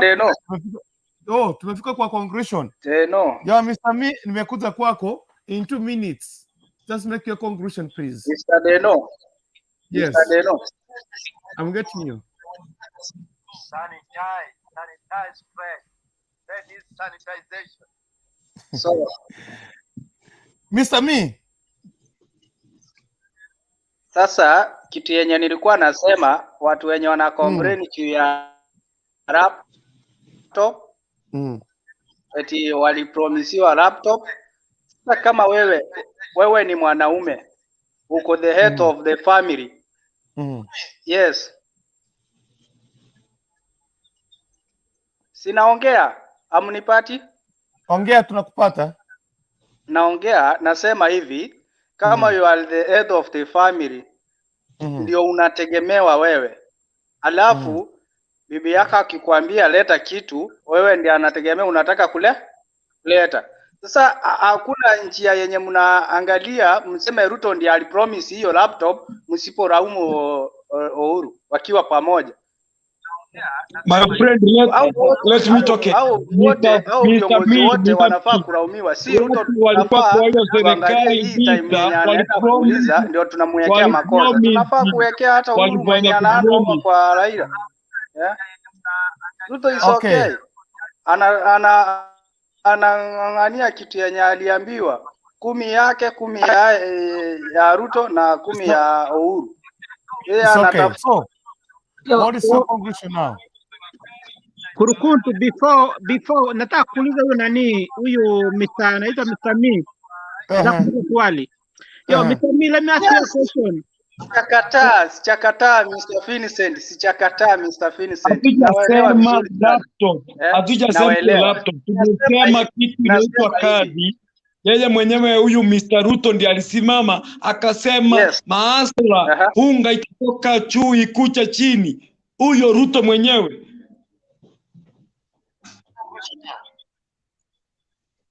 Mimi kuna swali okay, kuna swali nilikuwa nataka kuuliza hivi. Unajua serikali ya Jubilee ni serikali ya nani na nani? Si mupremu basi, kwa nini mupremingi Uhuru muna blame one another? We are not blaming only Ruto. Is serikali ya Jubilee yote pamoja. Ruto na Uhuru wako pamoja. Bibi yako atakwambia atanunua ng'ombe, wewe muuliza anatoa hiyo pesa wapi? Yeah? Mr. Me and Freddy, why tuna blame Mr. Mheshimiwa William Ruto? Yeah?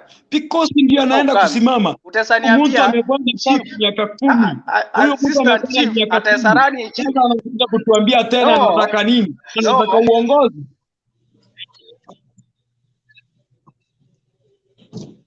Unajua kuna kitu moja mnaelewa, sisi tunasema mnafaa kusema hivyo, lakini si kusema eti Ruto amefeli. Ruto amefanya hivi. Ruto waja is a part of the government. Hakuna anatudanganya kwamba anasema kama ni mwizi, kila mtu serikali yako mwizi. Sasa nani amekataa? Wacha na sisi tu support UDA.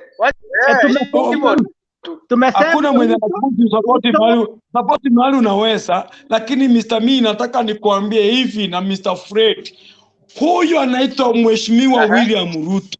Alisimama kwa chukua akisema maasera. Mpaka hiyo clip huwa inachezwa Radio Jambo. Maasera unga itatoka juu. Miaka 10 alikuwa kama bibi yako.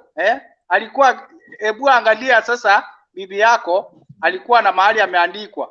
Sasa yeye hiyo miaka 10 ashafanya nini? Hiyo kazi yake imeisha. Sasa wewe umeanza wakati tulipiga kura 2017 alianza campaign direct, alisahau kutumia wananchi. Order, it's okay. Because of time. It's getting to AM now. So let's do like this. Nataka nikupatie 2 minutes kila mmoja. You sanitize. You make a conclusion. Yeah, uongee ile yako yote. Hakuna shida hapo. Kitu yenye iko ni hata Raila mwenyewe 207 tulinunua mahindi. I think tulinunua 200. Hiyo yote na laumu wote waliosimama saa hii eti farazi ni wawili. Mr. wewe wote saa hii Mr. Freddy. Now tukue tu hivi because of time. Nimewaweka nje ndio wakuwe na order. Nataka niwapee time yako Vini, na kuleta nikupatie time yako 2 minutes. Uongee hizo dakika 2 kila yote mpaka ishi. Itakuwa naomba tena sana. Yes, order like that. No. Ingia tulinunua mahindi. Huyu bado yeye anaendelea. Let me start with I have somebody here through a call atatumalizia. Mr. Me nataka utulie kabisa ndio nikulete. Tulia kabisa. Yaani Ruto ni mbaya, Raila huyo sasa yeye. So Geoffrey, I want to start with you. Nikute kwa mheshimiwa Vini, Freddy, Makogoti, I have someone here kwa simu na tumalizie tukimaliza. Now let me start with Geoffrey. Geoffrey, kwa dakika 2 you make a conclusion kwa sababu nianza mwendo wa saa 4 na tena inanisha tu. Karibu sana. Okay, thank you brother Kurukuntu. Wacha nisema hivi. Vile tunaambia kwamba serikali yenye mefeni ya Jubilee iko pamoja, Ruto ako kama makamu wa rais na Uhuru Kenyatta ako kama rais. Kwa hivyo ndio maana nataka ibadilishwe, tuweke serikali mpya yenye itafanya nini, itaendelea, kwa sababu kama wameferi wako pamoja, they are the same people in the government. So hakuna Ruto atakuja kwanza kuambia kwamba atatengeneza ili hali ni makamu wa rais wa hii serikali yenye meferi. That's why we want to go home, tuchague Azimio, serikali ya baba ndio endelee nini. Hiyo ndio hayo tunasema. Asanteni.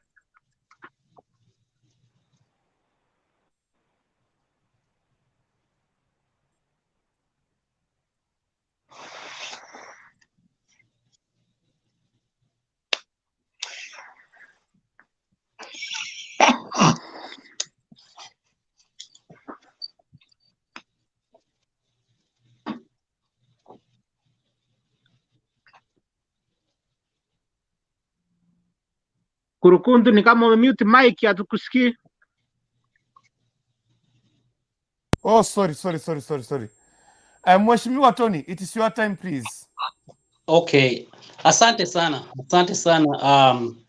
Ya ndugu zangu, sasa unajua sasa inchi business ya Kenya yetu ni business ya sisi sote, na kwa kweli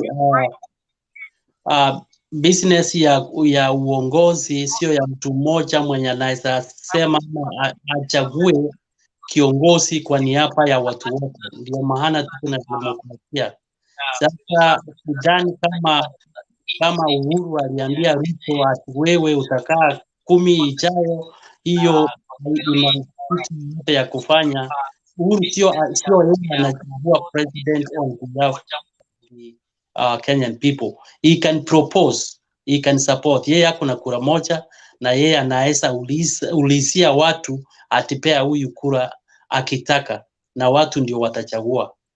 Sasa naulizia nyinyi vijana ama sisi walika ndogo kabisa, especially ndio tuko na a lot to lose or to gain, kwa sababu wengi wetu tuko na familia ndogo, tuko na watoto tunasomesha, tuko na careers tumeanza, tuko shule.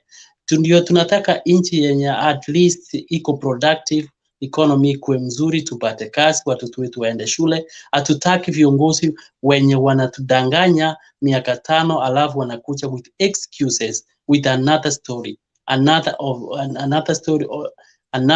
every 5 years. Sasa let's interrogate, let's question. Kwa nini unafikiria wewe utakuwa kiongozi mzuri kama miaka 5 tulikupea hii miaka 5 ama 10 iliyopita uchafanya yenye ulituambia? What will make us feel comfortable to elect you another 5 years? So to put you another 5 years is gonna be 15 years. Sasa unalalia maisha yetu. At least let's be very careful in the kind of leadership we are electing. For real, unaweza ona tangu upige kura 2017, how has your life been better because you elected William Ruto or Uhuru Kenyatta, ama you elected your MCA or your MP or your senator or women rep? How good has your life been? Wenyewe wamepata msahara wao, they have been earning all this time. Familia zao ziko mzuri. Wewe ukienda hospitali hakuna dawa, wewe ukitafuta kazi upati. Wao saa hii wanakuta with 100 shillings, 200 shillings, alafu wanakuambia wao ndio viongozi bora. Let's question and interrogate. These people send those who never performed home. Elect people who can change your lives. Tribes cannot help us. Elect a person. Na mtu akikudanganya mara moja, asikudanganya mara mbili. We have a life to live, we have a country to live. So it is upon us to interrogate and question the crop of leaders we put in office. Thank you so much. Thank you very much. Thank you very much. Now, next on stage anaitwa Vini, Okay. Fredi, Mokogoti, Munyangi, nani wametoka? Okemwa and Mr. Me, alafu tutamalizia baadaye. I have someone and atatumalizia mwenye kwa simu. So let me go to Vini. Okay. Mi kitu yenye naweza sema hivi, unajua, yes. Mi kitu yenye naweza sema ni hili. Jambo la kwanza, tuangalie kiongozi. Huyu kiongozi ameleta nini hapa kwetu kwa wananchi wenye mnaenda kuchagua? Then tunalaumu Mr. Uhuru Kenyatta, Mheshimiwa Raila Amolo Odinga. Kama si handshake, sasa hatungekuwa venye tuko hivi. Mheshimiwa Raila Amolo Odinga angedinae kwa handshake Mr. Uhuru Kenyatta, sasa tungekuwa tumesumbuka. Handshake ilileta, ndio maana unaona hizi mabarabara zinajengwa. Kuna barabara imetoka inashika huko Nyakongo inaenda Yugizi Kisii. Unaona? Alafu Mombasa Road ndio inajengwa. Singine ndizo zinakuja. Kwa hivyo mimi sisemi ati nini, sikufozi ukuche ODM ama usimio moja. Kama ali huko na Vincent. Lakini mimi kitu yenye nasaomba, nawaambieni kama Vincent amekukosea, Vincent uomba msamaha. Kuongea siasa ni hapa tu. Lakini mimi kama nimekosa kwako, ukanisamehe na usiweke ndani ya moyo wako. Wewe Vincent uomba msamaha haraka. Kama ndugu yangu nimekukosea Mheshimiwa Tony, usinichukulie mbaya. Siasa ndio maana inaitwa siasa, lakini unisalimie kama ndugu yako. Mwanadada usinichukie. Huyu ni kakako, ukamsamehe. Mr. Mi uomba msamaha hivyo hivyo. Kitu usiweke kwa moyo wako. Sisi tutoka mahali moja, tusameane, siasa itapita na tutakuwa kuzidi kuwa wa Kenya ama tutazidi kuwa wa Kisii tu. Lakini kumbuka hivi, kula yako ni ya muhimu sana. Chua kiongozi mwenye unachagua, na kiongozi mwenye unachagua atakusaidia nini? Unaona Mheshimiwa Tony amesimama, wenye mko Kitutu Masaba, muhakikishe ya kwamba huu Mheshimiwa Tony ni nini analeta kwenu. Mkiona kama ni mtu mwenye ako sawa, mchague. Naona ni chama muungwana. Ukiona mtu amekaa mpaka hii masaa, ni chama muungwana. Kwa hivyo watu wa Kitutu Masaba tuhakikishia Mheshimiwa Tony atawapeleka mbele, atawapeleka mbele ukimpatia kura. Asante sana, mbarikiwe na Mungu awabariki na mzidi kuombea nchi yetu ya Kenya na Kenya isidi kuwa mbele, tukue pamoja. Asanteni sana na muombee station yetu ya Hot TV iendelee hivyo hivyo. Asanteni sana. Thank you very much. In 2 minutes, thank you Vincent Babu. Next on stage Mokogoti Okwini. Kwa dakika 2, karibu sana mtu wangu. Na wasalimia amchambo nyinyi. Sisi ni watu wa timu Asela, hata kama tunatusiwa lakini tunakupali. Sisi ni vijana, hatujui mahali tunaenda na mahali tunatoka, lakini sasa tunaangalia. Anyway, acha nikuje kwa hii topic. Mimi hata unipea Vini unionge siwezi kuja. Nimeona tu ukiniambia lakini sikuji. Anyway, hii maneno mnasema kutoka hii maneno ya handshake ndio imeharibu uchumi ya Kenya. Finise kusema ukweli, handshake imeharibu uchumi ya Kenya. Tuambiane ukweli. Wakati handshake ilikuwa 2013, nakumbuka sana. My brother wakati alikuwa anajenga, alinunua mapati 1,300. Sasa hii hiyo mapati unaulizia kwa 1,700. Kwani saa hii Deputy President William Samoei Ruto alifukuzwa kwa yeye alikuwa anasimamia kutoka 2013 to 2017 cabinet ya ministers. Sasa hii ni nani anasimamia? Ni Matiang'i. Kusema ukweli, handshake ikaingia. Sasa mnaanza kutuambia si yako kwa serikali, kwa nini asifanye? Anafanya hadi na hana uwezo. Yeye Deputy President China. Ni kama wewe Vincent Papu, wewe ni China tu hivyo. Ni kama Tony, wewe tu ni China tu hivyo. Tony, wewe kama ni MP, wewe si MP saa hii. Unaweza fanya kitu? Uwezi. Sasa tuaje kudanganyana ati Raila atakomboa Kenya. Raila anaenda kufanya ile miradi ya Uhuru Kenyatta na wale deep state wale wako huko wale mnajua. Tuaje kudanganyana live hapa, waje tuambiane ukweli. Kama mimi napatia Ruto, nipe Ruto. Wewe pea Azimio na mimi nipe Hasira. Hivyo ikiungua iungue, lakini tuambiane ukweli. Raila si ati atakuja kukomboa Kenya. Hiyo anaenda kulinda mali ya Uhuru. Mimi nimemaliza kurukundu.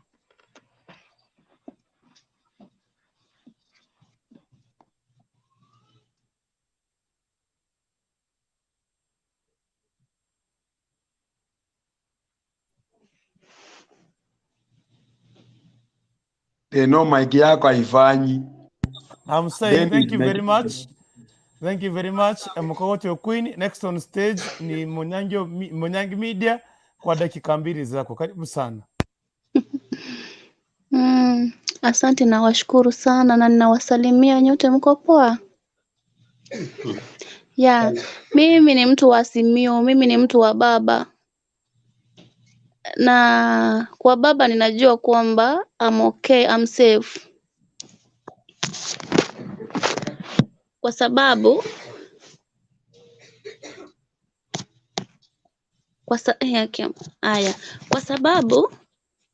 baba hata mkimwangalia vizuri, baba ako na roho safi, na baba ni mtu ni mtu wa kusikiliza, yani ako na ile roho ya kusikiliza watu, he has a tender heart. Na baba kwa kusema ukweli, kama angelikuwa yani mtu wa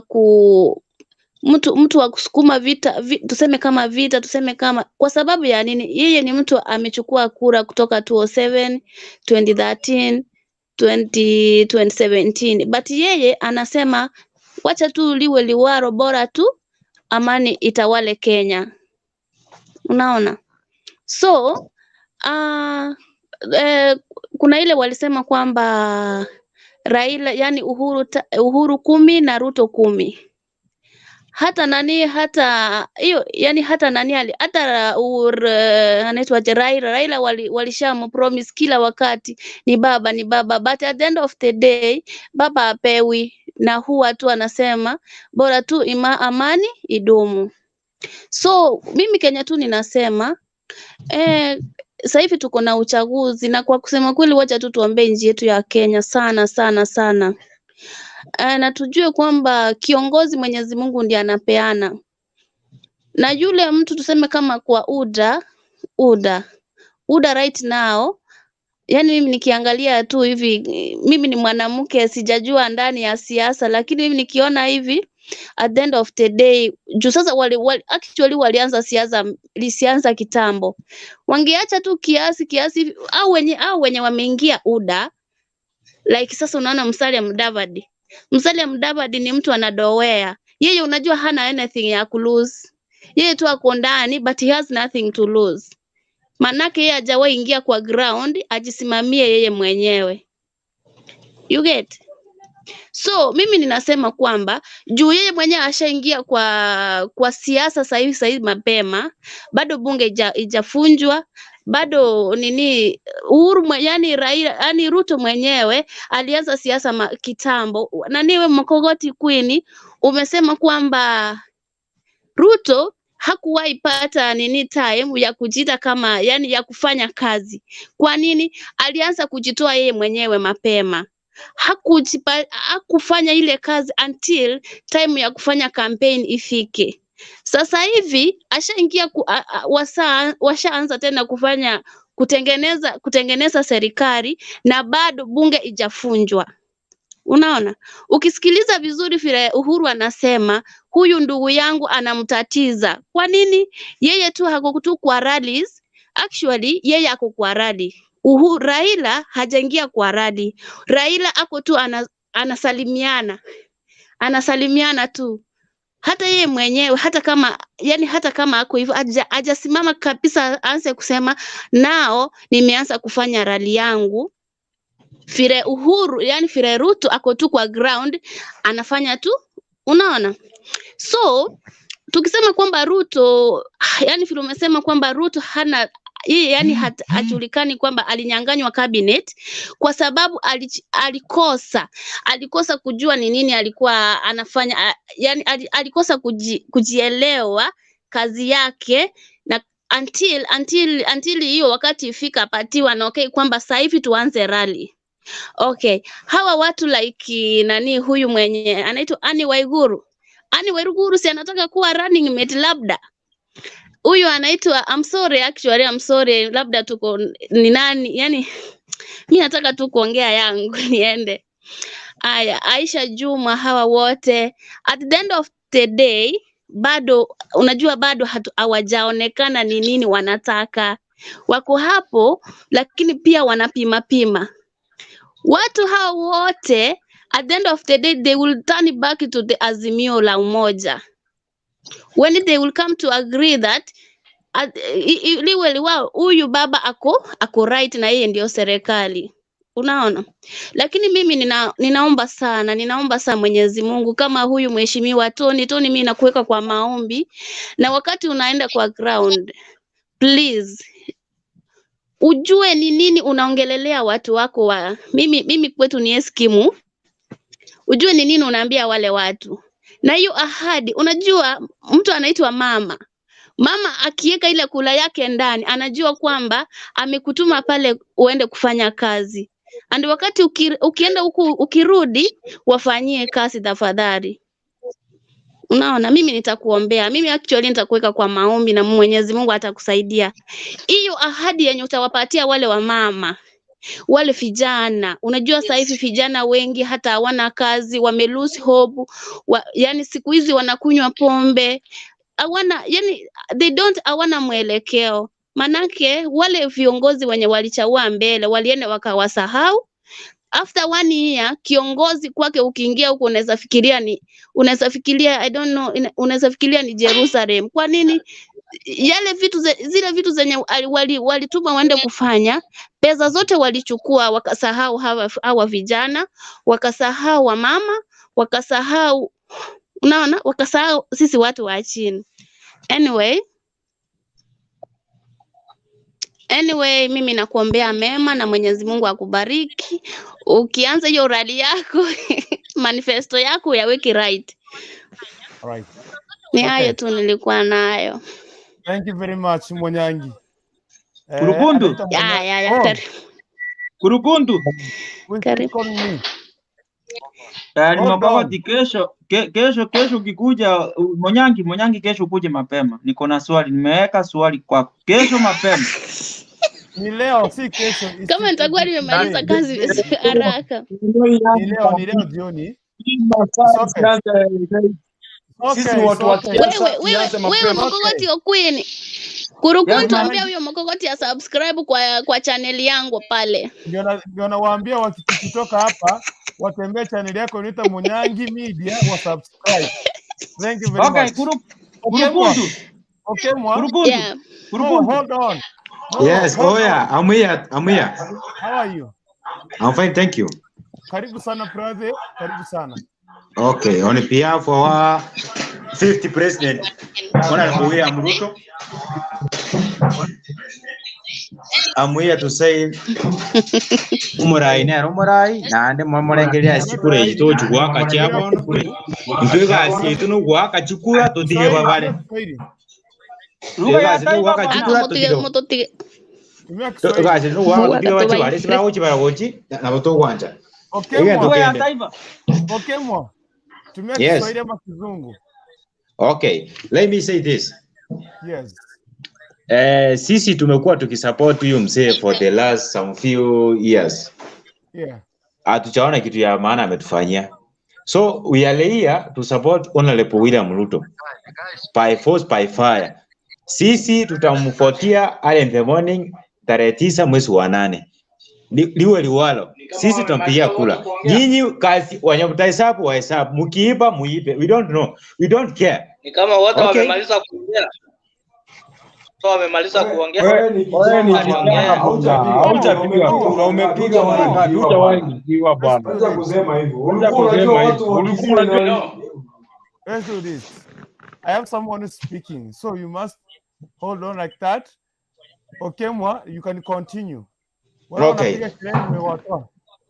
Sawa, mimi nimesema Aria August kura tutapiga kwa William Samoei Ruto. Tuwape kazi ya kuhesabu wa hesabu. Hii mambo mingi watu wanatuambia hapa mzee nini? Mzee sasa anasaidiwa. Nasikia Mkogoti hapa anasema tu, yani si Mkogoti, huyo Mwenyangi. Mwenyangi nasikia anasema papa anasalimiana asirali.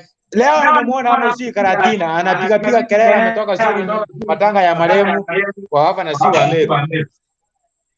Si amepiga kelele hapo kwa njia akisalimia watu hapo Karatina hapo. Ruto leo alikuwa hapa anatengeneza jina lake. And then you tell me that baba hajasimama achaongea kitu. Sasa hii anasupportiwa na serikali kwa campaign. Ndio sasa mjue sisi ndio serikali. So, madam, tulia, madam tulia. Tulia, nafasi yako imeisha. Wewe tulia. Ninakwambia Mizo huwezi tuingia tunyamaze bwana. Huwezi ingia watu wa ODM tunyamaze buda. Hatuwezi nyamanza. You can continue. You can continue now. Protocols. Umefanya Okemwa ameenda. Now, let me just give this opportunity to have someone on a call. Now, now you are welcome. It's your time now. It's your time. Okay. They know. Please. Kesho ulete meeting mapema. Hata ikia saa 1:30. Let's continue. It's your time now. Yes, welcome. Yeah. We are getting you. We are here. You. Yes. Can I participate now? Yeah, you can. Yes. To all my viewers. Okay. Mm-hmm.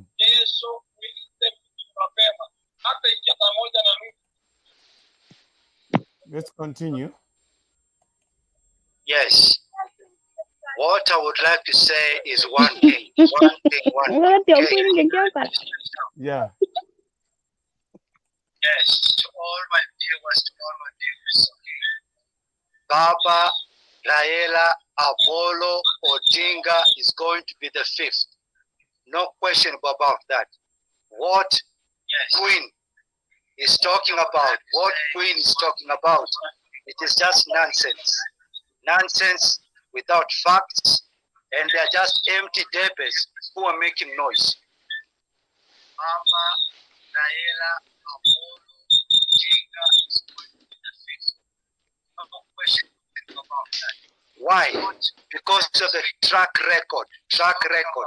What Raila has been doing in this country. Nonsense, not facts, and they are just empty debates who are making noise. We have devolution now. Devolution is there because of Baba. Democracy is there because of Baba. Counties are there because of Baba. Okay? So what they are talking about, they don't know what they are talking about. So I would like to thank each and every person who participated into this program.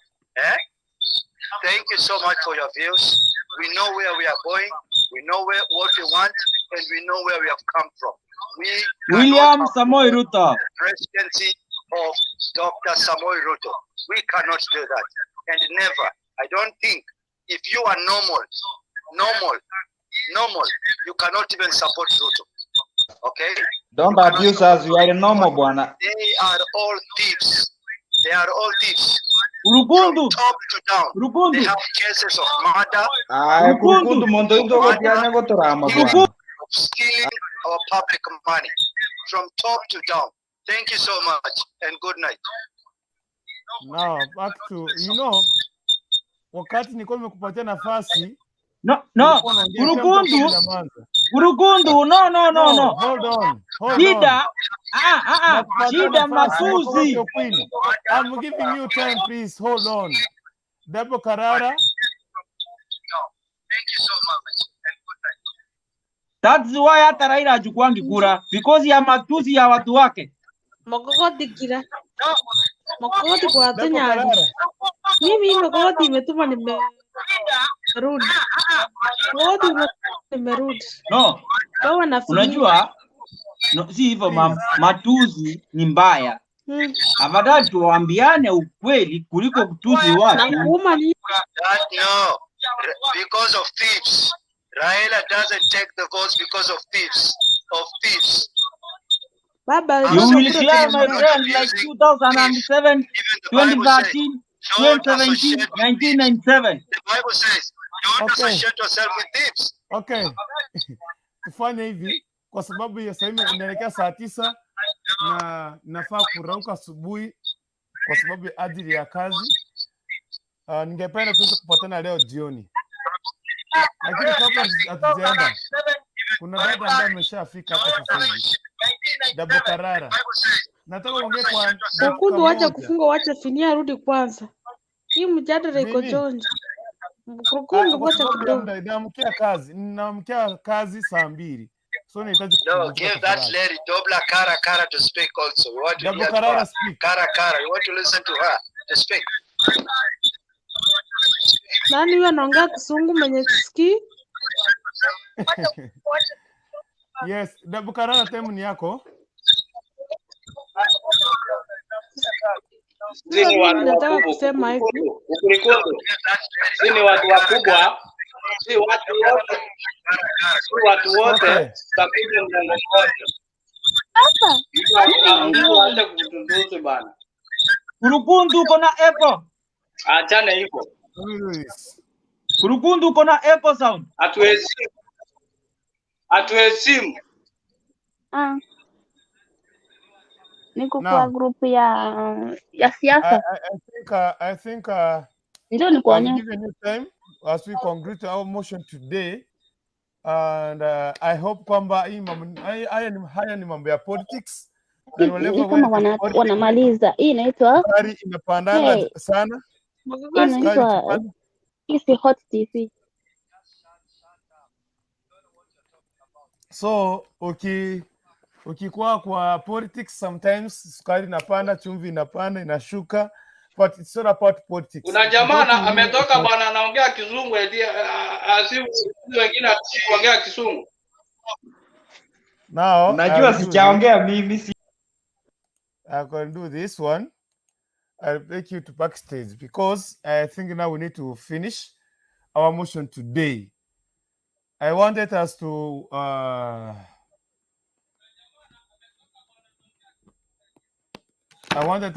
tuweze kumaliza show vizuri TV na tukienda kulala kwa sababu ya hawa, na ninafahamu kwamba politics inahitaji, ndio maanake ukionanga watu wengine wanapigananga kwa siasa, but siasa ni kitu ambacho haustahili kuweka kwenye roho, unafaa kuweka kwa wapi upumue nayo na ishtoke ikiendanga. So today tumeshare a lot kuanzia mwendo wa saa 4 na sasa hivi naelekea saa 9 kwa sababu namkia kazi katika mwendo wa saa namkia kazi asubuhi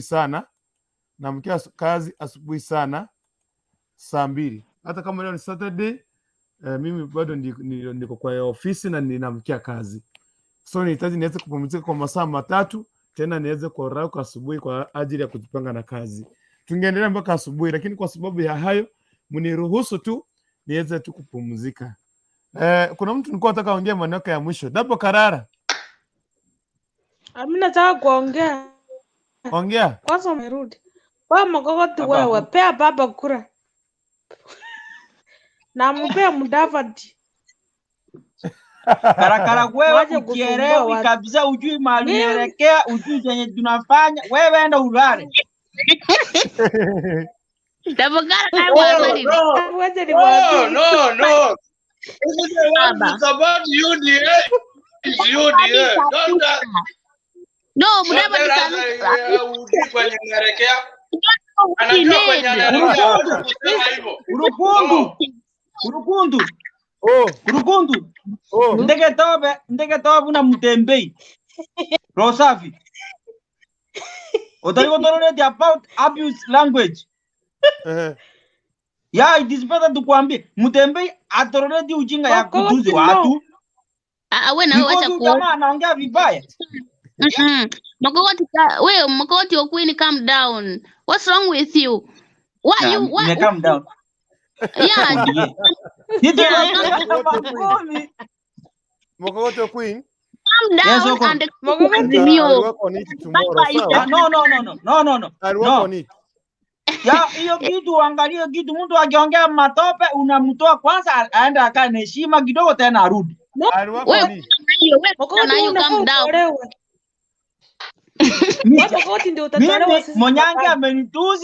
Mwanyange amenituzi, nimenyamaza, lakini hakunituzi, lakini alikuwa ananiambia maneno ya kiongozi yangu, lakini hakunituzi.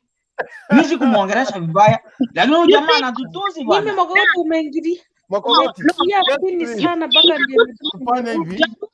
He started confused since 2027. Watu wasio wametuzi hapo, watu wasio wako na matusi. Sasa haki. Mbona watu wako na matusi? Mjadala tunaletea kitu kama mapema leo. Ndio tumalize story vizuri. Mimi nimekuwa faini leo. Nimekuwa Hii faini mjadala hapa. mimi hata sijamalizia mwenye nitapea kura. Alafu mimi wacha niwaambie hivi. Karakara hapa hakuna ile maneno mengine. Hapa ni politics tulikuwa. This is not fair. Ujui hata alafu mtuambie nyamaze. Watu wa Simio wako na mchezo, ndio maana wanaruza watu wa UDA mawe. Mr. Me. Mwanyangi. Mr. Me Makogoti. Nitashughulikia hilo sawa. Hiyo nayo ushughulikie, na Fred amekasirika vibaya, unajua. Hata ndio maana tunawanyang'anya kula. Unaanza No. Even Fred, there is a fan asking Fred, are you married? Because he cannot even listen. Yes. Patia kale kanini kusikiliza mtu. No. Let him know we have the government.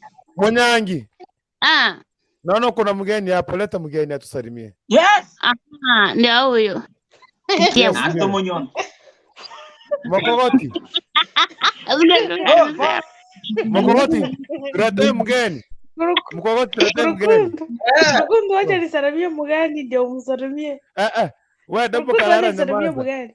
Habari. Leta mgeni. Karakara pole. Hello sister. Mgeni Makogoti, leta mgeni. Hello.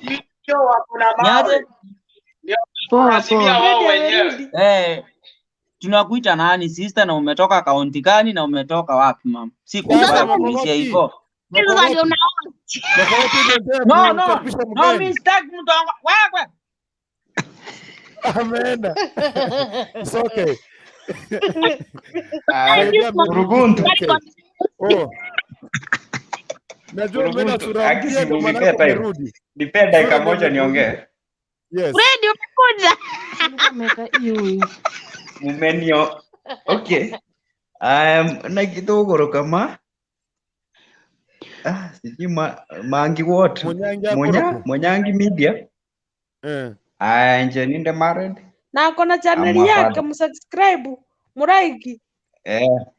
Me niko married, I'm a father. That's also, good. That's good. Congratulations.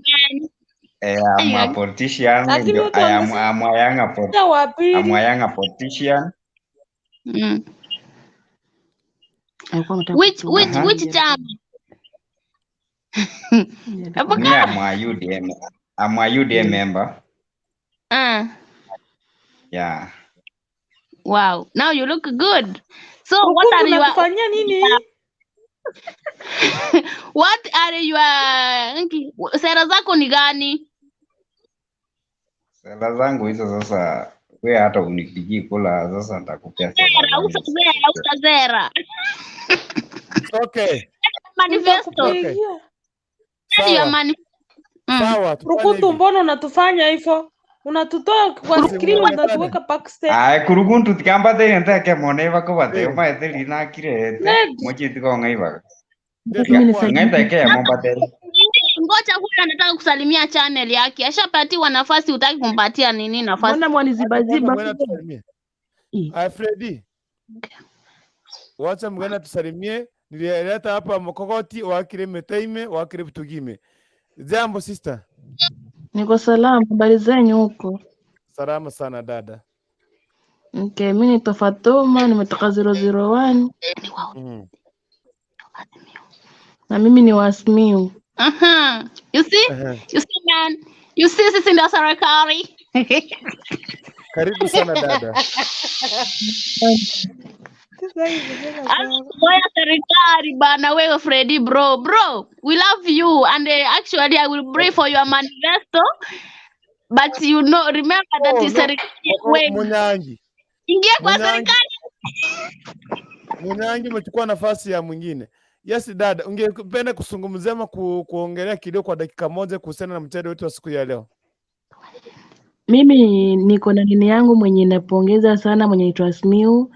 Bado na niko na hiyo chama na nitaendelea hiyo hivyo na baba tumweke mbele, bado tuko na hiyo chama ni baba, tuponge tu nayo mbele. You see?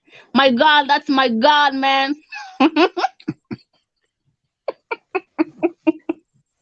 Freddy, hiyo tu ndio niko nayo na nishamaliza. Ngoja kaunti 001 tuko na baba, bado tuendelee hivyo watu wetu pamoja. Freddy, kwa dakika moja, unajua saa 2 niko kazi tena papa hapa. Hii ni saa 9. Si nikupatie dakika moja. Come back. Let's continue. By the way. Sasa kitu mimi nitawaambia wherever they were, mwenye hatu na support ni sawa. Hiyo ni nini yako, ni demokrasia yako tu, support mtu yeyote. But the fact is Freddy, nipe time yangu. Ndio uongee, tusipishane tena turudishe nyuma vitu. Actually wacha niwaambie the reality, basi kitu iko the government hata yenye sisi wengine hatujajua. Okay, my wife works at a lumber house, ni secretary huko. Actually ako Azimio, mimi ndio siko Azimio. Kitu ananiambia sikiza kwanza nikueleze kitu ananieleza. Unajua lumber house ime contain a lot of offices. Ofisi ya Matiang'i iko huko. Ofisi ya Kibijo iko huko. 60 floor ni ofisi ya president.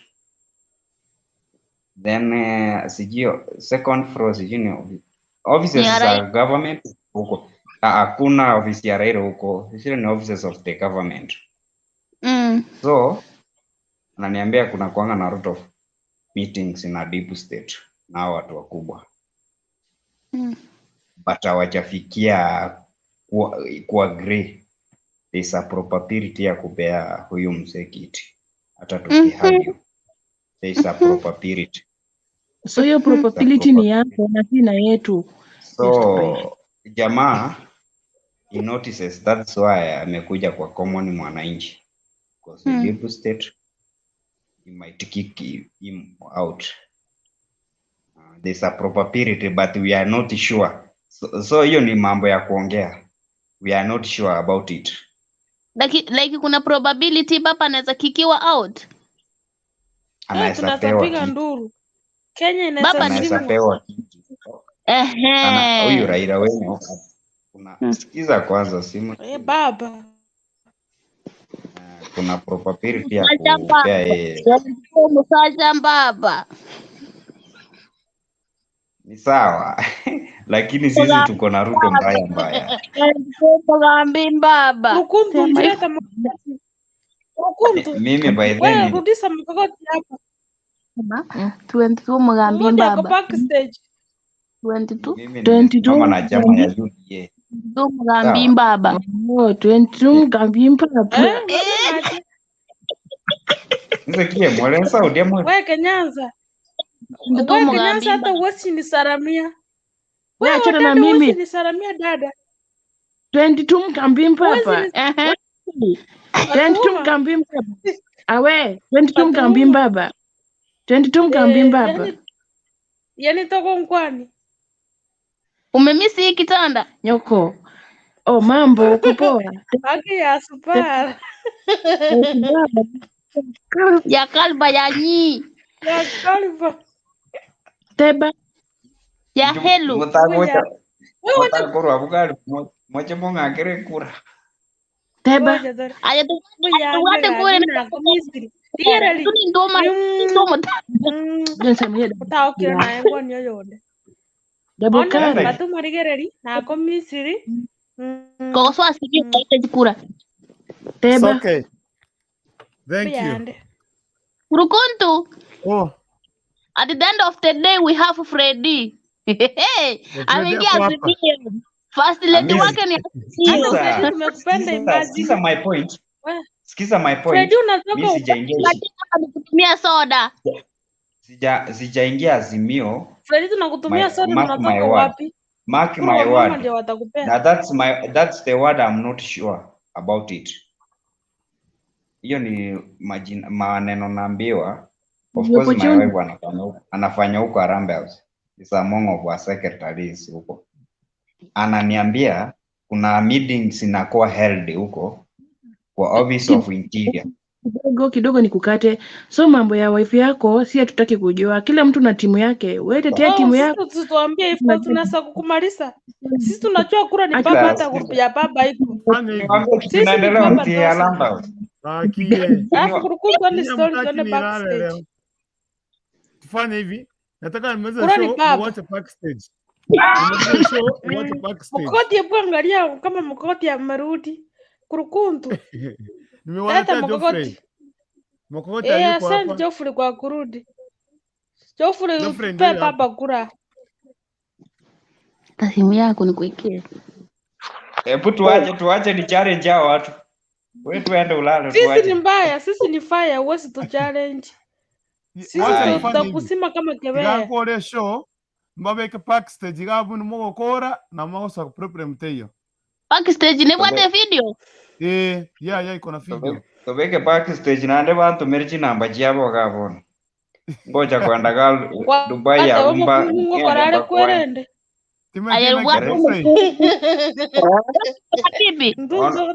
Ngo ntanga tinyoma babe. Geoffrey ulikuwa unaangaza kitu kabla tumalize? Nilikuwa naambia nini mandugu zangu wako hapa, dada zangu wako hapa kwamba kama wameshika kura ni vizuri, kwa sababu hatusapiga mdomo hapa kama una kura. Kura iko kila mahali, hata Dubai kuna mahali wamesema mnachukulia kura. Ni kweli mmechukua hiyo kura yenu muweke kwa mfuko, ndio mkuje kwenda nyumbani mpate mko na kula muende kupigia baba. Kwa hivyo hiyo ndio nitawaambia. Ambia watu washike kula. Hata kila mahali watu tunatafuta kura kila mahali. Ndio electronic baadaye tunakuja kupika na electronic. Wanasema hivyo. Kwa hivyo wewe shika kura, hiyo mengine tutajua. Kwa hivyo kitu ya muhimu wewe kwenda mshike kura, kwa sababu kila mahali wenye wako Dubai, wenye wako Marekani, wenye wako England, South Africa, kuna mahali unachukulia kura. Ni kweli. Tufanye hivyo ndio tukuje kuchagua viongozi wenye tunataka. Kwa hivyo usipokuwa na kura hautachagua. Na wacha niwaambie ndugu yangu Fred, nikimalizia, ndugu yangu Fred, hakuna deep state. Baba ako kwa ground anatafuta kura. Watu ndio watapatia baba kura. Hiyo hakuna mambo ya kusema kwamba ni deep state. Asanteni sana. Sawa, Mugambi baba. Sawa, Mugambi. Na Freddy mbona ameenda tena? Freddy, nataka Freddy arudi nimweka hapa. Freddy njoo nikuacha hapa kabla sijamatoka huko. Mbona akuji challenge? Ya, wewe unaona atawezana. Rudi challenge na Mogogoti. Alafu na nani arudi. Finia arudi challenge ni kwa hapa. Sasa hii tuko hapa. Mugambi ochire. Women rap. Mugambi baba. Women rap ndio imekuja. Dabokani. Mugambi baba. Ndio huyo Mr. Me ndio huyo hapa. Mugambi baba. Ni wache Mr. Me. Mwambie arudi challenge. Thank you for just watching us and we got praise so much na Mungu atuonekane walinde tupatane leo jioni.